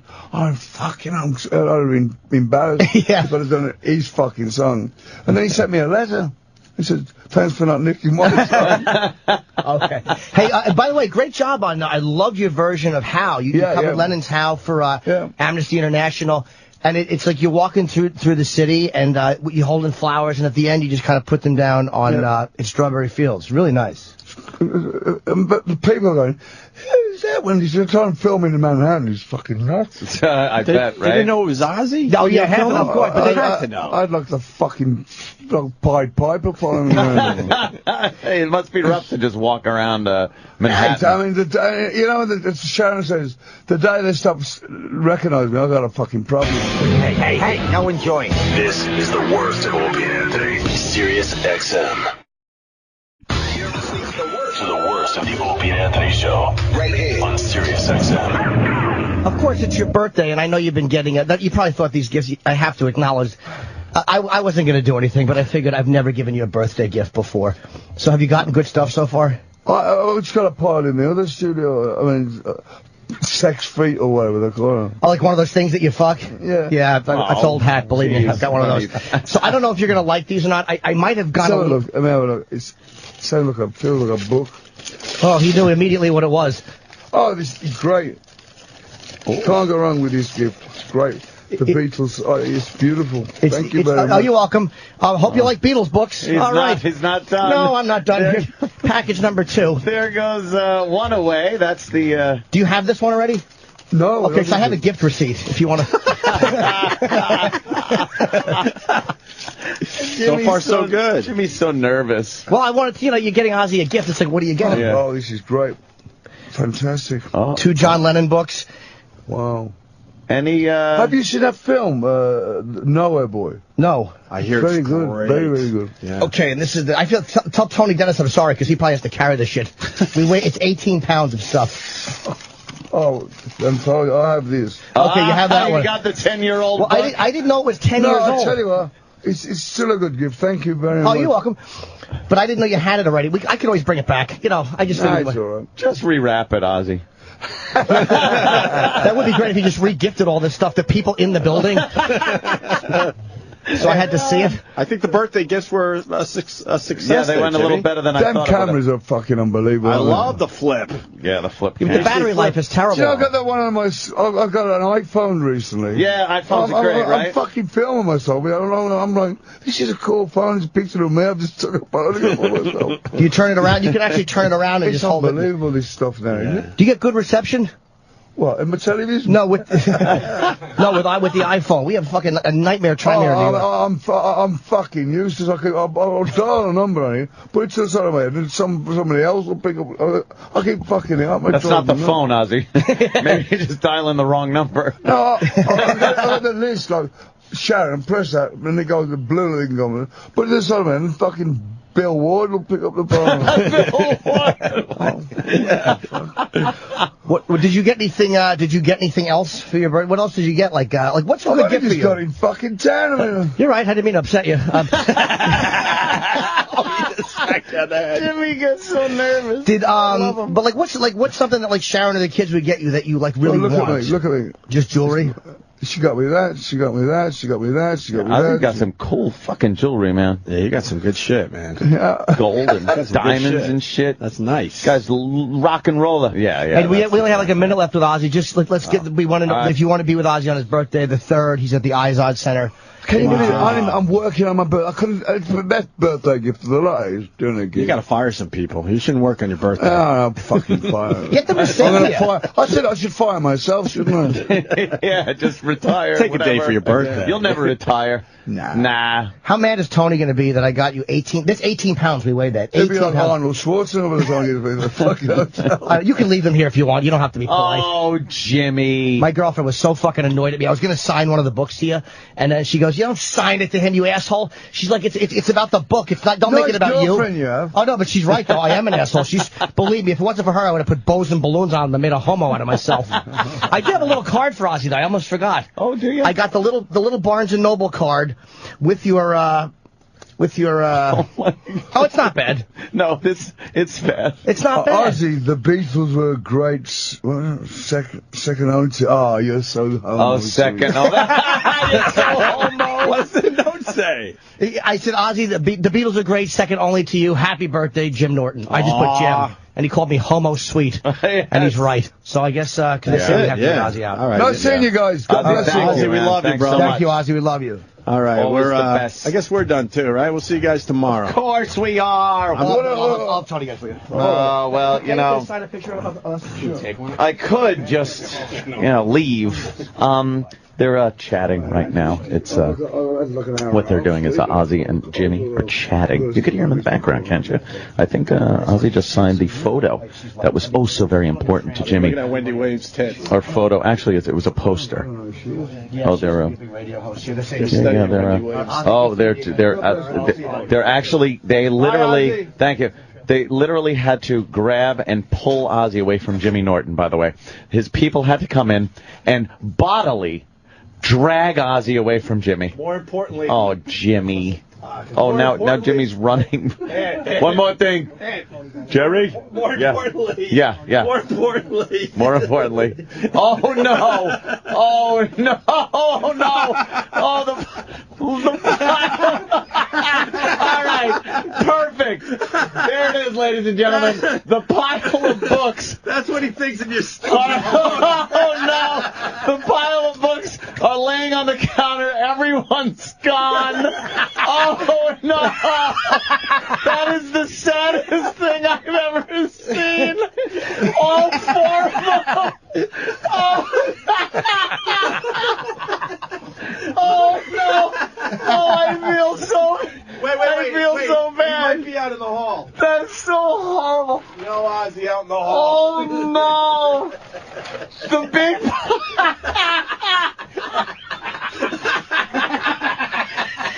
Oh, Jimmy. I'm going to cry. I swear to God. I've said some rank shit on this show. I've said things that I should feel like garbage for. But I feel so sad and bad right now. I do. All your presents, because you went out, you went to the store, you bought those, you thought about it. They're all just now sitting here on the console. He didn't give it a second thought to take those. I have to be honest, it is exactly as it should be.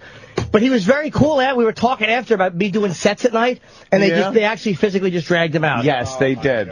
But he was like, you're doing comedy? Like I told him I do comedy at night. And He asked for the books. no, he didn't. Oh, Roland! Oh, what a prick!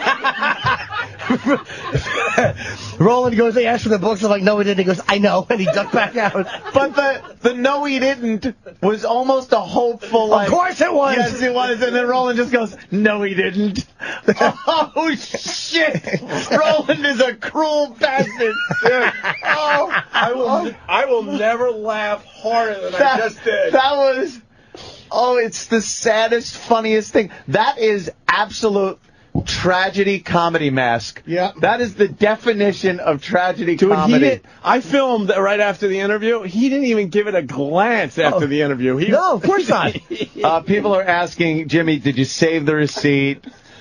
He touched them, though, Jimmy. Now you need to keep those. No, it's humiliating. Oh, no, not the card. My card. The card, too. Holy shit, the card is so bad. The card is still there.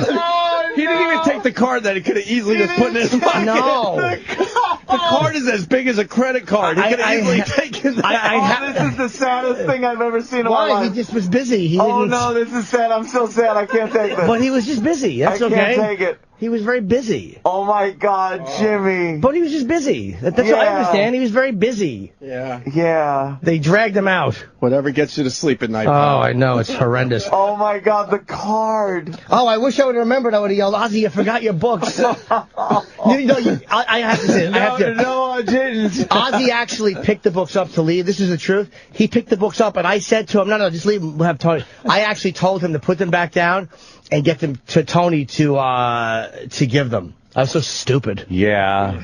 I'm running home with this. How much of that did we film? Can I have all the footage, though? God. I'm running home with that footage. Oh, my dear Do you have the end when I was talking to him? Because you started the live read, and I noticed Ozzy got up, and I'm like, wait a minute, he's not really looking at those books anymore. Oh, my God. We had a nice chat, chat, the whole though. fucking thing, and then you guys were talking about Wendy Williams' tits, I heard. Yeah, he goes, who's she? I'll take that over him taking the books. I had a nice chat with him after, and they had to actually come in and physically get him because he had to leave.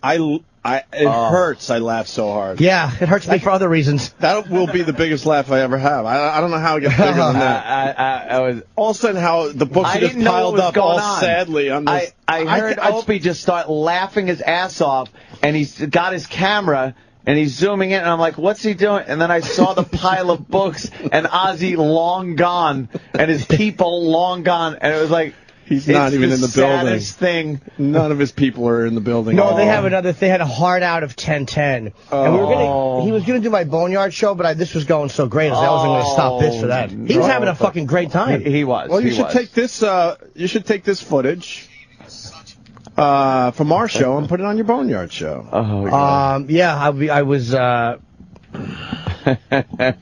People are suggesting maybe a mixtape of love songs next time. Let's all just suggest things that Ozzy can leave. There's the pile of books. Let me just rewound this clip, and there's the pile of books. But you know what? Oh. This is called trying to make yourself feel better. I did get his fucking mug. I wish he would try to get that fucking mug back. Oh, wow. Somebody left his fucking soda mug here. Yeah. Someone gave that to him here, though. Right? I don't care. He was drinking out of it. It's now my fucking mug. All right. Me and Ozzy having coffee together. We won't be reading Beatles books. And then here's Whitey Pie saying, Ozzy left the books. La la la. Yeah. La la la la. Jimmy hurt his back, carried la la la la. 18 pounds of a la la la la. That's what you get, you and sha la la la. Took a sweet card. La la la la. Left that too. La la la. He did say it was homo sweet. Yeah, it was homo sweet. Yeah. But honestly, what would Ozzy have done with the card anyway? Exactly. Oh, my God. He read it.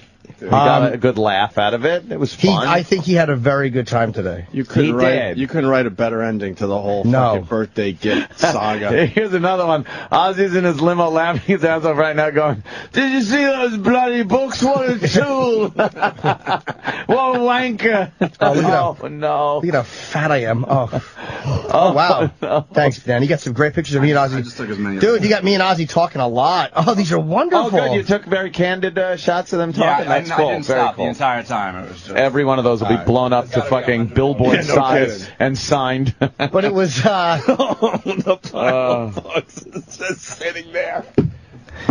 Oh my God. We got to get the fuck out of here. I think he had a great time though. He loves us. He was fucking really enjoying himself. He relaxes in here, you can tell. Yeah. I made him laugh. I was very happy about making him laugh. He's awesome. And he looks great. He looks great. He sounds great. He does. He doesn't mumble as much. No, He's always been a mumbler. He's always been a mumbler, mumbler, but I think it's because he's healthier now. But you could understand him a lot more. Yeah, he's a lot the first healthier. couple times. He's definitely a lot healthier. You could tell. He looks good. He's spry, as they say. He's got a great sense of humor. Oh, he's the fucking best. Holy shit. Can I have your certainly footage too? does That have was tremendous. He does have a good sense of humor. You're listening to the worst of the Opie and Anthony Show on Sirius XM. You're listening to the worst of the Opie and Anthony Show. It's the worst of the Opie and Anthony Show. Sirius XM. The way you gave it to him, if you watch the video, and by the way, the listeners, viewers of that video have dissected it like a Zapruder film. Oh, They're going frame by frame. They're talking about facial expressions. They're talking about like what did Jimmy? What was he feeling during frame 362? Oh, that's hilarious. Because they are. There's one frame that says it all because you were laughing hard like me and Ant were. And then you turn to look at the gifts, and there's a serious look on your face. Yeah, there's one second. It's when I come close to the camera, right? It's one frame. You're looking at the books, and the books are there. Or maybe a split second, and then you go back to laughing, but there's a moment where you look like, holy shit. Split second. He didn't take the book. Oh, it was. I so tried to. I'll tell you what happened with the. Well, did we tell people what happened? Like what? No, we didn't tell. You were doing a live read. Indignity. We ended the show. Yeah. And did we go back on the air at all or no? The whole thing was on the air because technically we didn't end the show. Right after the read, all of that was on the air. Usually Anthony does the live read after we step away, but because we were so late. Even though the show ended, it went into live read mode. And you and Ozzy were talking about doing stand up. Yeah, and also you were looking at TV, looking at Wendy Williams' giant tits. I took that part out of the video because I wasn't sure his wife would appreciate that Ozzy was really into Wendy Williams' tits. But because I remember the people knew that. Yeah, they heard all that. No, I was so glad they actually did. It was. Yeah. All that was in it. And then I heard Opie laughing. And say there it is. And say there it is. Then he just found it. I'm still talking about something because I don't know what's going on. And then when I looked and saw the pile of books and Ozzy was gone, well, I lost my mind. No, from my perspective, I'm like the whole time I'm thinking, is Ozzy going to take the books or is one of his guys going to come in here and take the books? So when the show ended, you started live read mode. Yeah. I zoomed in on Ozzy and Jimmy. And then I'm looking at the, there's the look. You gotta tweet that, Jimmy. No, because it really is. I have to say, it's in between face. It's like when one fat face is melding into another fat face. It does look like you're looking down, going like. But I really wasn't. No, I know. I'll be very honest. Because the very next frame you're just smiling. Yeah, but happy Jimmy. Yeah. So I zoomed in on Ozzy and Jimmy as Ant's doing the live read, and now the corner of my eyes, I'm kind of filming. I'm looking at the fucking books. I'm like, I don't think he's fucking taking these things. Yeah. And then I was trying to get Ant's attention because Ant was laughing at Jimmy about how I was just laughing at the whole how thing. He was just being fanboy, and I'm like, fuck that. You're not going to believe what's going on right now. How they had to drag Ozzy out of here because he was late for things, and you and Ozzy were talking, and I was laughing at that. And then once I saw that stack of books sitting exactly where Ozzy had placed them down after he unwrapped them, I lost my fucking mind laughing. I mean, it was the saddest little boy moment I'd ever seen. It really was he had to go, though. He had to go to... Here's what happened. You tell us how you got to sleep last night. Well, Travis... Did you sleep last night? Not really, but I mean... I can't wait to hear what your girl said about this whole thing, by the way. Dude, she just hugged me. Wait. Really? She was like, oh Oh, that is so sweet. And I'm like, don't. And then we watched the video, and I was really great. Yeah. And then she was she just kept hugging me. She's like, oh. That is very sweet. And I'm like, but I don't feel sad. I really didn't, because what happened was, after it was done, the pile of books sat, the pile of gift, as it were. 18 pounds of books. Yes, the almost 20 pounds of gift. I literally, if I had gotten him 2 9-pound bricks. But Ozzy went to pick them up. Yeah. He went to take them, and I told him to leave them. He went to pick them up, like he grabbed them as he didn't run out. It's like normally when an interview's done, he would just go, all right, guys. But he actually was just standing there. People had said that you completely sabotaged your own gift giving by talking to Ozzy. I did. But he went, he went to grab them. I'm like, no, we'll get Tony to grab, because Tony's his guy.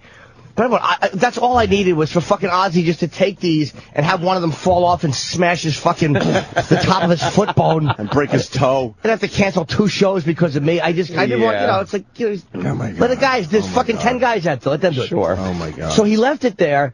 And then he just started talking to me, and he's like, what time do you get up for this? And I'm like, 5. I'm like, I do comedy at night. He's like, you doing comedy at night? Like on weeknights? And we're just chatting, and he's not leaving, he's just hanging. And then he looks up at Wendy Williams on TV, and he goes, who's that? Look at her tits. He said something to Wendy. So me and Ozzy just looking at Wendy Williams' tits. I'm like, that's Wendy Williams. Goes, who is she? I'm like, well, she's a radio chick. And then the door had opened, and Mike from Sony, who literally he just had to, I heard he had to go right to Fuse from here. He had to go to Fuse. And then the president of Sony was presenting him with something. Oh, yeah. So he had a hard out. Did he leave that too? Yeah, no, I'm sure he didn't. And then the books just sat there. Yeah, and then he left. Oh my God. And then but that's why I wasn't sad, because normally, of course, I would have felt like a douche. Yeah. But I knew what happened. And Ozzy's a little forgetful sometimes. Dude, he referred to Jon Stewart and Stephen Colbert as those guys. Those guys, and we were supposed to know. Those guys who did that from thing. Those guys. But Ozzy left his mug here. Yes. And wait, before you get to that really That's the fast, big story. Just so Ozzy's long gone. We're laughing our asses off, and just when you think that it couldn't get any better, Roland pops his head in. Because a lot of people are saying, what did Roland say? And I actually put... That was Richard's great, by the way, you put that. I put that on so you can know exactly what Roland said if you look at the video. But Roland peeks his head in perfect timing goes, he wants the books. And Jimmy goes, no, he doesn't. And then Roland goes, I know.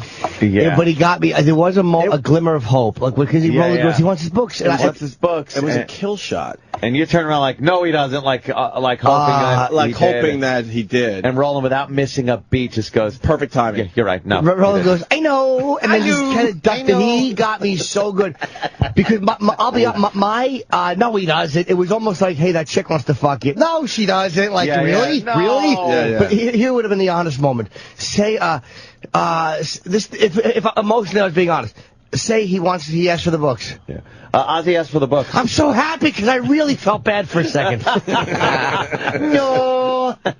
So that's where the video ends, and you can check it out on the YouTube channel, Opie Radio. Now, the big thing is, it wasn't a complete loss for Jimmy. Right. Because Ozzy... Most people just come in here and drink water out of the bottles, or they have styrofoam cups or coffee cups or whatever.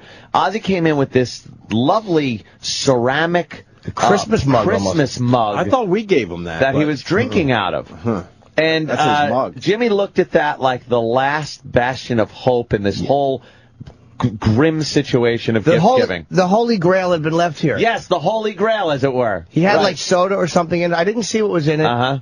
But it was a dark tea or something. Tea, right? It might have been tea. Yeah, and it was sitting right there. It was Ozzy's mug. I could see Jimmy was just thinking like he's taking it home, and he even said, "I'm going to take this with me, use it at home. Yeah, like, I'm going to wash it out and drink out of it." It's like this will be Ozzy's mug. Great piece of memorabilia. Right next to the 18 pounds of books, by the way. Yes. Within minutes of him kind of having that glimmer of hope that something good came out of this whole disaster of Ozzy's birthday. When the laughter died down, Jimmy's like, I got his mug. I'm like, I'm taking this home and drinking coffee out of it immediately. The door opens. A gentleman walks in. From Ozzy's camp. To get the books, I guess. And we were thinking, maybe the books. And he goes, I need the mug that Ozzy left here. It's his favorite mug, and he doesn't drink out of anything else. So I got to take the mug. Yeah, it was Liam. He came in. He goes, he has to have that mug. I think that one of his guys realized Ozzy probably said, "Where's my mug?" Yeah. He didn't remember He didn't say the books or anything. Yeah, The why guy did one of the guys realize that The guy didn't say, "Can I have the books and the mug?" Right. He came back specifically for the mug, and grabbed the mug and left. And everyone was shell shocked because it happened so fast. The guy just came in that. No one remembered to go, hey, how about you take the books back to Ozzy? So he left with the mug, still leaving the books behind. Oh, my God. And so there was Jim with the stack of books he had bought and no mug. There's no mug they for took me. the mug. They did take that. What's it? Take the mug. Take the mug. So, where are the books now? I don't know. They're here. But believe me. Because someone said, please tell me Jimmy had to walk home with the books. Oh, God, imagine the 20 pounds of books under his arm as he's trying to hail a cab in the rain. They're getting wet and ruined. Ruined. They're ruined. I was... the books are still on site, huh? Somewhere? The books are here. Those are very, very famous books now. I believe they're here for the next time Ozzy does come in. Do you think he doesn't visit very often? No, we're every 6 months or so. So it'll be a while. But do you think he's getting away with that? Do you think that he will not someday have that on his coffee table? But he was very nice about it. But he certainly Why don't you mail was. him to his house out there in Beverly Hills? Ship 20 pounds of books. Yeah. I actually it's funny because I had emailed Sharon last week to ask her something. 'Cause I do the Boneyard show. I wanted to ask something about this re-release of Blizzard and whatever. And I finally heard back from her last night. So I had to email her. Oh. She was like, I hope things went well with Ozzy today. And fantastic. Couldn't have went better. Yeah. You didn't bring up the books. I did. But it was funny. Oh, God. That's great. I did. Yeah. I did. It's just watching the video, though. I watched it a few times. God damn. You did you retweet? I did. I know Jimmy did. I don't think I retweeted. I just want people to see it. It's great. That's great. Yeah, retweet. It's my last tweet if you follow me on Twitter, and then Opie Radio on YouTube, which is one word. I just want to say that. You can find it that way. It's the latest video. Dude, the only problem is I was embarrassed. I'm so fat in the video. That's why I believe I'm eating better now. The last few days I've been so miserable with, you know how it is, the holidays, you're in mini bars. Oh, yeah. That fucking Leno show, when I go out there, it kills me. Because if they feed you on the plane really well, you eat in the fucking hotel, it's really hard not to eat. Deliciousness is everywhere. It's so hard. But anyway, it's for anyone that watches the video, I know I'm a fat pig. Please, I know. They have to just dissect everything. Oh, no, I didn't. I don't know if they said anything. I didn't read any comments. I might not want to read the comments. Oh, I don't care. I'm just yeah. I wouldn't be offended because they're right. I know when I put on, but I put on 10 pounds. I know it. It's got to go. But that's the only part I was embarrassed about. I was watching. You look the same to me. But I just watch. But then again, I'm not gay like half these fucking guys that have to comment on our appearance all the time. Dude, I'm so pale that any weight I put on is noticeable because you can't see any structured definition separating things. I look like a flesh stalk. Like my eyes look like an extension of my stomach and chest.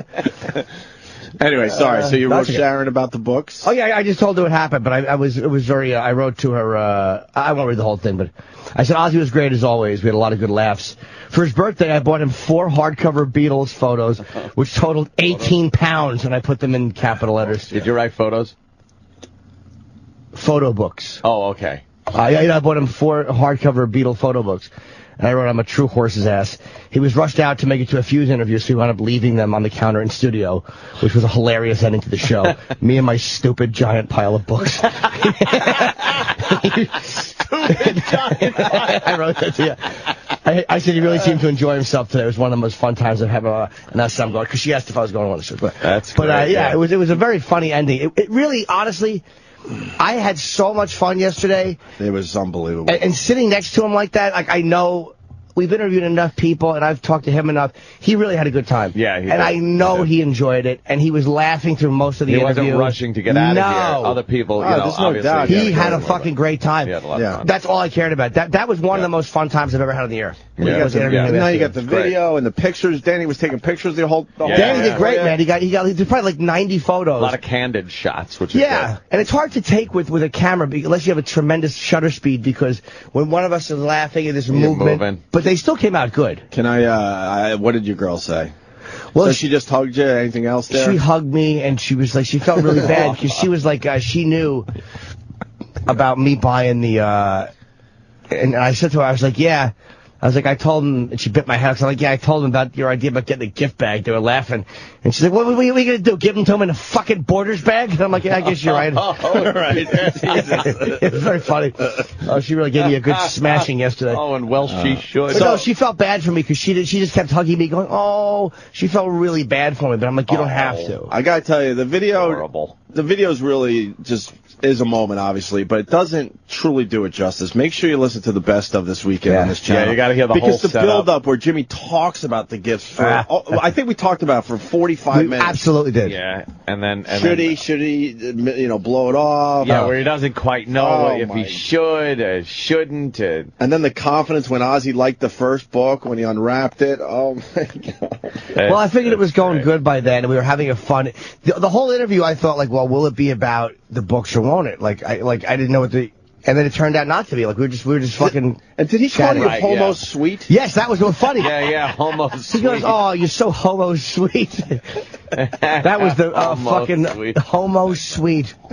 It was a very thank you. It was a very very funny moment. I can't remember the last time I laughed that hard. That was crazy. That made the video, dude. Your laugh, because I was Crazy watching funny. it from your flip cam point of view, and I saw that it was really a great job with the video because you transcribed Roland's, which was great. Yeah. And your building of your laugh on those pile of books is fucking great. And then I could hear Ant going, and they're physically removing Ozzy from Little Jimmy Norton. Like, it was very funny to hear that natural moment. And then that.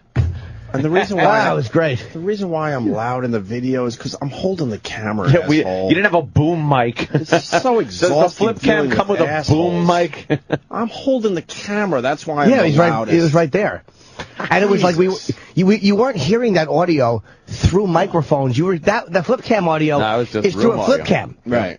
Yeah, So because that's all we're doing right audio. now. We really need to, you know. Whatever. It was very funny. Let's just keep it fun. But It I was mean, good. you know, if it's so obvious Yeah, it that was this fun. show needs a visual element. It's so obvious, but they're not all in down the hall for some reason. It was fun. So we do what we can here and there. I think it came out. Oh God, dude. I really did laugh, and I could not have been happier with that interview. I really could have. It was so much fun. Everyone I talked to, people, the stuff I read on Twitter was just that everyone loved it. Thought it was hysterical. Keith called me at one point. He was driving into work and listening to the replay, and he goes, because I told him what happened yesterday when I got home. He was there doing some work, and he said, I'm at the part where you guys are just talking about his poster-sized photograph. And he goes, already, I just know this is not going to go well. Yeah. He got the photograph of the poster signed. Yeah. What did he write? He was writing for a while. To Jim, you are the best. Love, Ozzy. Aw. It was actually a great photo of us. It's us. It's after I did the I did like when I did the hour with him to promote Scream. Mm-hmm. That was out in L.A. No, that was here. That was in. Didn't you interview him in L.A.? That was the MTV building here in New York. We used their studio. Gotcha. I did Bill Ward in L.A. And we took a couple of really nice photos together. But this was a really good one. We're smiling together. Yeah. And he's like, that's "That's a great picture." Like he commented on what a good picture it was. I was so happy. Yeah. But he genuinely enjoyed it. And now, believe me, I know he knows me. That's all I care about. It's like that's it. He probably doesn't know me by name, but he knows my face. Yeah. It's great. Let's say hi to Tammy in Tennessee. Tammy. Hi, Tammy.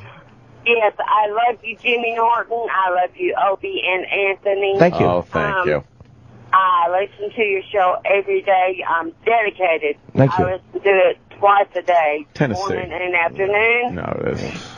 But I was Little- just wondering. It's a slower pace than New York. Yeah. Is what I I noticed. know. Yeah. But I was just wondering. Compare it to the We had eastern this- or western coast. Mm-hmm.